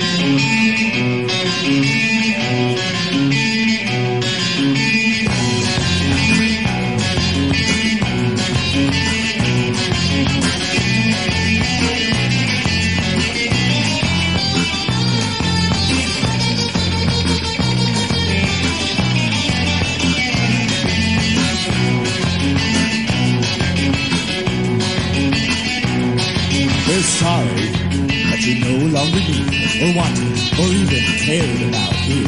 Machines can do a better job than you, and this is what you get for asking questions. The unions agree sacrifices must be made. Computers never go on strike. To save the working man, you gotta put him out the pasture. Looks like we'll have to let you go. Doesn't it feel fulfilling to know that you, the human being, are now obsolete? And there's nothing in hell will let you do about it. Soup is good food. Make a good meal. How does it feel? Beat the shit out of ass and throw it in the cold like a piece of trash.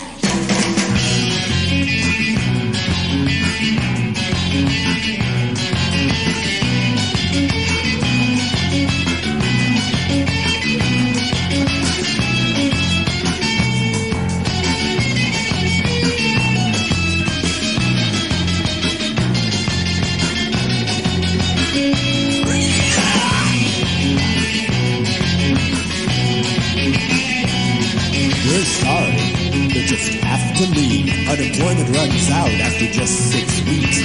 How does it feel to be a budget cut?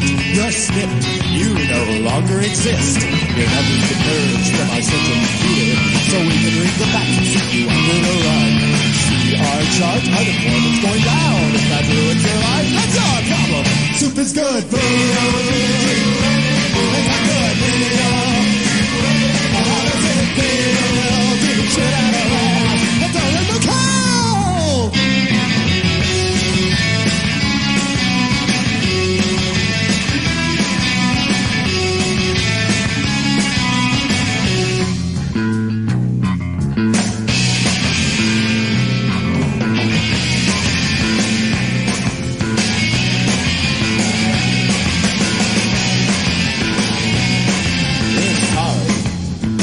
To interrupt, but it's against the law to jump off this bridge. You'll just have to kill yourself somewhere else. A tourist might see you and we wouldn't want that. I'm just doing my job, you know, so say uncle and we'll take you to the mental health zoo. Force feed you mind-melting chemicals till even the outside world looks great. High-tech science research labs, it costs too much to bury all the dead. The mutilated, misused, circus rats who can't be used anymore, so they're dumped. With no minister present in a spiraling corkscrew, dispose all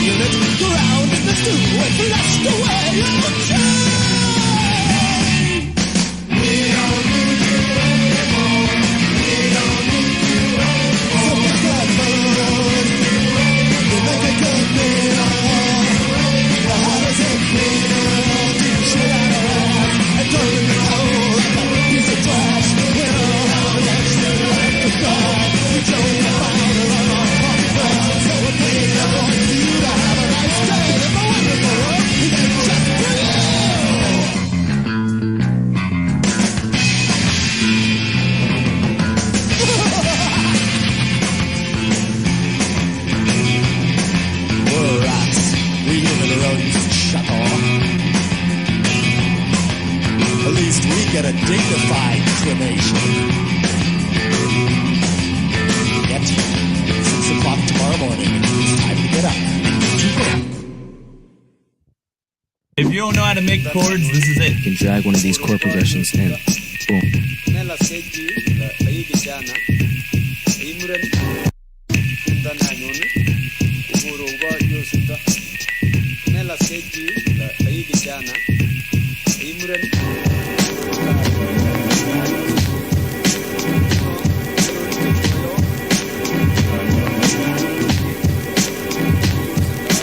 You missed the entity of all.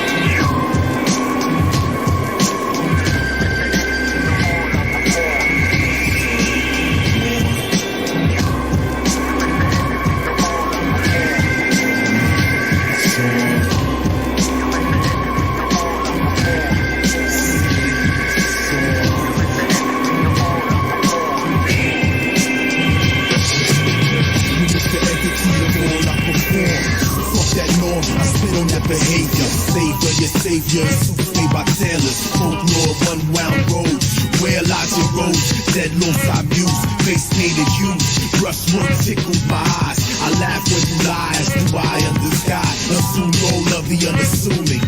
His walk so amusing, the stagger is looming, my juice gets jaggled and demonetizing.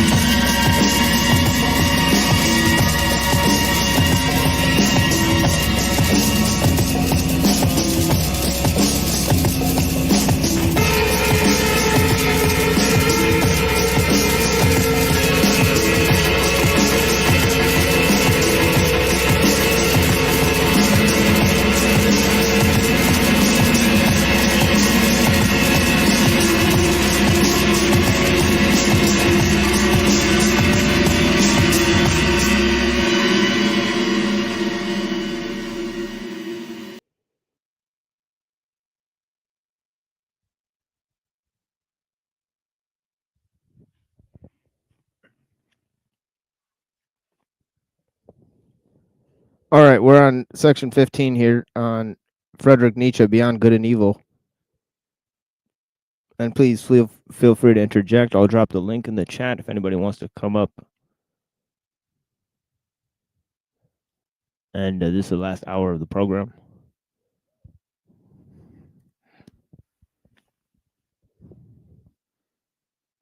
To study physiology with a clear conscience, one must insist on the fact that sense organs are not phenomena in the sense of idealistic philosophy. As such, they certainly could not be causes. Sensualism, therefore, at least as regulative hypothesis, if not as heuristic principle. What? And others say even that the external hypothesis, if not as heuristic principle. Oh, wait, I just read that. And others say that the external world is the work of our organs. Question.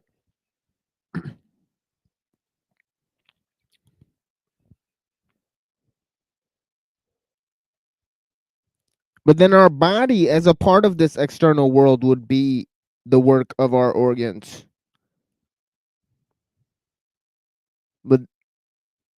But then our organs ourselves themselves, would be the work of our organs. Okay. So they're saying it's reductio ad absurdum.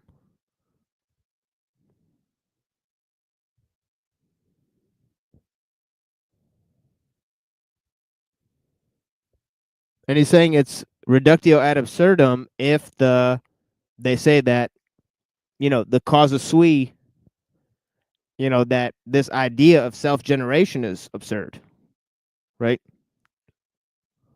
He says by that take, it's got to be absurd.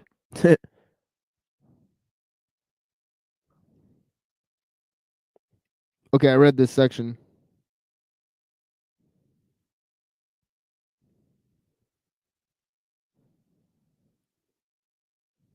So section 16, there are still harmless self-observers who believe that there are immediate certainties, quote unquote. For instance, I think, quote unquote, or as a superstition of Schopenhauer puts it, I will. Right? He's kind of putting the ego against the will, right? As though cognition here got hold of its object purely and simply as, quote, the thing in itself, unquote, without any falsification taking place either on the part of the subject or the object. I would repeat it, however, 100 times, that, quote, immediate certainty, unquote, as well as, quote, absolute knowledge, unquote, and the, quote, thing in itself, unquote, the noumena, right, from the Kantian philosophy, right? He's talking about, remember, he's giving a critique of Kantian philosophy. They involve a contradictio in adjecto. That's another Latin term for a fallacy that I'm not aware of here.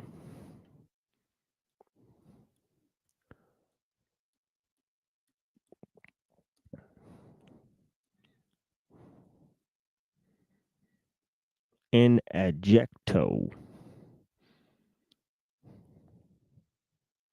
Contradiction in what is qualified. So, I mean, I'm not going to be able to give an example of this right now. We really ought to free ourselves from misleading significance of words. The people on their part may think that cognition is knowing all about things, but the philosopher must say to himself, quote, when I analyze the process that is expressed in the sentence, I think, quote unquote, I find a whole series of daring assertions, the argumentative proof of which would be difficult, perhaps impossible. For instance, that it is I who think, that there must necessarily be something that thinks, that thinking is an activity and operation on the part of a being who is thought of as a cause, that there is an ego, quote unquote, and finally, that it is already determined. what is to be designated by thinking. That I know what thinking is. For if I had not already decided within myself what it is, by what standard could I determine whether that which is just happening is not perhaps willing or feeling, quote unquote?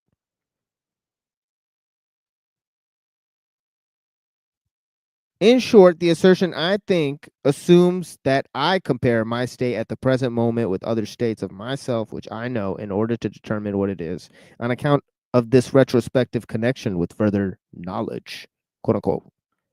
It has at any rate no immediate certainty for me. In place of the immediate certainty, quote unquote, in which the people may believe in the special case, the philosopher thus finds a series of metaphysical questions presented to him, veritable conscience, questions of intellect to wit. Quote, whence did I get the notion of thinking, quote unquote? Why do I believe in cause and effect? Question. What gives me the right to speak of an ego, or even an ego, as cause, and finally of an ego as cause of thought?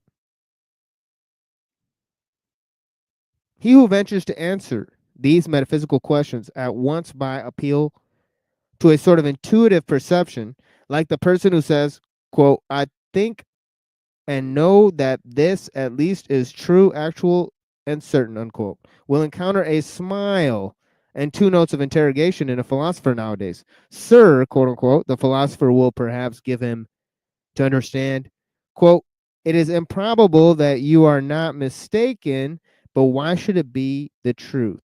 Question, unquote. With regard to the superstitions of logicians, I shall never tire of emphasizing a small terse fact which is unwillingly recognized by these credulous minds, namely, that a thought comes when, quote unquote, it wishes, and not when I wish.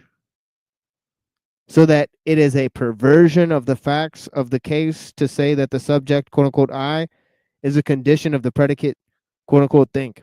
One thinks, but that this one, quote unquote, is precisely the famous old, quote unquote, ego, is, to put it mildly, only a supposition and assertion, and assuredly not an immediate certainty, quote unquote. After all, one has even gone too far with this one thinks, quote unquote. And even the one, quote unquote, contains an interpretation of the process, does not belong to the process itself. One infers here, according to the usual grammatical formula, quote, to think is an activity. Every activity requires an agency that is active.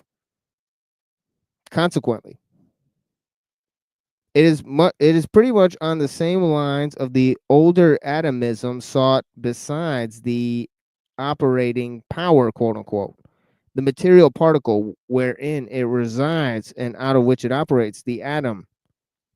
More rigorous minds, however, learnt at last to get along without this earth residuum, quote unquote.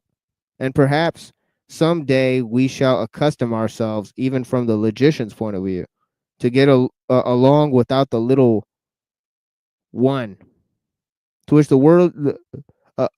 the worthy old ego has refined itself.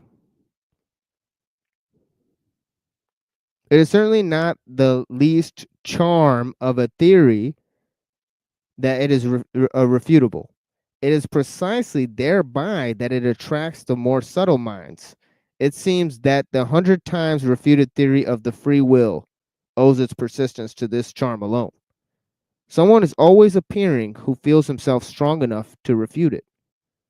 Philosophers, accustomed to speak of the will as though it were the best known thing in the world, indeed, Schopenhauer has given us to understand that it is will alone is really known to us, absolutely and completely known, without deduction and addition. But it is again and again seems to me that in this case, Schopenhauer also did what philosophers, are in the habit of doing. He seems to have adopted popular prejudice and exaggerated it. Willing seems to be, above all, something complicated, something that is a unity only in name. And then precisely in the name that popular prejudice lurks,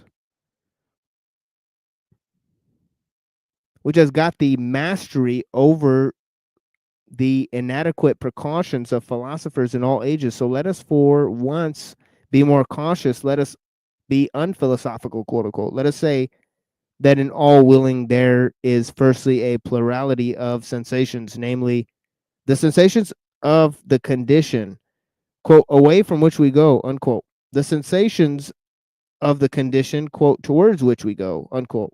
The sensations of this from and towards itself.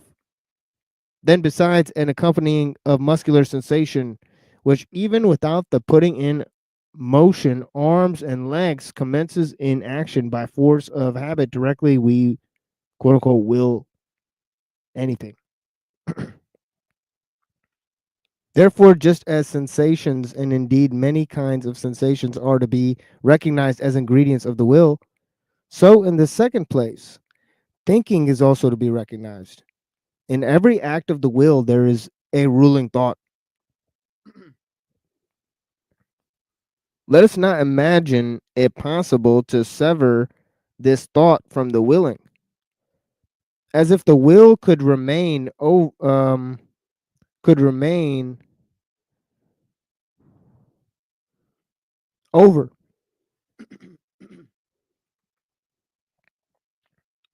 In the third place, the will is not only a complex of sensations and thinking, but is above all an emotion.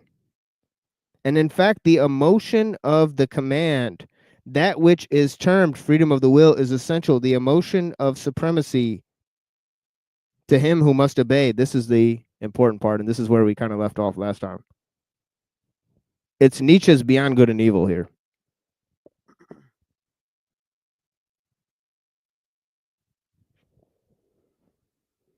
Okay, I'm going to read till the end of this chapter here. Right, which is only like a couple more pages here.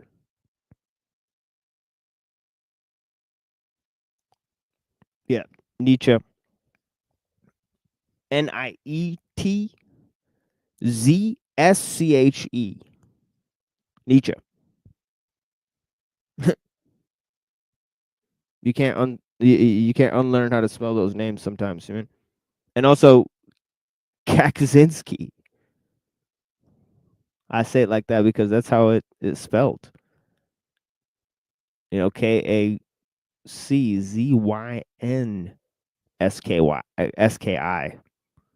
Right. So yeah. That's a hard one too. But yeah. We've read notable works by those two authors. Yeah, I gave it a go. My spelling's shit, though. I always got to look at the name to spell it right. Yeah.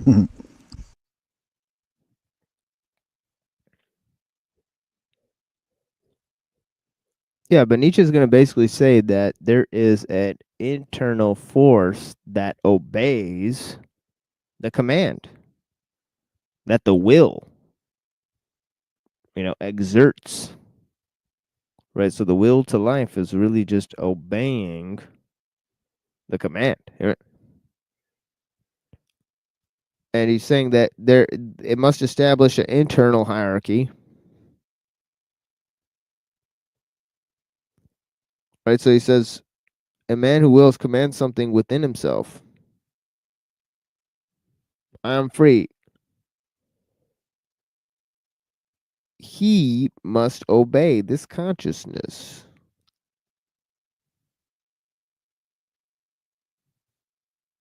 Is inherent in every will, and equally so straining of attention, the straight look the straight look which fixes itself exclusively on one thing, the unconditional judgment that, quote, this and nothing else is uncertainty is necessary now, unquote.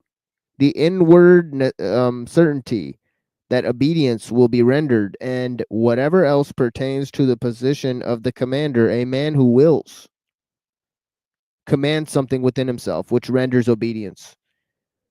or which he believes renders obedience. But now let us notice what is strangest thing about the will, this affair so extremely complex, for which the people have only one name, inasmuch as in the given circumstances we are at the same time the commanding and the obeying parties. And as the obeying party, we know the sensation of constraint, impulsion, pressure, resistance, and motion, which usually commence immediately after the act of will, inasmuch as, on the other hand, we are accustomed to disregard this duality and to deceive ourselves about it by means of the synthetic term I, quote unquote, the whole series of erroneous conclusions. And consequently, of false judgments about the will itself has become attached to the act of willing, to such a degree that he who wills believes firmly that willing suffices for action.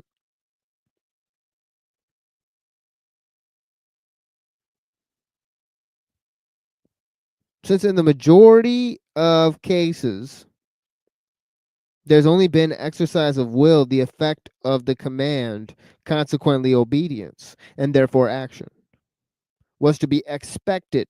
The appearance has translated itself into a sentiment, as if there were a necessity of effect. In a word, he who wills believes with a fair amount of certainty that will and action are somehow one. He ascribes the success, the carrying out of the will, to the will itself, and thereby enjoys the increase of the sensation of power which accompanies all success, quote unquote, freedom of will. That is the expression for the complex state of delight of a person exercising volition, who commands at the same time, identifies himself with the executor of the order, who as such enjoys also triumph over obstacles, but thinks within himself that it was really his own will that overcame them.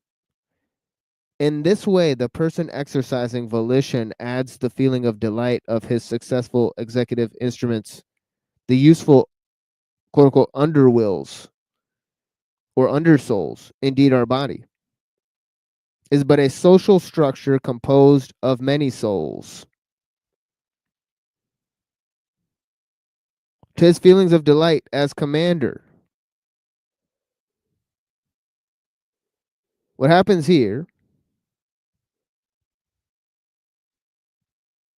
is what happens in every well-constructed, happy commonwealth, namely, that the governing class identifies itself with the successes of the commonwealth, and all willing, it is absolutely a question of the commanding and obeying on the basis, as already said, of the social structure composed of many souls, on which the account of the philosophers should claim the right to conclude willing, such within the sphere of morals, regarded as the doctrine of the relations of supremacy under which the phenomenon of life manifests itself. Okay, obviously, the denial of the will to life,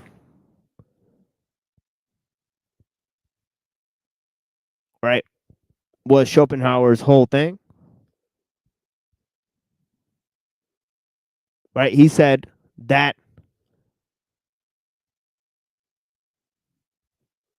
there's many conflicting parts of yourself. Your desires are ruining yourself because you have conflicting desires.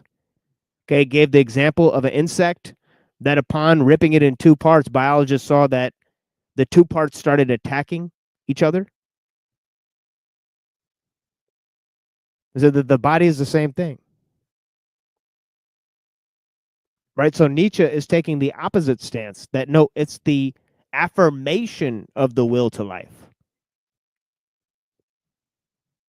Right, and the collection of various desires within yourself and making them obey one single command. Right, that actually constitutes this affirmation. And where does this happen? It does not happen in some internal faculty, but it happens in the body with action. Right, so denial of the body, denial of nature, and going and putting this will into some transcendental realm. Nietzsche thinks that that's a mistake.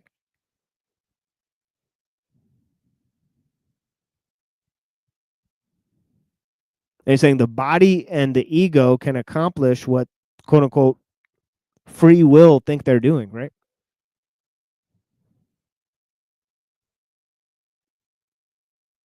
It says, you know, free will is just nonsense, right? Because it's a contradiction in terms.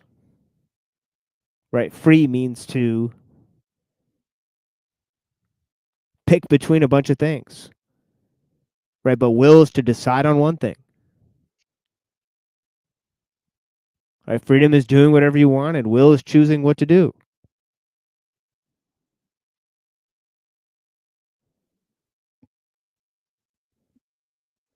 Anyways, Would that be like how to say it?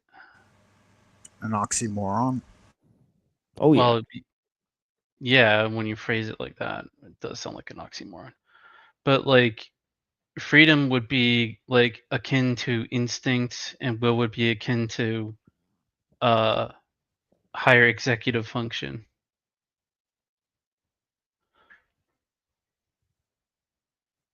For lack of a better way to describe it.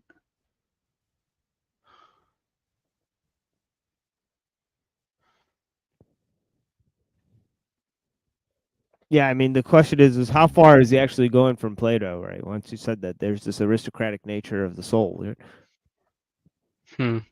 I've noticed after discussing this for almost 30 years now on the internet, people don't even argue for free will anymore. They're just trying to change the definition of free will into choices. Or there's just some weird obsession with determinism, you know?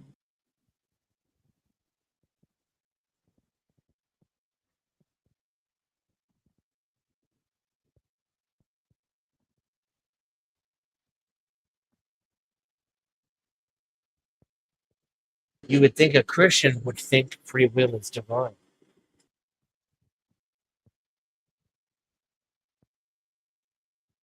But the way they argue about it, you wonder why a cat or a dog doesn't have free will.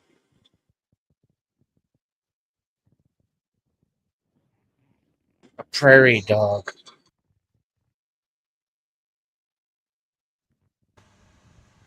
Right. And that platonically, they don't have souls, right? Or was that Socratic? It's hard to keep up Yeah. these days, Frank, really, honestly, you know? The shit is changing so often now. Yeah. I mean, I think that's Spinoza. That wait, I'm getting mixed up.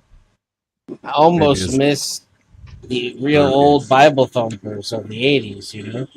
Yeah, Spinoza and Descartes were not exactly fans of animals, but I was sort of right. yeah.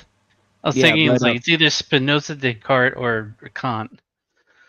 yeah, but yeah, Plato believed that the soul had to do with rational faculties, and that's kind of where the whole problem starts.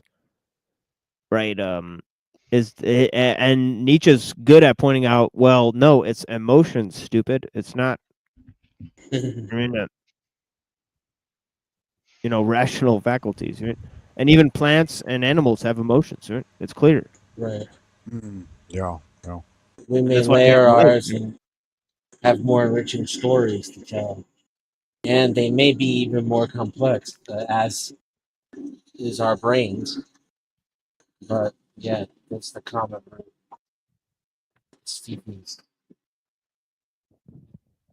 Yeah, and that's what Nietzsche also saw in his journals. In his Not Class journals, he kind of said this will to life was extremely permeated throughout the cosmos, right? Or he seems to argue that, it's extremely permeated. That this will to life seems to be the basis of all existence. So he's sort of really is angry at Schopenhauer, saying that the purpose of human existence is to deny the will to life. He's like, well. That's the thing that keeps the fucking cosmos turning. It's sort of, Heraclitus, it's the will to life. It's like churning the fucking everything, right? So, yeah, it's wild, dude. So, yeah, so there's an interesting little sidebar about Nietzsche's philosophy. Of course, I'm not explaining much of Nietzsche's philosophy because I've vowed to read this entire book on content instruction on constrained cuckery misinformation. Sweetest diabetes. Sweetest diabetes. Anyways, the separate sorry, section 20, that the separate philosophical ideas are not anything optional or autonomously evolving, but now grow up in connection and relationship with each other, that however suddenly and arbitrarily they seem to appear in the history of thought, they nevertheless belong just as much to a system as the collective members of the fauna of a continent. Is betrayed in the end by the circumstance how unfailingly the most diverse philosophers always fill in again a definite fundamental scheme of possible philosophies. Under an invisible spell, they always revolve once more in the same orbit, however independent of each other they may feel themselves.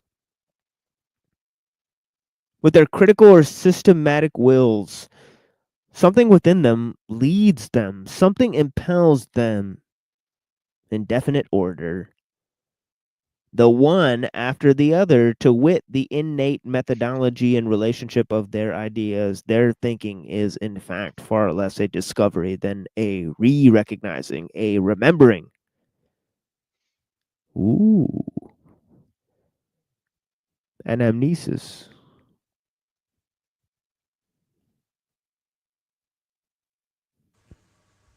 TML, I don't think I've ever heard your articulation on how you might deviate from Nietzsche in reference to the soul, and maybe a little bit about what you feel about the soul, like in its modern interpretation. Well, first of all, Nietzsche was an atheist, right? So, Yep. yeah, he thinks that we created the gods, right? And then, so that would be the first place that I deviate. I think that there's two type of things, even right. I think there's a spirit, which is basically the active life force, like breath of life type of thing, and then there's obviously a second thing, which is like a soul, but I think that's just consciousness. I mean, and I do think that that's personalized. I mean, right. But yeah, I mean, it would go like heart and mind, obviously. Some combination of those two things. Right. As me and Reddington were talking about last show. I mean, with the Seraphim Rose reading. But yeah, it's really interesting. I mean, right. To contemplate these things. Now I do think that activity, or the active force of like your person, is like the spirit, right? Because I think that consciousness is basically activity and mind. I mean, but yeah, I think that there's one existence, right? So I don't believe in Heraclitus. I mean, right? I think more in terms of being than in terms of becoming, right? So I'm more in on the side of Evola than on the side of Nietzsche with that whole game, right? So there's some of my disagreements, but of course there's a lot more, right? I've done whole presentations on Nietzsche, especially a few sections of the Antichrist. We did a series called Antichrist Burnout on the show, The Machine Lies. And yeah, that's still up there mostly. So yeah. At the end of the shows, we read Nietzsche. And I think Denizen was there for several of those as well. Oh yeah, of course. That's That's my bag. That's yeah. the resident atheist. And Yeah. I sing the song, Nietzsche is just all right with me. Yeah, he's all right with me too. I mean, I like him among the philosophers. He's one of the realer ones. I definitely think Kant was an asshole. I definitely think Aristotle was a bitch. I mean, He was what do you call it? Anal retentive asshole. yeah, he supported pederasty, folks, in the politics as a form of population control. So there's your buddy Yeesh, Aristotle. population. All right, there's your buddy Aristotle. All right. He said, You oh mean- yeah. You mean because you could relieve yourself into someone who's incapable of conception. Right, and you could transmit the seed of knowledge directly to them via oral ingestion. That definitely sounds like Yeah, some that's like some pederasty right Papua there. New Guinea stuff right there. I mean, that's going That totally. sounds like some occult shit. Yeah. Yes. But yeah. Oh yeah, I got a clip for that, by the way. Oh yeah, 2 clips actually we could play at this But juncture. Yeah, good magic. I was just wondering because I have listened to some of your Nietzsche talks in the past, but I always like to get your direct source because I really value your interpretation. You've done a lot more study into a lot of these things than I have.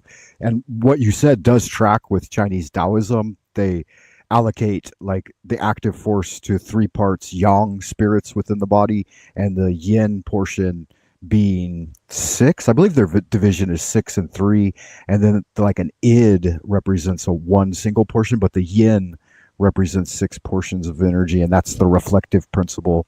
So you have that active and then reflective, and that kind of jives with what I've been learning. So thank you. Yes.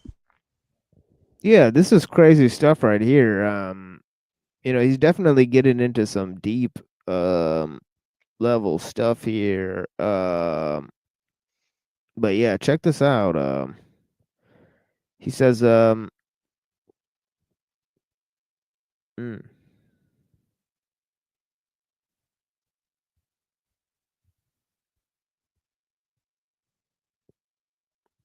Whoa.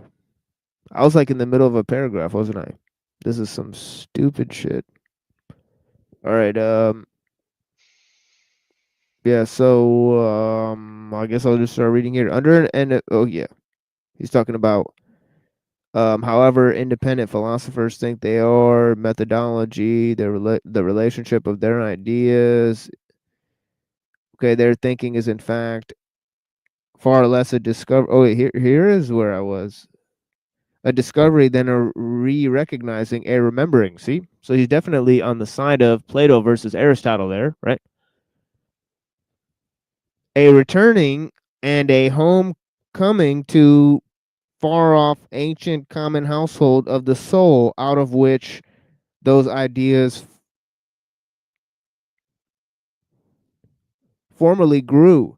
Philosophizing is so far a kind of atavism of the highest order.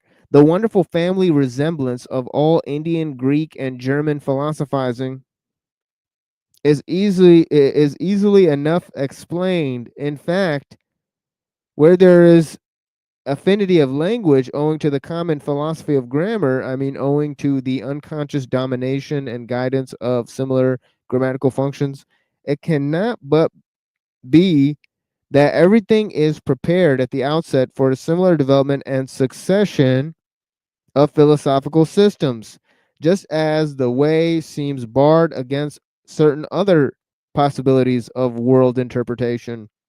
It is highly probable that philosophers within the domain of Ural-Altaic languages, where the conception of the subject is least developed, look otherwise into the world and will be found on paths of thought different from those of the Indo-Germans and the Mussulmans.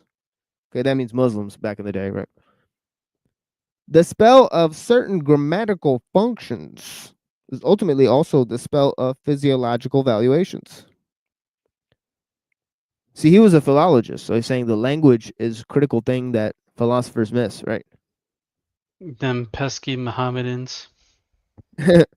Well, he's putting down the Indo-Germanics too. So he's putting down his own people too, right? Of course. So, yeah, so he's an interesting dude. But yeah, he wants to emphasize Slavic type of thing. I mean, so he's on that type of, the Hyperborean. He's on that mix. I mean, so he's an interesting cat for sure. I mean, we Hyperboreans, we free spirits. He says in the Antichrist, right? But yeah.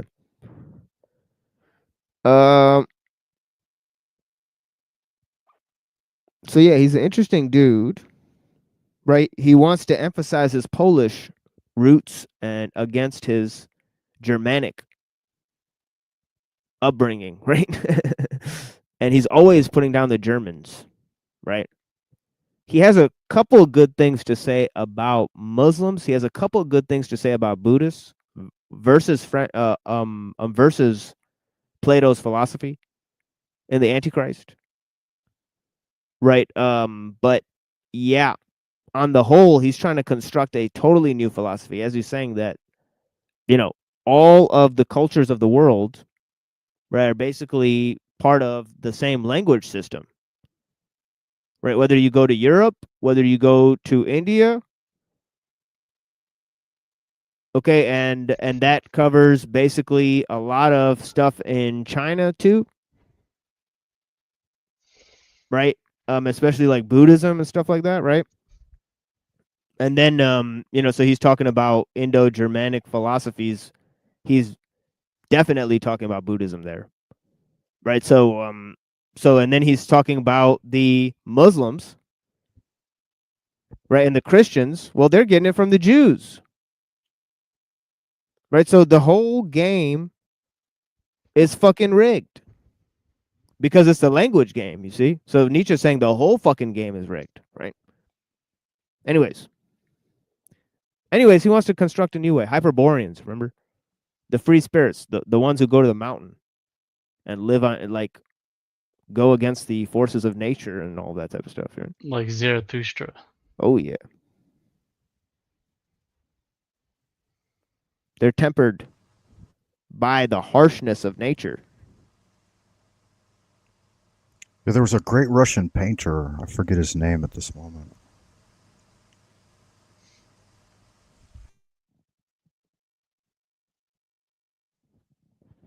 Yeah, I think Nietzsche and Dostoevsky really liked each other. I think Zephyr said it was Dostoevsky or something like that. I don't know.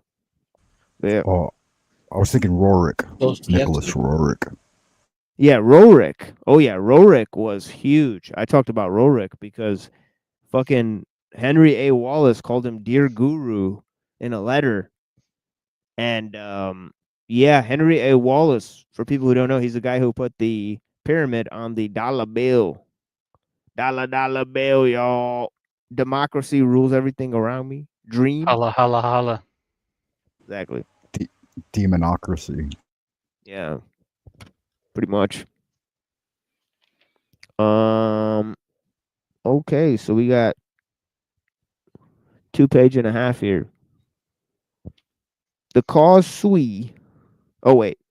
Oh man, I almost missed this. He said spell of certain grammatical functions is also a spell of physiological valuations and racial conditions.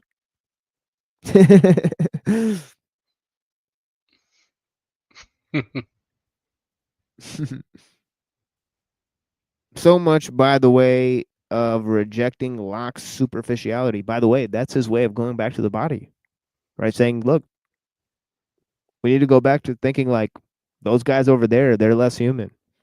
But yeah, because you like create your own genetic supremacy or whatever. Nietzsche thought there's nothing wrong with that, like eugenics. And they had that in the village, arranged marriages, right? But yeah, so much by the way of rejecting Locke's superficiality with regard to the origin of ideas.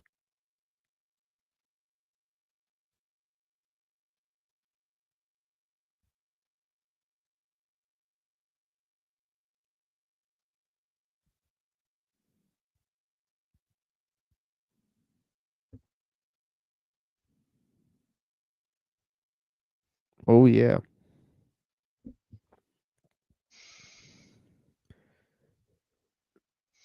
Yeah, definitely no lies detected there. Locke was a superficial bitch.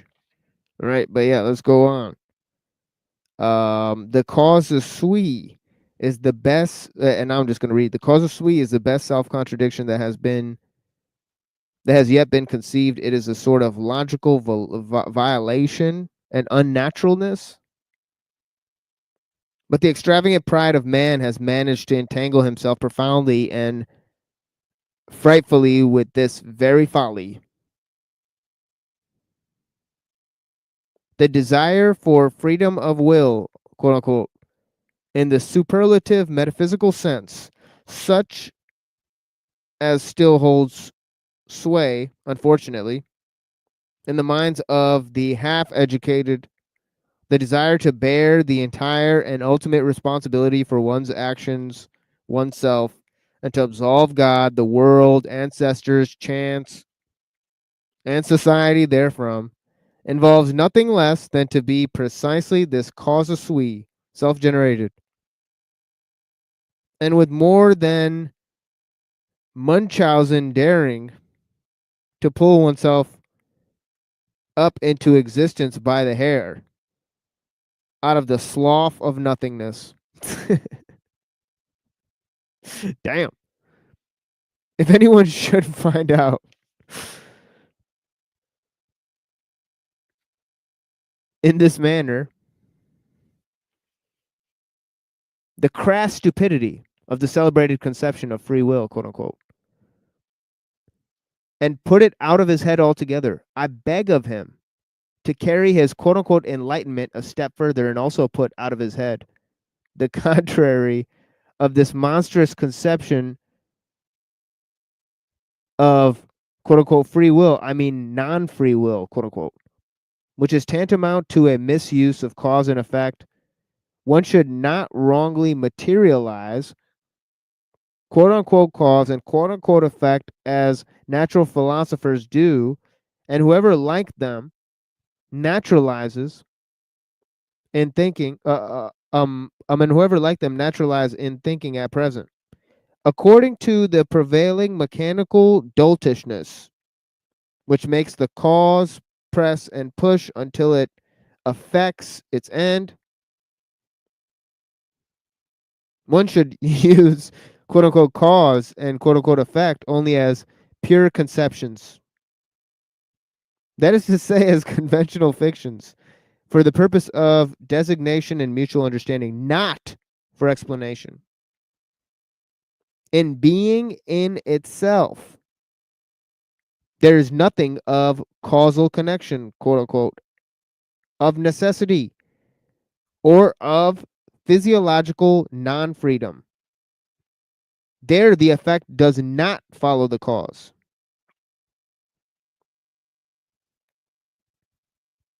There, quote unquote, law does not obtain. It is we alone who have devised cause, sequence, reciprocity, relativity, constraint, number, law, freedom, motive, and purpose. And when we interpret and intermix this symbol world as quote unquote being in itself with things, we act once more as we have always acted mythologically. Ruh-roh.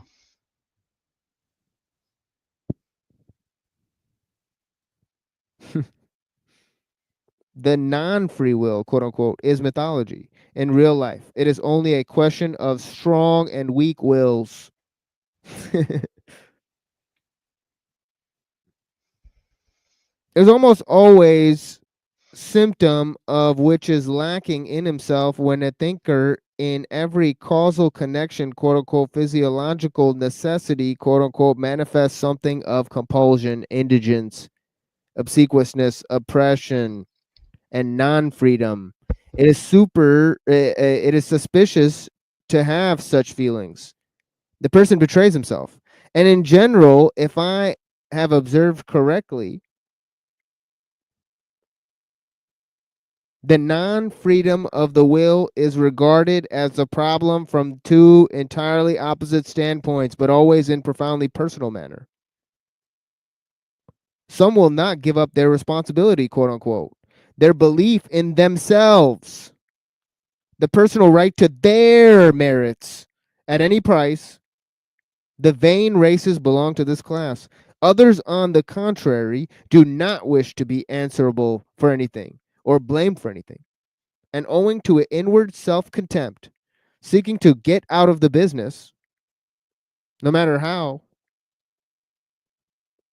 the latter, when they write books, are in the habit at present of taking the side of criminals a sort of socialistic sympathy is their favorite disguise.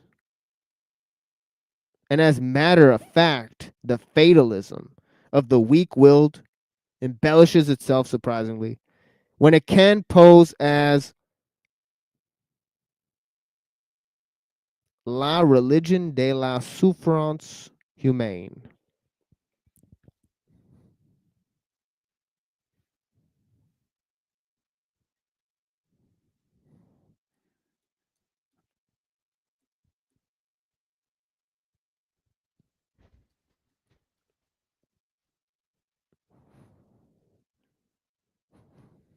La religion de la souffrance humaine. The religion of human suffering.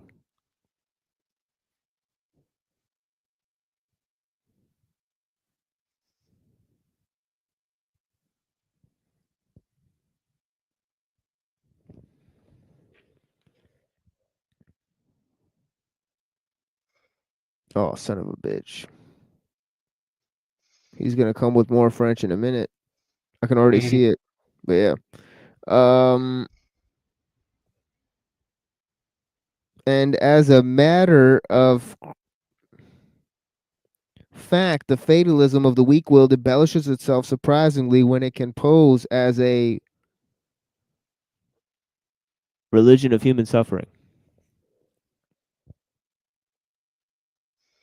And is its good taste, quote unquote, let me be pardoned as an old philologist who cannot desist from the mischief of putting his finger on the bad modes of interpretation. But, quote, nature's conformity to law, unquote, of which you physicists talk so so proudly,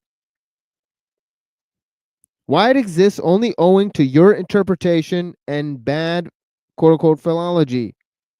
It is no matter of fact, no text, but rather just a naively humanitarian adjustment and perversion of meaning, with which you make abundant concessions to the democratic instinct of the modern soul. Quote, everywhere equality before the law. Nature is not different in that respect, not better than we, unquote. A fine instance of secret motive in which the vulgar antagonism to everything privileged and autocratic, likewise a second and more refined atheism, is once more disguised. Ne du ne maitre. Ne du. Ne du. Ne maitre. Ne du ne maitre. Oh, you motherfuckers.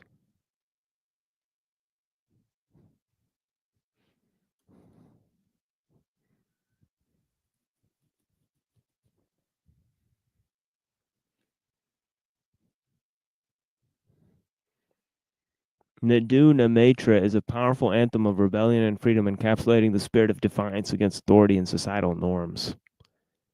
Okay, so we see where he's going with that. How do you spell that? N-I is the first word, and then D-I-E-U is the second word, comma, and then N-I, and then maitre, M-A-I-T-R-E. Neither God nor master. Yeah. So powerful rebellion against societal norms, but the whole thing he's saying is like bullshit. He's saying it's like, you guys are like petty moralists. Right. He's critiquing them. He's saying you guys are like socialist dolts. You're petty moralists. Can you do me a favor? Can you read that French part in context one more time? Oh yeah. Yeah, I did that last time too. A second, more refined atheism is once more disguised. Ne du ne maitre. That also is what you want, and therefore cheers for natural law. So he's saying that, yeah. He's trying to promote his idealism of a new atheism. Oh yeah. And he's saying basically that it can't believe in this concept of universal law, but it can't really wholeheartedly believe in this notion of free will either, because not everybody has it, he said. Right? You know. So Clearly. yeah, so he said it's interesting. You know, but yeah. I'll read this whole part again. Yeah, where would you stand on that though? Before you do go forward about free will and whether you think some are endowed and some are not.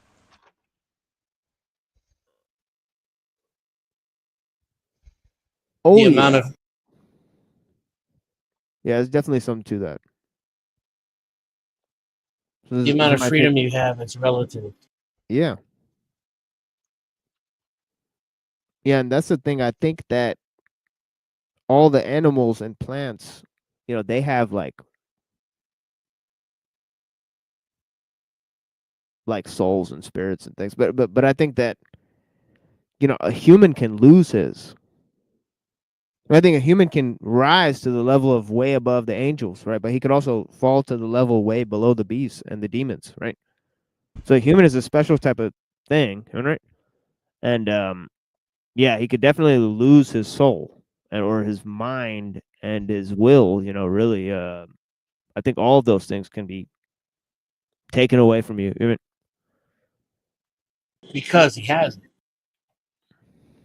yeah. The wolf can't lose what he never had. But the man can become the wolf by losing his humanity. Yeah, and that's the thing is why the soul cannot be rational, because the fact is that rationality is what causes us to lose our soul. You know, no animal falls to the level of depravity of a human because he's not able to do it in a rational manner. I mean, right? It's just instinct. I mean, damn. Hadouken! Very good. Thank you for that. Blessings. Yeah, blessings and peace to all you guys. But yeah. I think Nietzsche's making some salient points, but I'll read this part again. He's critiquing both. He's critiquing everybody. Okay. I'm coming for all y'all. Yeah, it's his customary thing, and that's why I like him. I mean, he says There's it a is soul album that's kind of in that vein. Yeah. Title of it. Oh yeah. Yeah, yeah. I think I remember something like that. Yeah. Just gonna quick look it up. Yeah, it is no matter of fact, no text, but rather just a naively humanitarian adjustment and perversion of meaning, with which you make abundant concessions to the democratic instincts of the modern soul. Dream, democracy rules everything around me. Quote, everywhere equality before the law. And he's very much right about this, folks. We talked about this on the show like 1,000 times. Okay, they had to create the notion of equality. Even my whole last show was like this, right? Equality, and you know how people were turned into individuals, and how equality and freedom were basically made through cosmological and metaphysical constraints. That's their natural conclusions, right? But this idea of universal law and the idea of the universal principles, universal rights, right? All of a sudden, you have all of these ideas coming up, right? So they're extremely linked, and we basically proved it on the last show. If you look at our last show on the Machine Lives, we literally proved it. Okay, through Hobbes and Locke and a bunch of other thinkers, right? It was called A Ruthless Criticism of Everything Existing. Oh yeah.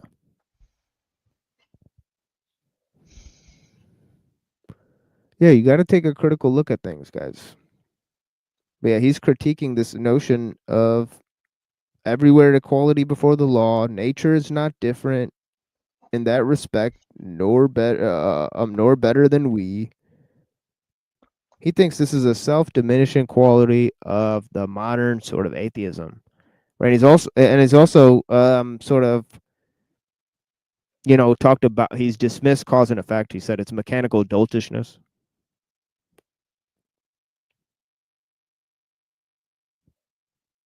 Again, he's going on. He says, everywhere equality before the law, nature is not different in that respect, nor better than we.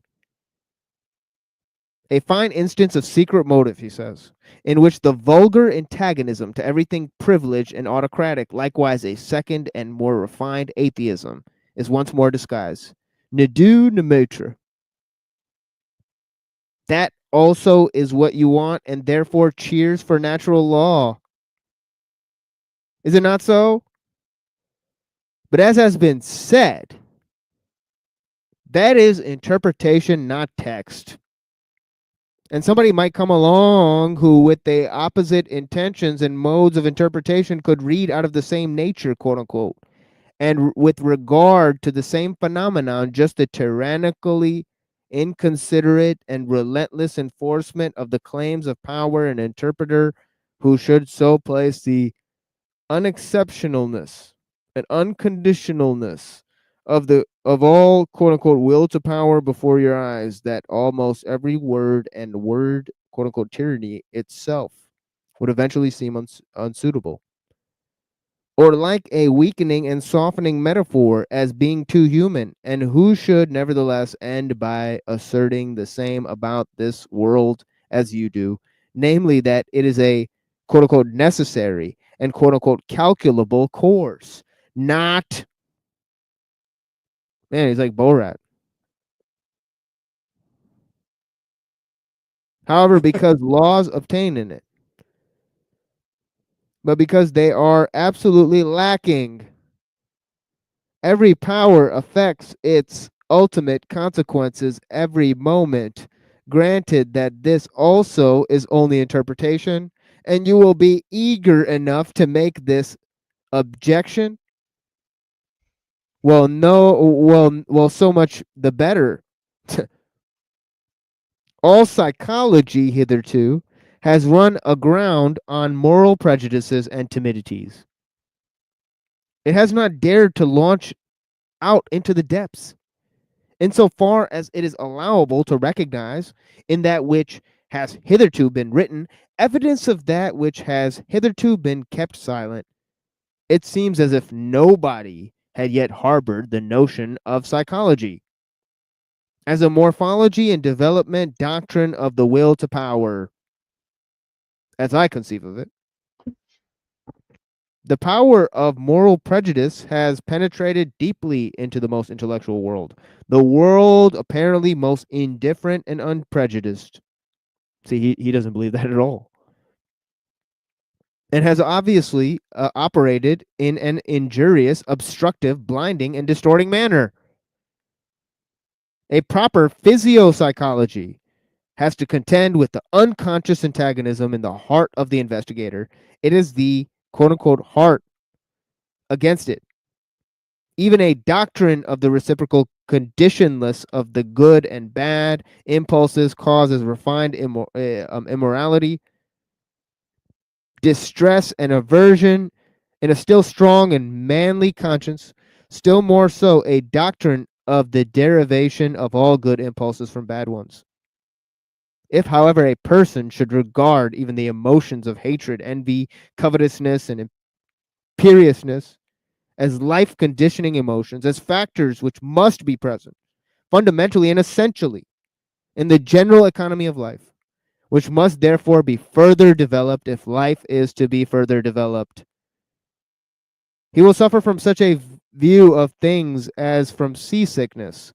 And yet this hypothesis is far from being the strangest and most painful in this immense and most new domain of dangerous knowledge.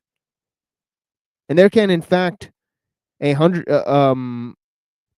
there are, in fact, 100 good reasons, why everyone should keep away from it who can do so. On the other hand, if one has once drifted hither with one's bark, well, very good.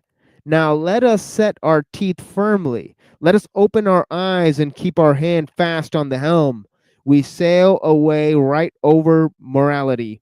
We crush out, we destroy perhaps the remains of our own morality by daring to make our voyage thither. But what do we matter? Never yet did a profounder world of insight reveal itself to daring travelers and adventurers, and the psychologist who thus makes a sacrifice. It is not the sacrificio del intelletto.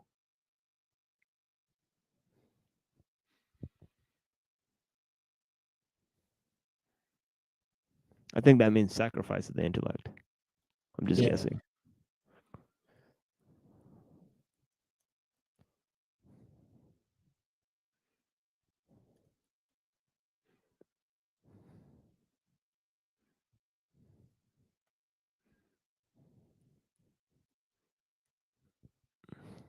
He switched to Italian.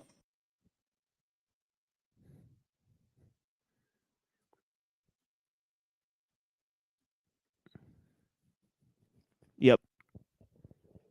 Sacrifice of the intellect.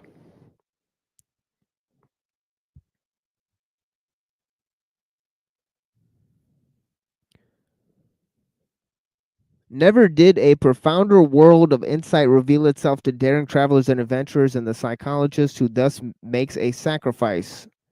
It is not the sacrifice of the intellect, on the contrary, will at least be entitled to demand in return that psychology shall once more be recognized as a queen of the sciences, for whose service and equipment the other sciences exist. For psychology is once more the path to the fundamental problems. Okay. So that is the first chapter there. Let me open up some of this Evola. Oh yeah, Julius Evola. Yeah, a couple of things I really liked in that reading. One was his conceptualization of connection between cause and effect, and the other was that end part there where he basically exposed that psychology was putting, or modern, it seemed to be modern psychology was putting more shackles around us than helping us to free our minds.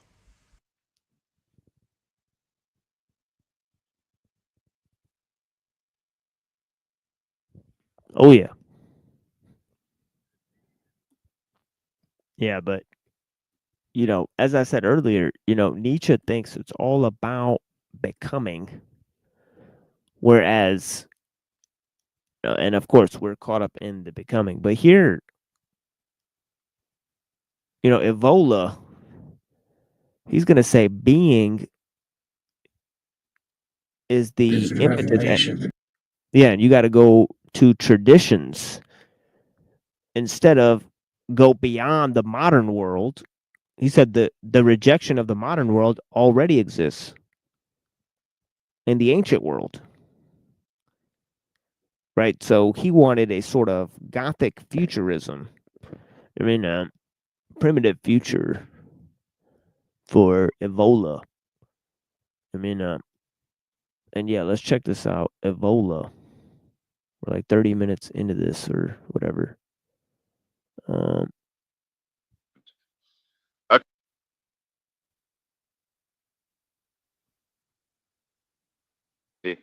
Stirner marks the end of the road trodden by the nihilistic social revolutionaries, to whom the term nihilism was originally applied, but trodden in the name of utopian social ideas in which they always believed ideas such as justice, liberty, and humanity, as opposed to the injustice and tyranny that they saw in the existing order. Turning to Nietzsche, the European nihilism that he predicted as a general, not just a sporadic phenomenon, attacks not only the field of morality in a strict sense, but also that of truth, of worldviews, and of ends. The death of God is associated with this loss of any meaning to life, any superior justification for existence. Nietzsche's theme is well known.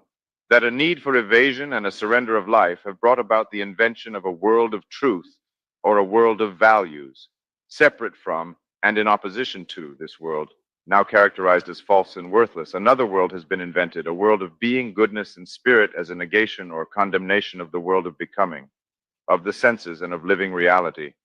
But that constructed world dissolved once it was discovered that it was an illusion. Nietzsche revealed its genesis and pointed out its human, all too human, and irrational roots. His contribution to nihilism as a free spirit and immoralist has been precisely his interpretation of certain superior and spiritual values, not only as simple vital impulses, but in most cases as the results of a decadent and enfeebled life. On these terms, all that remains real is what had been negated or rejected from the point of view of that other, superior world of God and truth, the world of what ought to be, not of what is. The conclusion is that what ought to be is not. What is what ought not to be. This is what Nietzsche called the tragic phase of nihilism. It is the beginning of the misery of man without God. Existence seems devoid of any meaning, any goal. While all imperatives, moral values, and restraints have fallen away, so have all supports. Once more, we find a parallel in Dostoevsky, where he makes Kirillov say that man invented God just to be able to go on living. God, therefore, as an alienation of the I. The terminal situation is given in drastic form by Sartre, when he declares that existentialism is not an atheism in the sense of being reduced to proving that God does not exist. Rather, it says that even if God existed, nothing would change. Existence is reduced to itself in its naked reality, without any reference point outside itself that could give it a real meaning for man. Thus, there are two phases. The first is a sort of metaphysical or moral rebellion. The second is the phase in which the very motives that had implicitly nourished that rebellion give way and dissolve. For a new type of man, they are empty. That is the nihilistic phase in the proper sense, whose chief theme is the sense of the absurdity, the pure irrationality of the human condition. Chapter 4, From the Precursors of Nihilism to the Lost Youth and the Protest Movement. A current of thought and a historiography exist that represent this process of rebellion and dissolution, or at least its first phases, as having been something positive and as a victory. It is another aspect of contemporary nihilism, whose undeclared basis is a sort of shipwreck euphoria. It is well known that the phases of dissolution, beginning with Illuminism and liberalism, and proceeding gradually to immanentist historicism, first idealistic, then materialist and Marxist, have been interpreted and celebrated as those of the emancipation and reaffirmation of man, of progress of the spirit, and of true humanism. We shall see later how Nietzsche's program for the post-nihilist period arose, in its worst aspects, out of this very mentality. For the present, there is just one point to be made. No God has ever controlled man. Divine despotism is a fantasy, and so is most of that to which, in the Illuminist and revolutionary interpretation, the world of tradition owes its ordering from above and its orientation toward the above, its hierarchical system, its various forms of legitimate authority and sacral power. No, the true and essential foundation of this whole system is the particular inner structure, the capacity of recognition and the various inborn interests of a type of man who nowadays has virtually disappeared. Man at a given moment wanted to be free. He was allowed to be so, and he was allowed to throw off the chains that did not bind him so much as sustain him. Thereupon he was allowed to suffer all the consequences of his liberation, following ineluctably up to his present state in which God is dead, or God has withdrawn, as Bernanos says, and existence becomes the field of absurdity where everything is possible and everything is allowed. Nothing has acted in all of this but the law that is known in the Far East as the law of actions and reactions, which is objectively beyond good and evil and beyond any petty morality. In recent times, the fracture has extended from the moral plane to the existential and ontological. Values that were previously questioned and shaken only by a few precursors in relative isolation now lose all relevance for general consciousness in everyday life. One is no longer dealing with problems, but with a state of affairs in which the immoralist pathos of yesterday's rebels seems increasingly old-fashioned and incongruous. For some time, a good part of Western humanity has considered it a natural thing for existence to lack any real meaning, and for it not to be ordered by any higher principle, arranging their lives in the most bearable and least disagreeable way they can. Of course, this has its counterpart and inevitable consequence in an inner life that is more and more reduced, formless, feeble, and elusive, and in a growing dissolution of any uprightness and character. Another aspect of the same process is a regime of compensations and anesthetics that is no less deceptive for not being recognized as such. A character in Hemingway summarizes it when he says, "Religion is the opium of the people, and now economics is the opium of the people, along with patriotism." What about sexual intercourse? Was that an opium of the people? But drink was a sovereign opium of the people. Oh, an excellent opium. Although some prefer the radio, another opium of the people, a cheap one. But once this sensation occurs, the facade may start to waver, the assemblage to collapse, and the dissolution of values is followed by the denial of everything one has resorted to in order to make up for the senselessness of a life henceforth reduced to itself. Then comes the existential theme of nausea and disgust, of the void that is sensed behind the whole system of bourgeois life, the theme of the absurdity of the whole new earthbound civilization. Where the sensation is most acute, there occur forms of existential trauma and states that have been called the speciality of events, the degradation of objective reality, existential alienation. One also notices that the sporadic experiences of intellectuals and artists of the past become modes of behavior occurring in the natural course of things for certain groups of the younger generation. Only yesterday it was a matter of writers, painters, and damned poets living on the edge, often alcoholics, mingling their talents with the climate of existential dissolution and with irrational rebellion against established values. Typical in this regard is the case of Rimbaud, whose extreme form of rebellion was the renunciation of his own genius, poetic silence, and immersion in practical activity.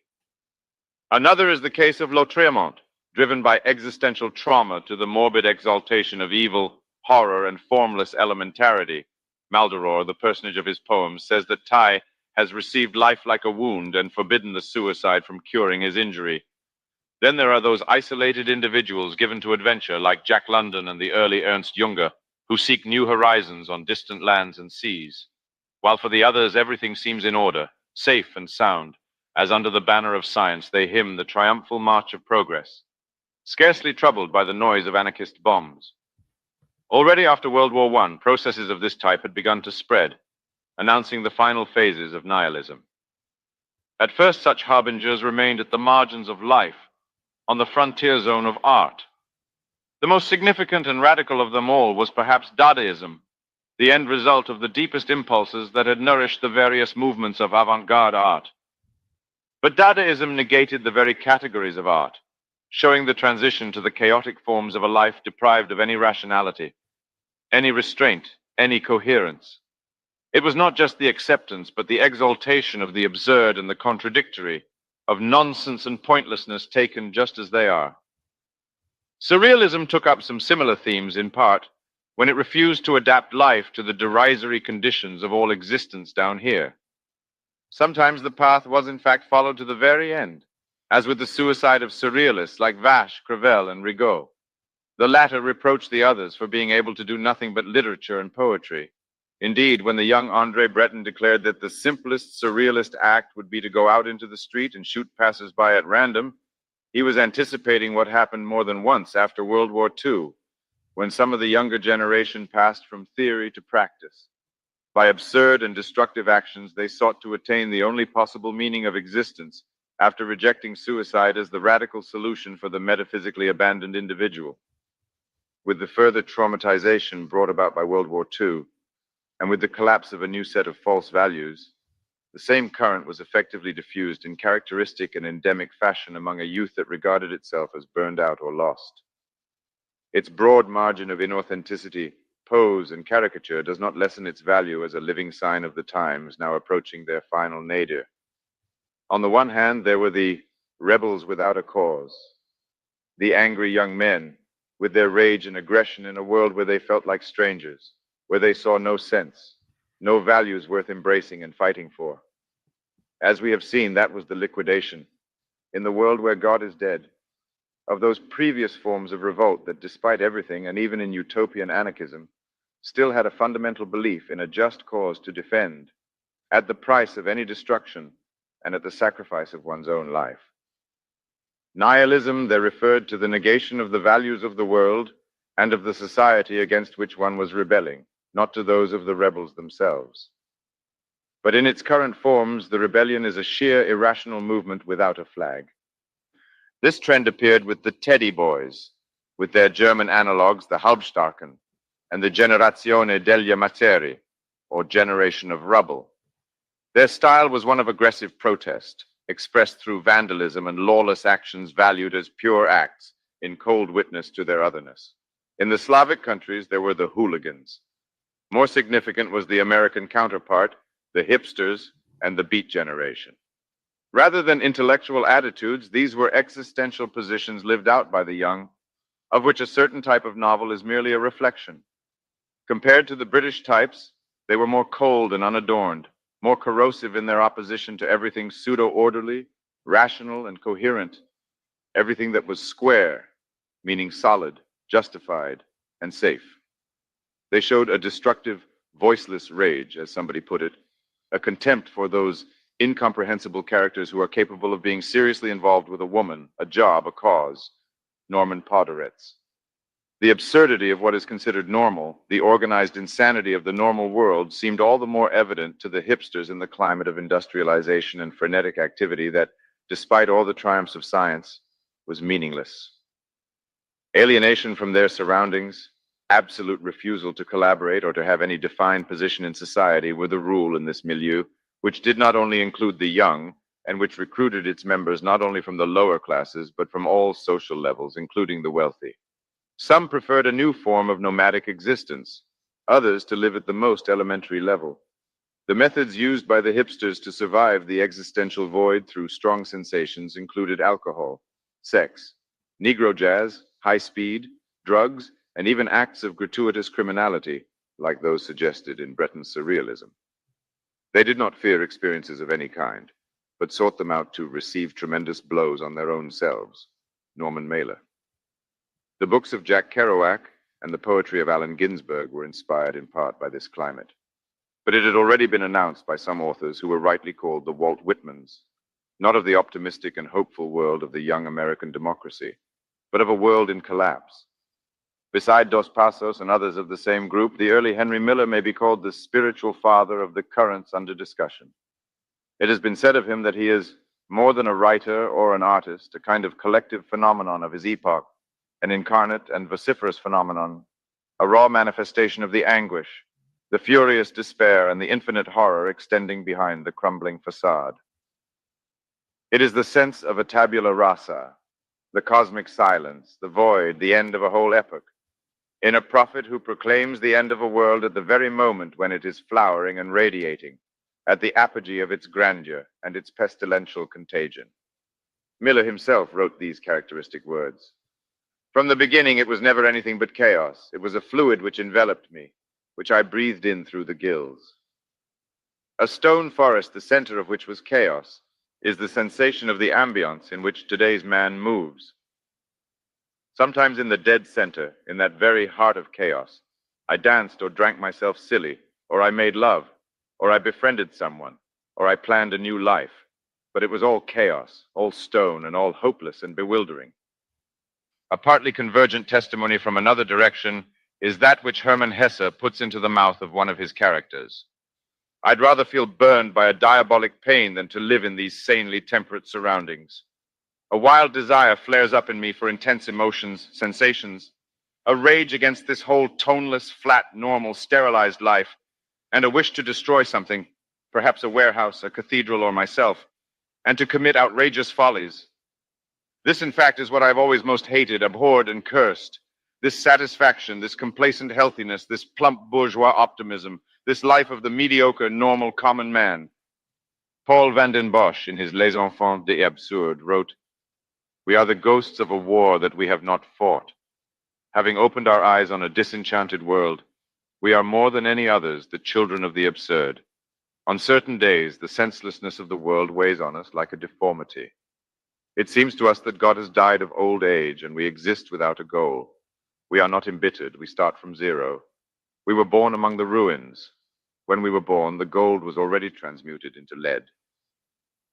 The heritage of the precursors of European nihilism has largely been translated in these movements of ruined youth into the crude forms of life as it is lived. An important trait here is the absence of any social revolutionary motive and the belief that no organized action can change things. That is the difference from the left-wing intellectuals who condemn bourgeois society and from the nihilists of the past. Work, read, prepare in groups, believe, then have your back broken. No thanks, that's not for me, says one of Kerouac's characters. This is the end result at which the revolution of the left has practically arrived after its triumph, after passing the phase of simple revolt. Camus made it quite plain after the period of his communist illusions. The revolution has betrayed its origins with the constitution of new yokes and a new conformism, more obtuse and absurd than ever. It is not necessary to dwell any further on these testimonies of a traumatized existence, nor on those whom one might call the martyrs of modern progress. As I have said, all that interests us here is their value as symptomatic indices of the times. The forms mentioned here have also degenerated into extravagant and ephemeral fashions. But there is no denying the causal and necessary connection that unites them to the world where God is dead, and no substitute has yet been found for him. When these forms pass, others of the same type will certainly crop up according to circumstances until the present cycle is exhausted. Chapter 5. Disguises. Okay, that's where we'll leave it, folks. At the 47-minute. Yeah, I think I'll remember that. Actually, I could just go to the last video and just look at this moment and see the timestamp. So yeah, that's also possible. Hello, future denizen. Exactly. Yeah, good magic. Quick question. Does my posts in your chat post in triplicate? Because it's showing me on StreamYard posting in triplicate when I hit the enter button. That's You're weird. posting in 3 streams. Yeah. Oh. It goes Okay. to my chat. And it goes to the Caliphate chat. Makes sense. Yeah, good magic on Evola, man. I really like this guy. He did a transliteration of the Tao Te Ching and with commentary, and he started his own occult group. And yeah, he's got some commentary on magic and Arthur Ed Wyatt, Crowley as well. So definitely a guy I want to read for sure. Yeah, that guy's a top level occultist for sure, Julius Evola. But yeah, he also inspired like Mussolini and stuff. I mean, he's an interesting guy. I mean, Duce. Yeah, he's like sort of. I mean, that last part was devastating. I mean, against the hipsters. Whoa. Yeah, I mean, tell us how you really feel, Evola. Holy shit. See, he's a classicist. See, he wants to go to like like there's this one lady, The War on Beauty. You guys ever seen that channel? No. She's super hot. The War on Beauty. I don't know. I'm like, see, white people don't really find the same white girls attractive that I find, I guess I've noticed. I mean, so yeah. So I don't know what to say about that. But yeah, I like some weird looking white girls. I guess but yeah, let me see this nice. The War on Beauty. Yeah, like Cool Keith said. He said I like ugly bitches with style. How about that, folks? Damn, she is fine. Yeah, The War on Art. Yeah, she's Is she she's worth got subbing to? Yeah, she's like a classicist type of lady. I mean The War on Beauty. Whoops. The War on Beauty. Yeah, The War on Beauty channel. Yeah, I like her videos. But yeah, she's kind of like interesting how she goes into like she'll like see shit, Oh yeah, this is a good one. She's like talking about like I think she's right because she says there's an OnlyFans ad in the middle of a school zone and she's just pissed about it. so she's just like so she's just like, this is ugly. All right. So yeah, it's pretty funny. She's kind of a snob, but she's funny. But yeah, let's check out this War on Beauty. You know what I mean? Because she's kind of a classicist. I think she'll go with like some of the stuff that Avola is saying. Right? She's funny. This is a little lighthearted, at the end of the stream, But yeah, the War on Beauty channel. This is her channel. Oh yeah, she's hot. The War on Beauty. I mean, yeah.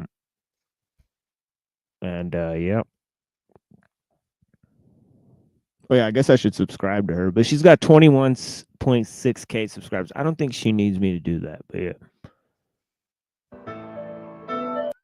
This is Julia James Davis, and welcome to The War on Beauty.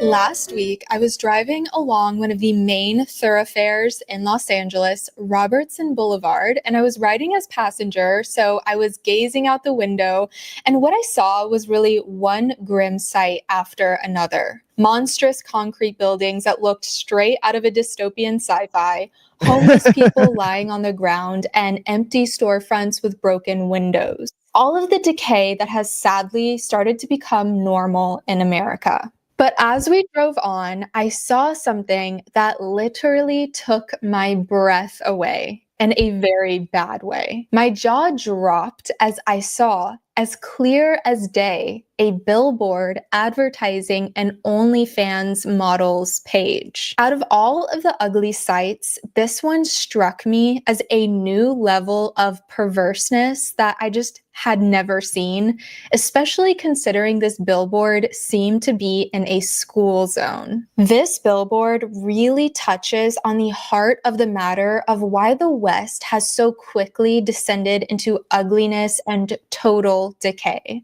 And it's not the obvious normalization of prostitution and immorality, although those are such bad problems, but rather it's something deeper. It's the erasure of love and beauty because of love and beauty's ability to point one to the eternal and to make us strive to leave our mark in the world.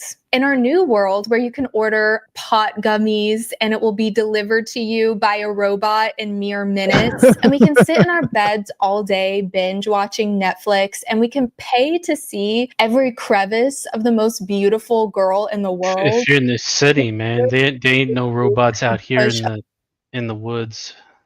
Yeah, she's a native Angelino. Her accent is very LA. Oh, interesting. For sure, yeah. Yeah, but some of those are for sure facts. I mean, that she's saying. Yeah, she's right. But I do want to see her OnlyFans then. Get some shrooms from a robot. Like, you know what I mean? Like, that's the unfortunate side of being right, Julia. Is I don't care what you're saying right now. Oh, there's a wedding ring. Okay. Anyways. Oh man, that just blanked out. Denise doesn't like my pronunciation of Los Angeles. I was born and raised there, and I was there till I was 22. A secret person has joined the stream call, I think. But yeah. Julia? Person. Holy shit. No, I'm talking about like that thing just went blank. But yeah, let me refresh the page and see if that works.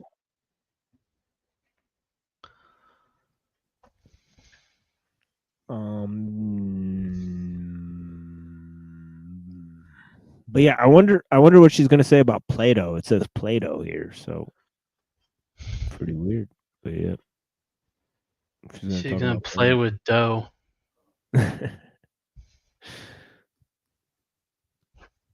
But yeah, she's cute and she's right. It's crazy, but yeah, That's the future. Cute AI robot fembots. Yeah, she almost Like- looks unreal, huh? Yeah. Like teaching us Maybe she about is a rejecting robot. social media. the push of a button. And if you can't afford it, don't worry. You can take a loan out now for a Chipotle burrito. Every pleasure, every whim, every desire of ours is satiated instantly and with very little effort. And so because of this, our senses are completely blown out, destroying our capacity for the appreciation and nevertheless the creation of beauty. As the poet William Wordsworth said, getting and spending, we lay waste to our powers. Many of the great men of achievement over history were galvanized in their conviction precisely because of women, of desire and love for a certain woman. But the pornification of society is trapping men and women, in some cases, in the lowest form of gratification, therefore cutting off any ability to actually achieve anything.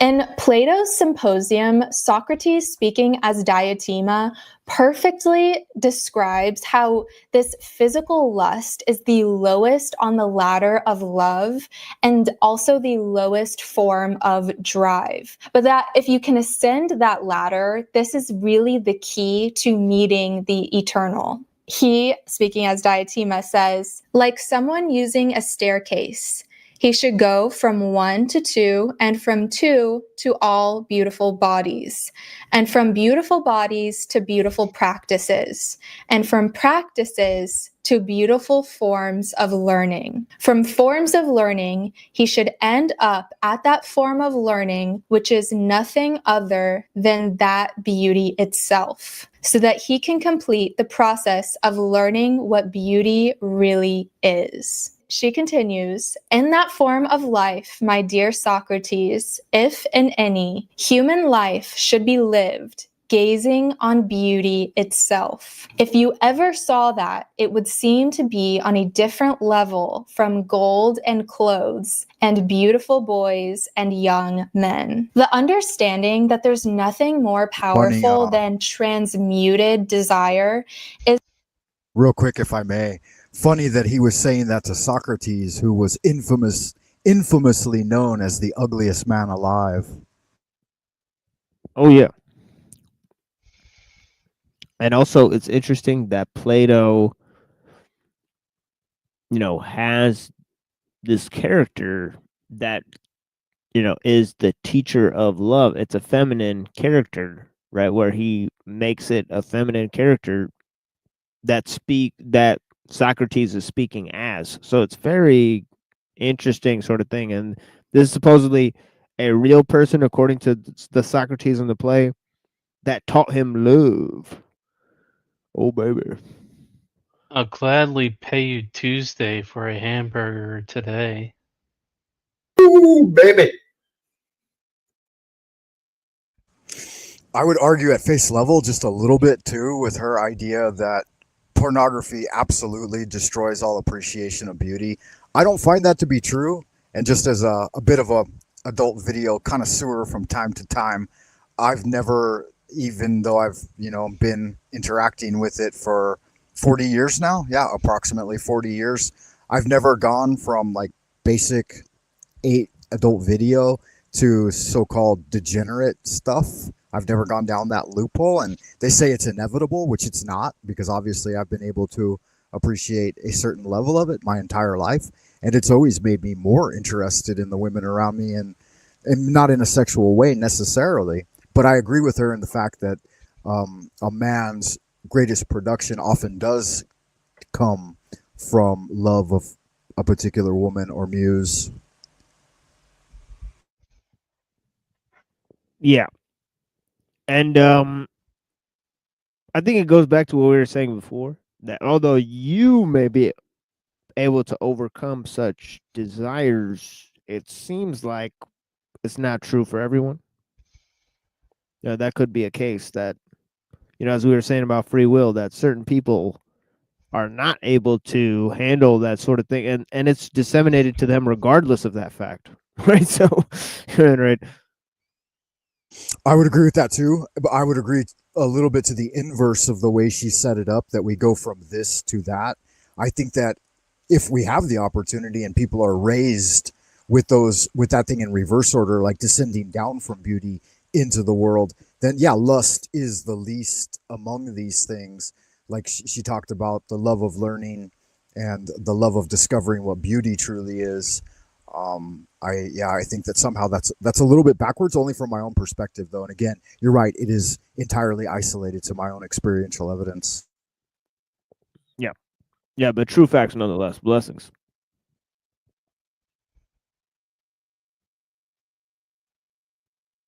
Is widespread from Socrates to Dante to Napoleon Hill. That desire and drive is a spark that, when rightly directed, not only leads to great achievement, but also lifts the soul from the material to the eternal. And from the Okay, she's cool. She's cute. She's pretty smart. I mean, I think that's it, folks. It's getting pretty late out here.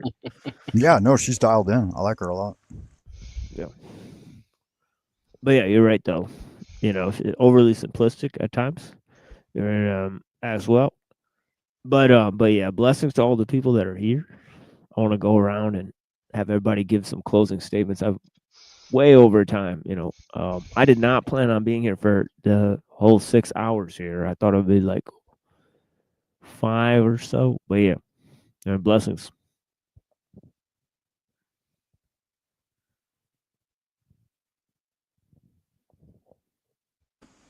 I'll go first then, I guess. TML, thanks again, man. Blessings to you. Thanks for having me course. on board today. Of course, yeah. Yeah, we'll be back tomorrow too. So it's not, you know, we're not gone for that long. And we'll be back tomorrow at 9. And we'll have a 6-hour show then too. So I don't know why I even did this, honestly. But yeah, it is what it is. Good stuff, yeah. And shout out to the chat, everybody out in Happy Land. Zephyr, good to see you. Denizen, good to see you. Lone Wolf, I think this is the first time I've made your acquaintance, but good to meet you and good to see you. Oh, and yeah. Denise. Likewise. Yeah, it's always a pleasure, Frank. Yeah, man. You know? Yeah, you guys keep doing good magic, and I will see you on the flip side for sure. Much love. Oh, yeah, definitely good magic. Blessings, Frank. Easy. Thank you so much for being here. And yeah, how about you guys? Is that magic with a K, perhaps? Oh man. Oh yeah, always. Doing it big. Always. Haters come around from downtown. I get surround sound. I get big. Some of that Negro jazz, love it. Oh yeah.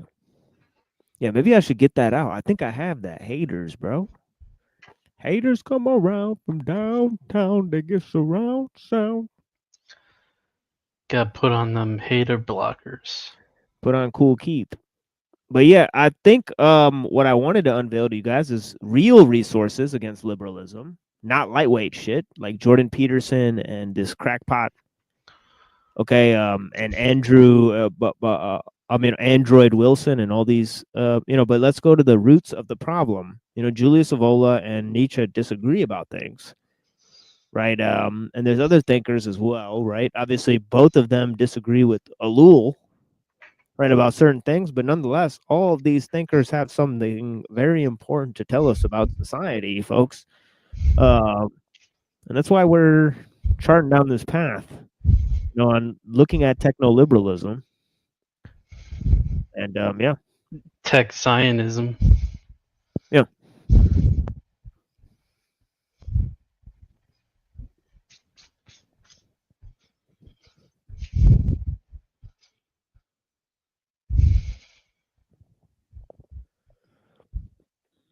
But yeah, what else, guys?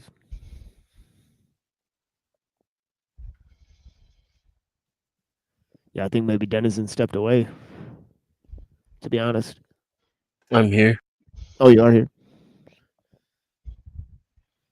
Blessings.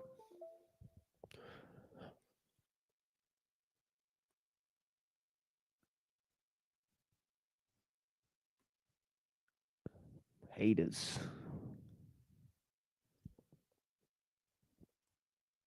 All right, there it goes.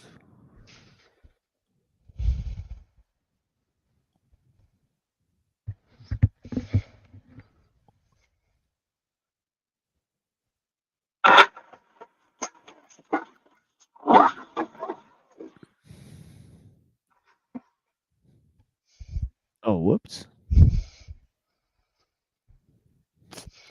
Oh man, maybe I can't find it right now.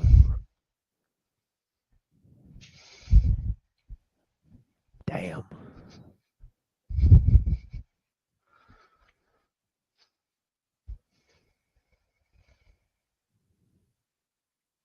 Well, that was a fail, folks.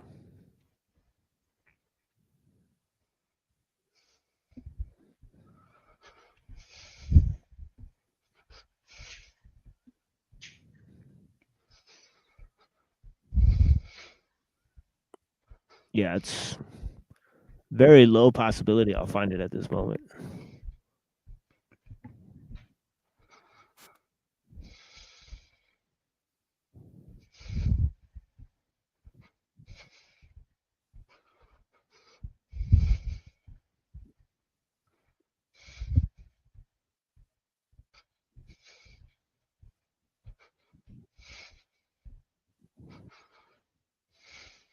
Hmm.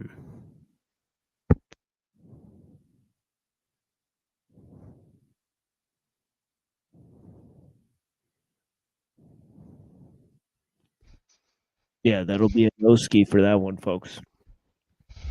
By Cool Keith. We ain't got it right now. But yeah, we played it on the show before. Go check it out. Haters by Cool Keith. But yeah, blessings. Yeah, would you like to say something to the people, Denizen?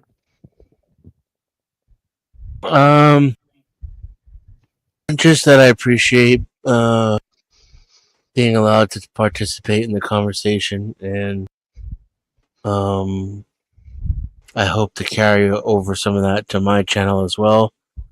At Denizen X. Hell yeah. Excellent. Yeah, go check out Denizen. Got Reddington's channel. We got Zephyr's channel. We got Frank Monday's channel. And of course, we got Denizen's channel. So yeah, go and check Shout out out to these Browns guys. Boy. Oh yeah. Yeah, he's Shout always out, got the links. shout out to the OG Browns Boy. Definitely one of the man. I can't thank Browns Boy enough. Honestly, dude, that's one of the top homies. I mean, definitely holding down the entire experience out here. I mean, the digital experience. I mean, but yeah, blessings to Browns, man. Obviously very humble. I mean, yeah, man. The shadow lets you know where you stand. We big boys. We big boys.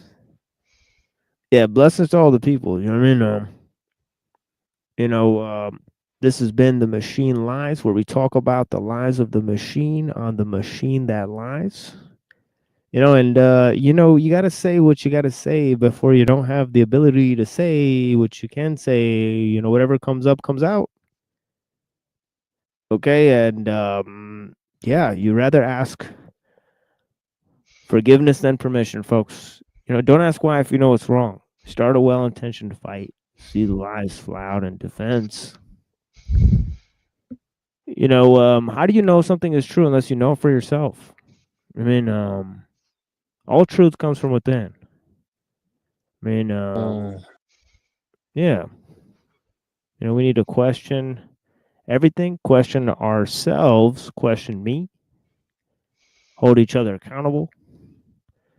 Before we don't have the time. The time is running out, folks. You can't be neutral on a moving train here. I mean, there's real times, folks.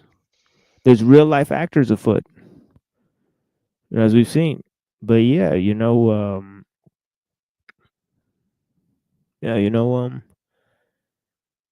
obviously, listen to everyone, believe in nothing until you can prove it for yourself. All you have is your present means to achieve what you want at this moment. Okay, everything else is just an illusion, folks, all right? Okay. Okay, if you hear something and it comes from somebody you know or somebody you know knows, then that's the only sources you should really trust. Okay. And, honestly, we have to be quite critical out here.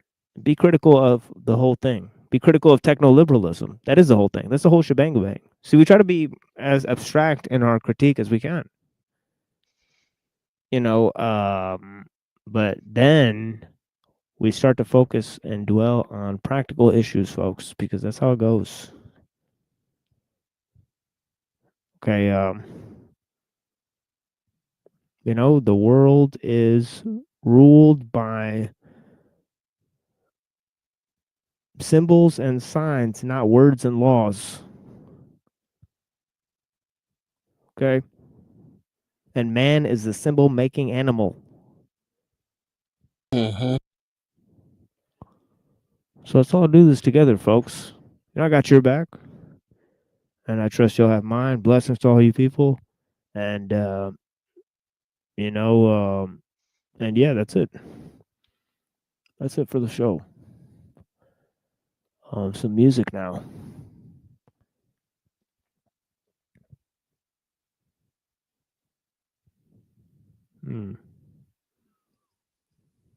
Yeah, here we go. Blessings.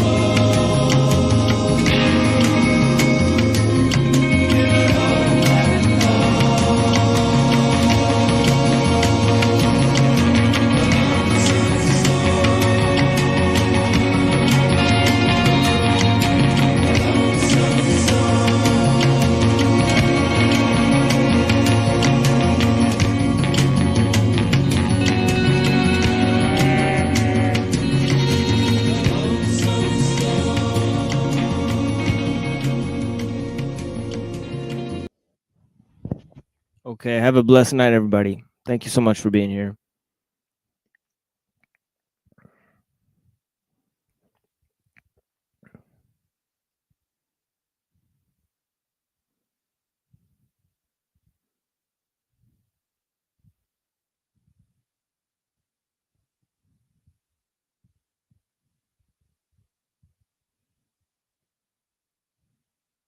Ladies and gentlemen, the very word secrecy is repugnant in a free and open society. And we are, as a people, inherently and historically opposed to secret societies.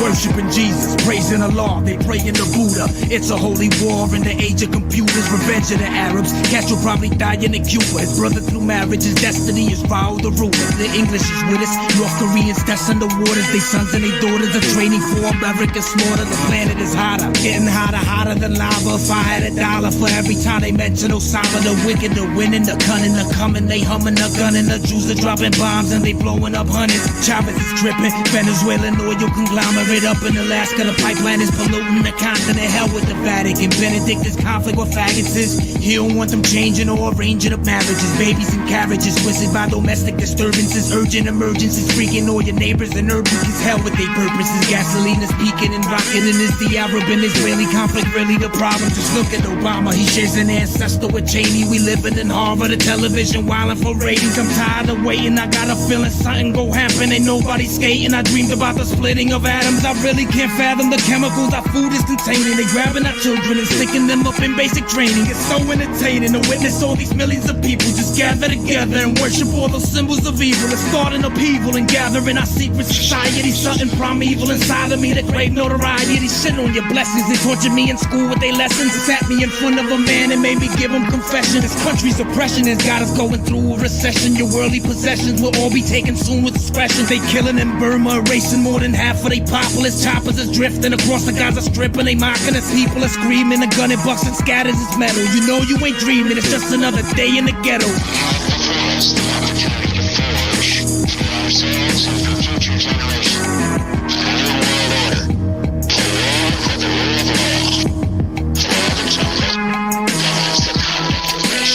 They slowly killing us through cigarettes and medication. Okinawa, Hiroshima, pulmonary emphysema. Soldiers up in Iwo Jima didn't need no help from FEMA. Chosen men with battle scars. Galactic rhyme, your battle star. Poison rays that travel days. There's many ways to land on Mars. Now they killing us with cars, cause they overlook the fumes. Baby food, they come in jars. Fed the infants causing doom. Hit the lights and leave the room. People running in the street. Armageddon coming soon. Microchips control your sleep. Scan your wrists and pay your debts. The sky is full of flying jets. Mixing clouds with chemicals. Amazing, we ain't dying yet. Every time you wash your hair or brush your teeth, you're dying quick. Every time you eat a hunk of steak and take a giant shit. Every time you feed your kids, I bet they are preservatives. And every time the major planets always try to murder us. The streets is full of mercenaries waiting for their time to kill. Worshipping the pyramid is found upon the dollar bill. I hope you understand for real. Again, I never say it. We only have till 2012 before they come in spaceships.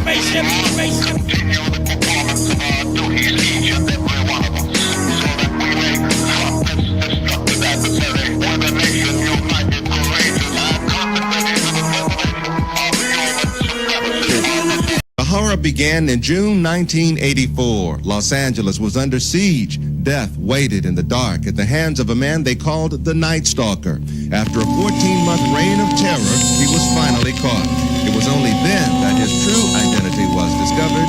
His name, Dave Walker, Night Stalker.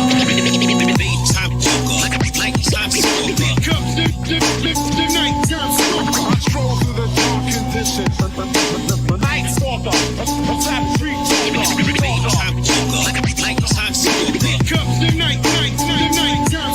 I stroll through the dark conditions. Night stalker. A killer machine. And you know the deal, cause the gods always keep it fucking real. Yo, meltdown, lay rhymes, blanket of ice. I blitz now, you niggas that get whipped for this shit. Expose the raw tip, my flow's exempt. Start barbaric like poison in the scorpion bite. Spread ritual with the ritual offerings. The mentally dead niggas get draped in coffins. My bylaw niggas get die for what? Shit, get 30 laughs from the endless whip. Gatekeeper, you know I'm still serving them up. Will devour, still bloodthirst for cream chowder. Fighting with the memories behind the gate. Night stalker, I roll with Blade the Daywalker. Grimy motherfuckers is worse than blood suckers. Check the bio, authentic, wild like cryogenic. Mass murder of most deliberate thoughts. I stay creeping, patrolling the streets of most weekend. Hunger for war, want more to bring the rebel. Gatekeep, always hold down the pick, sick and shovel.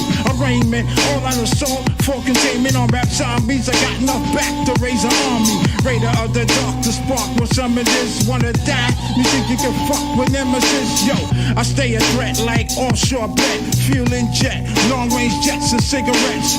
20 to life since birth, for credit is debt. Yo, motherfuckers, protect your neck. Daytime walker, nighttime stalker. Comes the nighttime stalker. I stalker the dark conditions.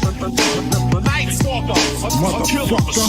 Yo, born with the sinister roulette. Crush it, my fans stay loyal like Russians. Therefore, I represent with the floss. The people that I travel from the real, I'm lost. You know my steez, or what the fuck I can't see. The next whack nigga living larger than me, from the public view. Nigga, or should I take it as a clue? Of me giving up, fuck you, nigga. Never in hell, I'ma prevail, keep it real. Even if I never make a meal, I'm a bill. I keep a level headed, prevent ignorance from spreading. In my nature, original grave digger, my nigga. Crips act rich like pharaohs. Dipped in life, I'm rolling with beggars like Christ. Fucking show.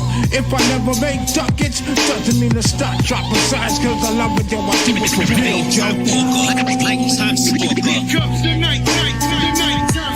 I stalker the dark conditions. The night stalker, a killer machine. Digger.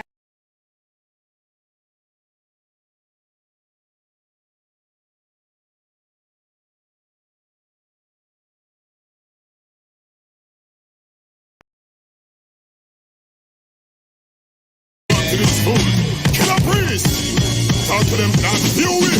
My life is a big time mess, I'm so stressed. Confined in my criminal mind, I confess. Killer Bee trilogy, a million and none less. Who want the honey with pollen on our guns test? Fuck formula, I suck my mom's breast. Sleep is a cousin of death, so why rest? 2 games of chess is the remedy for stress. A bag of cess give the dread happiness. I wanna get more, but I settle for less. Think about yamming food when I'm dead. Too much gun talk from the mouth can cause death. The killer might resurrect the track blessed. Occupy the world, white people protest. The system has the whole world oppressed. 666 is the devil's address. We walk through hell and still remain blessed. War, famine, and disease and madness. CIA, FBI, police badges. Hindu, the devil's symbol, demonic practice. Heal him, then I reveal him with God's magic. Yo, priest, I'm glad your sperm won the contest. Surviving 9 months of the darkness. Lord Fury, they salute us, your highness. Give praise and thanks to your highest. We don't need a shower to show that we fresh. We don't need religion to show righteousness. Moon crickets in the midst of darkness. Immaculate conception, God's in the flesh. Moon cricket walking through the wilderness. Hieroglyphs written on side the pyramids. Them come, no shine logic, no shine church. Disrespect them, pussy like the dirt. Give me no talk, to kill his warlord, purchase up the dirt. Moon cricket, drivers, to me tell them blur. Who I think I choke and try style me, sure. Who fool him up and telling me to that work.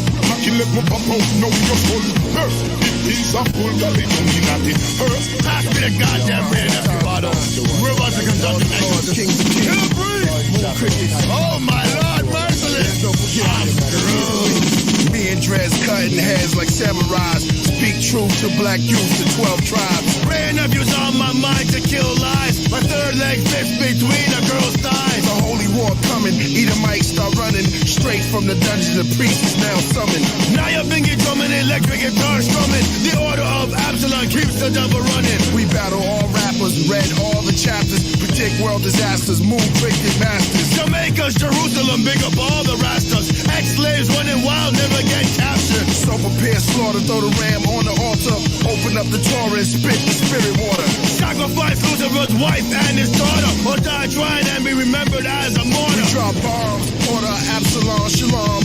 Riders of the storm, righteous in God's form. The Ghost Riders for Revelations and Psalms. Prophecy rebels, Christ, Philip, and John. Maccabee nation, Wu affiliation. Moon cricket creation, Israel vibration. Kingly generation, kill judges and their agents. Moon cricket's manifestation of murderation. Killer bricks, melanation, sun carbonation.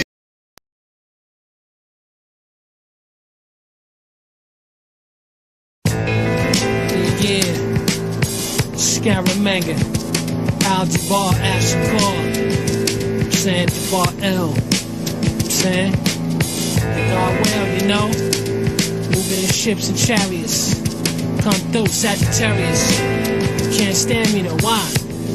Hey yo, now surely Scara ain't the one that just went to enter. Sun Lord's the first prerequisite. Search, step in, perfect the shepherd links in the Lexus. Blinking, it's winterized S5, wall glass, halogen, doomsday pipe, jewelry, nightlight, ice light on top of the night flight, blowing out your eyesight. CYCLOP, CL coupe, showbiz, whole piece beast, breathing like ops, obnoxious, rock knocking, get your block rocking with the Glock popping. Matter of fact, blood bath in here, niggas wanna pop something. Stop, lock, nigga, drop something. BK, the 118, Al-Jabbar L, the God TK, son.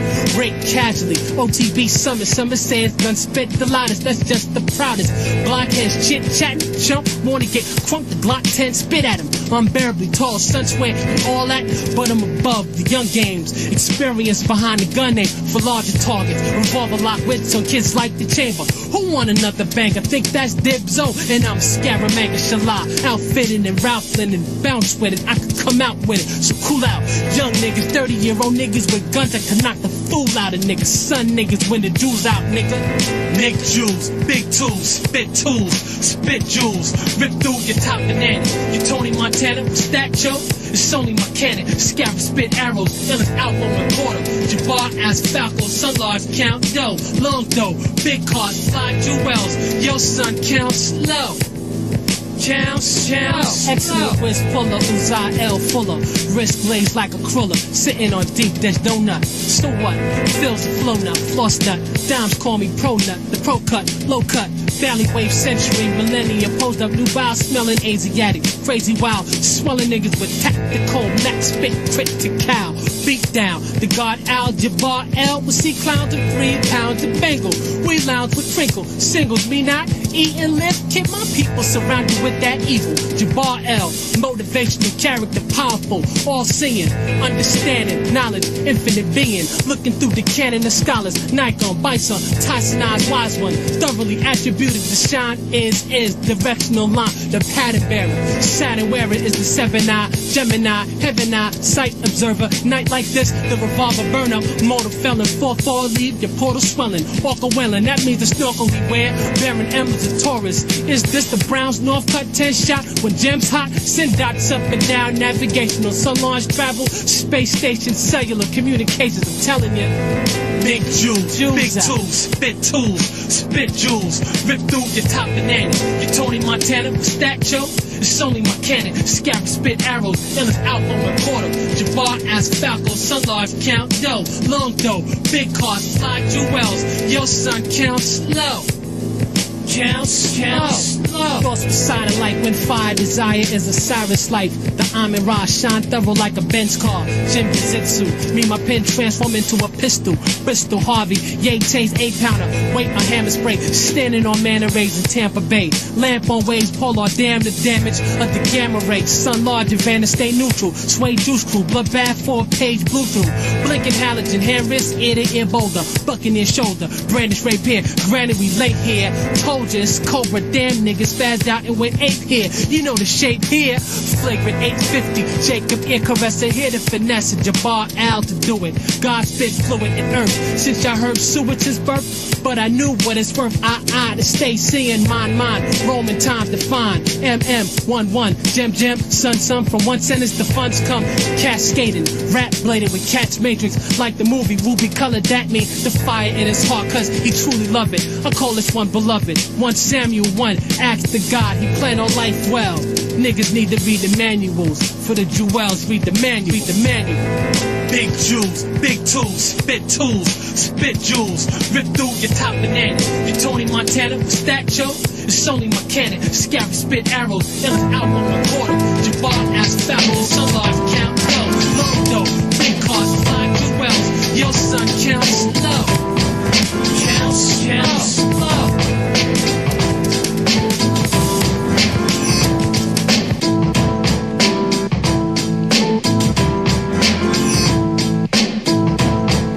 War explodes into the backcountry. There is a phantom Indian chief in the wilderness, this machine at random. My anthem, imaginative, ravenous, malicious, find the origins of heaven and hell and the symbols that represent them. The Italians built a great metropolis on a lagoon. In time, great chain disasters boom. While creatures wrecked the town, many battling MCs are shot to death, a multitude in a room. After stealing information from the Atlantis database, I make a great escape. The struggle for mob leadership leads to an endless cycle of murder and blood feuds at a later date. DEA agents patrol the 1,800-mile Mexican border. A group of rock climbers must prevent mercenaries from using a destructive weapon. 88 tales of horror. Dr. Frankenstein creates a soulless monster from cadavers and tries to hide it from the old world. The wind turned a cold swirl. A Morocco gypsy sold pearls. The baller pilot awakes alone after a crash. His aerial danger. Police and archaeologists remove skeletons from a burial chamber. From the city to the woods, or when the sun shines good, the robot tank once a specter where a graveyard stood. Yo, from the city to the woods, when the sun shines good, the robot tank once a specter where a graveyard stood. Perhaps you and your friends are never seen again. The ghost of a lovely lady, the tall grim reaper in the wind, whose banner seeks an antidote for a bacteria contaminating a desert town. A civilian plane carrying a movie actress is later shot down. A bitter ex-convict makes a capture man a slave, a lesson hard nailed. An alien creature must be destroyed after a government plans to use it as a weapon fails. Before their time, ancient technology, rain, snow, and then hail. A group of people who have telekinetic powers, dead men tell no tales. Apache warrior, Cherokee warrior, no book written is scarier. Paleontologists, students, and forest rangers encounter a legendary creature in a deeply wooded area. Dark as a pilot, I ran my aircraft into an enemy bomber over Los Angeles, preventing the destruction of California. On the hillside lies your grave, all covered with begonias. On the mic I smashed, causing a train crash and stampede with such words. Strange bargain, schoolhouse, from Alfred Hitchcock to Birds. A dark space station captain is accused of an intellect harm. We step off the street and shoot you 40 times in a restaurant. From the city to the woods, or when the sun shines good, the robot tank once a specter where a graveyard stood. Yo, from the city to the woods, when the sun shines good, the robot tank once a specter where a graveyard stood. You're a planet whose orbit straight too close to a black hole. None shall escape or remain in the desolate plateau. Be consumed by my savage sword, the man from a mountain hollow. Lyrically blown away, a depression and misery from withdrawal. Whenever a season when a storm gathers, explosion in the cold prime. You are here to document the stressful reality of military life during wartime. I am the Holocaust, a burnt offering on the cliff, the fatal risk. To leave you none to remain, the black hole's gravity decimates your escaping ships. Argues the existence of extraterrestrials in the days of the needle. Work evil things to tear apart the robot tank's home planet and enslave its people. Grave robbers steal thousands of artifacts from archaeological sites, museums, and private collections. I'm a celestial being brought alive to perfection. A war machine to battle the evil unseen esoterical troopers. Engineers overcome yet preserve natural obstacles while paving the way toward America's future. The distance between the target and the launch point is crucial. Samurai, the elite warrior class, holds the reins of power in Japan for more than 700 years, and now I shoot you. From the city to the woods, or when the sun shines good, the robot tank once a specter where a graveyard stood. Yo, from the city to the woods, when the sun shines good, the robot tank once a specter where a graveyard stood. From the city to the woods, or when the sun shines good, the robot tank once. Yeah, you know what it is, man. Same shit, ain't nothing changed. Out here getting it, doing what I'm supposed to be doing. Mind on my business, you know what I'm saying? Get my money. What up with you, ain't that good? Alright. Is that right? Y'all niggas better go handle that thing. Do what you gotta do, man. Handle your thing, boy. May the good Lord bless you with everything you hoped and wish for. Bless you. May you live a long life, make long money, sleep good at night. I do. I wish you nothing but the best. May you love real deep, may you laugh real big. I pray your enemies fail, and you ain't never gotta spend time in jail. May you travel safe, and meet good people along the way. I hope you know you one of a kind and you ain't gotta be like them, you're just fine. I wanna see you become wealthy, and more important than that, stay healthy. Godspeed and pray you never had to lock horns with P. Oh hell no. Peace be with me, the dark and the light angels protect me. That's right. Life is about balance. You try to be cool, but sometimes it gets violent. Peace be with me. The dark and the light angels protect me. Life is about balance. I'd rather be cool, but out here it gets violent. Out the shadows, let the moonlight shine on that. Keepers of the night, keepers of the holy. Rapping words, the spirit it is strong in me. I use the force, careful with that shit, baby. I feel I'm still learning my own strength. Sorry if I wasn't perfect when you thought I should have been. I'm just a work in progress. I know. I encourage myself to be better and master the art. It's a long time coming, seemed like the other day I was just being myself. They calling me a late bloomer, and I don't know if that's a compliment or insult. And I don't give a fuck, really, keep talking. Got 2 pair of watch like the Polo Kid. My time is so precious, why would I waste it? When a silly bitch like you would miss my chance to realize my greatness and become who I am. Baby, peace be with me. The dark and the light angels protect me. Life is about balance. You try to be cool, but sometimes it gets violent. Peace. Peace be with me. The dark and the light angels protect me. Life is about balance. I'd rather be cool, but out here it gets violent. Cause I take my gun off before I pray. I don't have a problem with meeting God halfway. Yeah, we believe in a higher force, and may God be with you through this war. Shit real out here, man. Crazy out here, man. Peace.